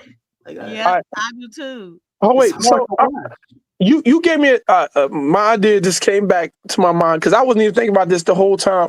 But Willie Green plays older people that do a lot of mistakes, like, but he don't give that latitude to the younger guys. The younger guys like doesn't allow them to make which is weird because with 6 and 29, this is when they're supposed to be getting like a lot of minutes. Yeah. Like let's say like a Brandon Boston. A Brandon Boston is a young guy. You know what? He's been sitting more and more. Y'all notice that? Yeah, he averaged like 15 points, Lex. But ain't that crazy? But off the bench. You'll see like a Brandon Boston do one turnover, but you'll see Dejounte Murray have 8 in the game and never sit. I'm like, yo, that's even though he's your guy. Listen, if you playing bad, yo, you got to come out. Yeah. Or I'm a trust Jordan Hawkins. Like if Jordan Hawkins miss a shot, he comes out. Yeah. He missed 2 shots, he comes out. CJ McCollum could go 0 for 20, and he's still in the game. Chucking It's up not shots. consistent. It's consistent with what he preaches. He preaches that if you make mistakes, you'll come out, or it's a process. But he gives latitude to a lot of people. If BI having a bad game, and like Jordan Hawkins is having an amazing game, you will still bring in BI instead of letting Hawkins like finish the game out. Like He can't let nobody else cook. he can't. It's just it's a crazy dynamic that he has that he don't understand who's hot. Well, CJ was hot. He didn't know CJ was hot. But That's why he let He said he didn't know CJ had 50. do whatever he does though. He's totally on board with CJ. Yeah. You know why, right? He chooses CJ over Trey Murphy. And Trey Murphy has been having some great games. Yeah, but then we have CJ comes in, and it's like he's still in the thunder. Like the ball doesn't go to Trey Murphy no more. Like, what are we doing here? And Trey Murphy is supposedly supposed to be one of the core pieces on the team. Like, isn't that why CJ the number one option? CJ not having that shit. CJ is an asshole. CJ gonna go do what he want to do. CJ ain't listening to that bullshit. You see what I'm saying? I mean, it's crazy that you would put Trey Murphy on the back burner, and really, because I feel like right now with the roster that the Pelicans have, the ball needs to go through Trey Murphy. Yes, he should be the number one option. You know what I'm saying? He should be. I mean, He's not. Until CJ decide he want to start taking shots. But when Trey Murphy gets it going, then all of a sudden it's like, CJ, the hot hands over here, dude. You need to compliment Trey Murphy. You don't need to. It's almost like he's taken away. CJ is trying to get traded. We keep forgetting this. This is why that's happening. Is he? Because I mean, before he was you didn't hear his press conference? I did hear it. He said, "I'm gonna make sure I keep my value up." If you know what that means, wink, yes, wink. we do. They get fined. They get fined for saying that they want to be traded. All right. All get suspended 7 games. They get fined. That's for crazy. That. All suspended 7 games. So he gonna tap dance around it. He gonna act like that ain't what he really mean. I love the city. My children love the city. And CJ do the most though. He's so extra. He just lied right to your face. He do the most. Extra time. Right. So CJ is always been that guy that kind of do that. But this year it's been extreme because he's trying to get his numbers up so he know he can get out of here and go to a contender team. But we can't trade them to some of the contenders because they're in the second apron. You can't trade them to Try explaining that to a narcissistic, conceited person, bro. You try explaining that to him. Unless he got the money for money, you got to have a exact dollar for dollar if you're in the second apron. Like the Phoenix Suns, they damn near hamstrung. They can't. They got to do dollar for dollar. They can't do no lopsided trade. It can't be 2 for 1. It got to be 1 for 1, and they got to be around the same price range. So. Like they pigeonhole themselves. It would help there anyway. They actually need regular players. That's their problem. Amen. They got enough star stuff. They need They regular players. clash. I don't even feel like KD and Devin Booker really work well together. I think they can, but they messed up when they got Bradley Beal. That was stupid. Bradley Beal, he's not. I think he's kind of. I think overrated. I don't think he's who the player that a lot of people think he is. He just doesn't have. At his best, he's a number 2 option. He just don't have for some reason. That's the number 2 option. All right, but you got him, you got Book and KD, and it's like, okay, who's gonna orchestrate this shit? Tyus Jones. Bradley Beal. Well, they just did that this year, but like if they never got Bradley Beal, let's say if they just would have did the trade for KD. It probably would have made sense, but money-wise, I guess they couldn't keep Chris Paul. But they needed a point guard to make that shit work. Yeah, well, that's why they got went. 2 dudes who can get their own shot, but at the same time, they love just playing pure basketball and operating their old school, where they actually just stay in their roles. And then they come out of their roles and create their shots and get tough shots when need be during critical moments in the game. But like now, they got to do that shit all the time. You got Devin Booker out there trying to play point guard and shit. Before they got Tyrus Jones, I ain't watching this year, but like last year, I saw how they collapsed. I'm like, yeah, they should have never got Bradley Beal, and they probably would have been serious. They could have got a point guard last year and got some 3-and-D guys, fixed their big man situation. Phoenix would have been Well, dangerous. they went out and got Plumlee. They still have Nurkic. They're trying to trade Nurkic now. Yeah, they trying to trade that. Mm-hmm. Yeah, they're trying to do anything. They desperate. Yeah, they're trying to get off a lot of those players, but they trying to get under that second apron. But nobody ain't. They are top heavy though. They're very top heavy, and that top heavy it doesn't mesh. It's only really person they could come off is Devin. If that's only what people will want, and I don't know who could get their money for money because I don't know if they could do dollar for dollar here with CJ and. If they come off of Devin, then they gonna lose KD. They're not gonna let go. They gotta do. They gotta go down with that shit. They would let go of Bradley Beal before but nobody don't want Bradley Beal. Nobody want Bradley. They put all their chips on the table. He make too much money. He worse than Zach LaVine. Yeah. Yeah. I'll take Zach. I'll take Zach if you could. Better than him. I mean, he has more athleticism and He get hurt way more though. Zach get hurt way too much. No, he played more than BR. He played more than BR. It looked like. So I don't know. I don't think so. I think he played less. To be honest. I ain't even look it up. I was just thinking like I think he played more, but who knows? Who cares? But the trade, the Phoenix Suns they can't do anything, and I think Minnesota can't do much. They still in this. They close to the second apron. I think. It's 4 teams that's up there near the second apron, I believe, and I know Phoenix is like one of the top, and Boston is the top. What was the second apron? I was just looking it up. Second apron teams, and I forgot. Well, yeah, Zach definitely worse. Jay Black. Zach got like 3 seasons where he only played 20-something games.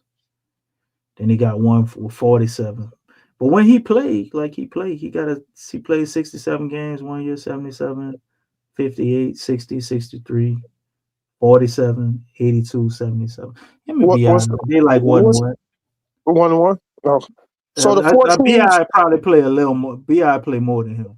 But the 4 teams in the apron, it looks like is Boston Celtics, the Milwaukee Bucks, the Timberwolves, and the Suns. So if we can't do money for money because it's big restrictions on that second apron, you can't trade. You can't trade a lot of shit. Like you can't even. Yeah, so the CJ trade would be crazy then with any of those teams because we're trying to get off his salary. We got to free up $2 million some type of way. So CJ and BI, CJ and BI, one of them, you got to take less back so you can get your money down. But so those are the 4 teams that we can't trade with. You got to have not necessarily because unless you go on dollar for dollar. They might have expirings and that you can match dollar for dollar.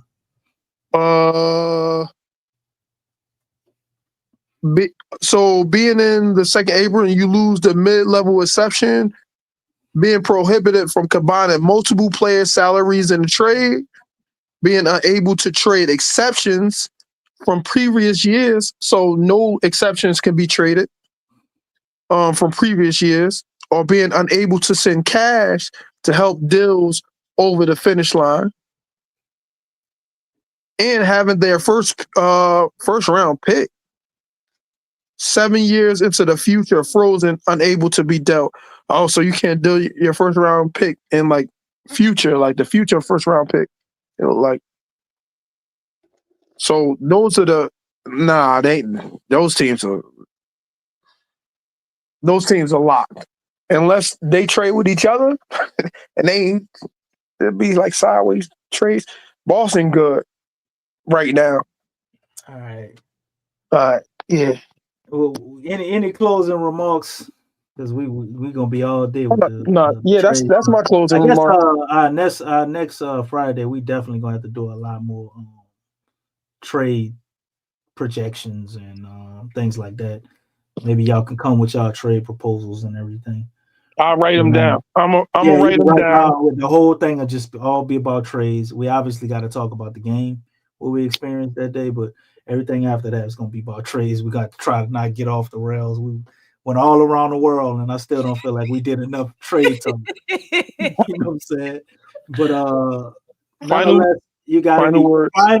No questions, Jay Black, because you. I'm not. You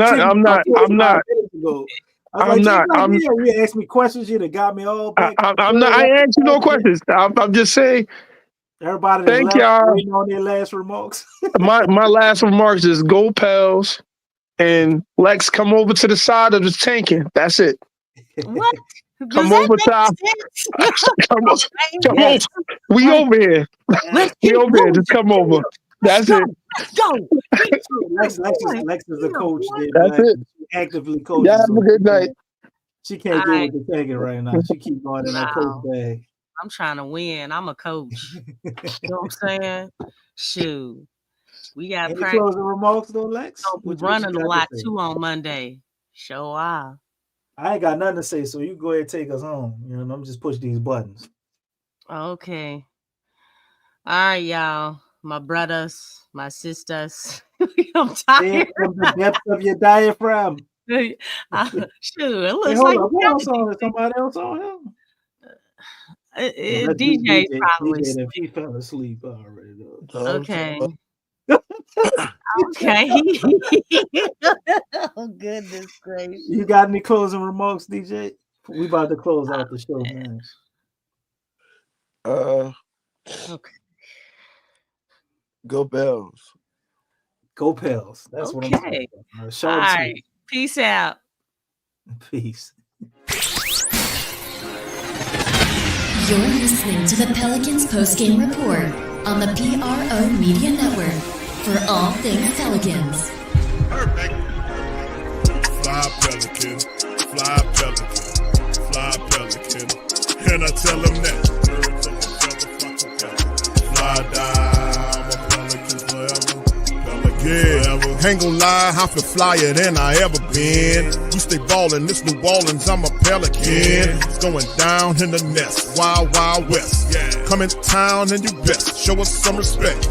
3-point threat, I better make it rain. If it's up, then don't jump stupid like your ankle sprain. Always said, never hate the player, hate the game. Jumper where the dame late, punch a train. Post game, Big Q, talking about business. Bird gang, YouTube, they ain't flocking with us. Lock up the division mission, get into the finals. Finish competition, then it's going win the title. I know this flyer than you can get. Such a threat that the refs just might call a tag. You could double, you could press, but you can't check. Right, left, slide by you like a Eurostep. Fly Pelican, fly Pelican, fly Pelican. And I tell them that birds of a feather flock together. Fly down, I'm a Pelican forever. Pelican forever. And never, and never, and never, and never, and never, and never. Say birds of a feather flock together. Yeah, fly down, I'm a Pelican forever.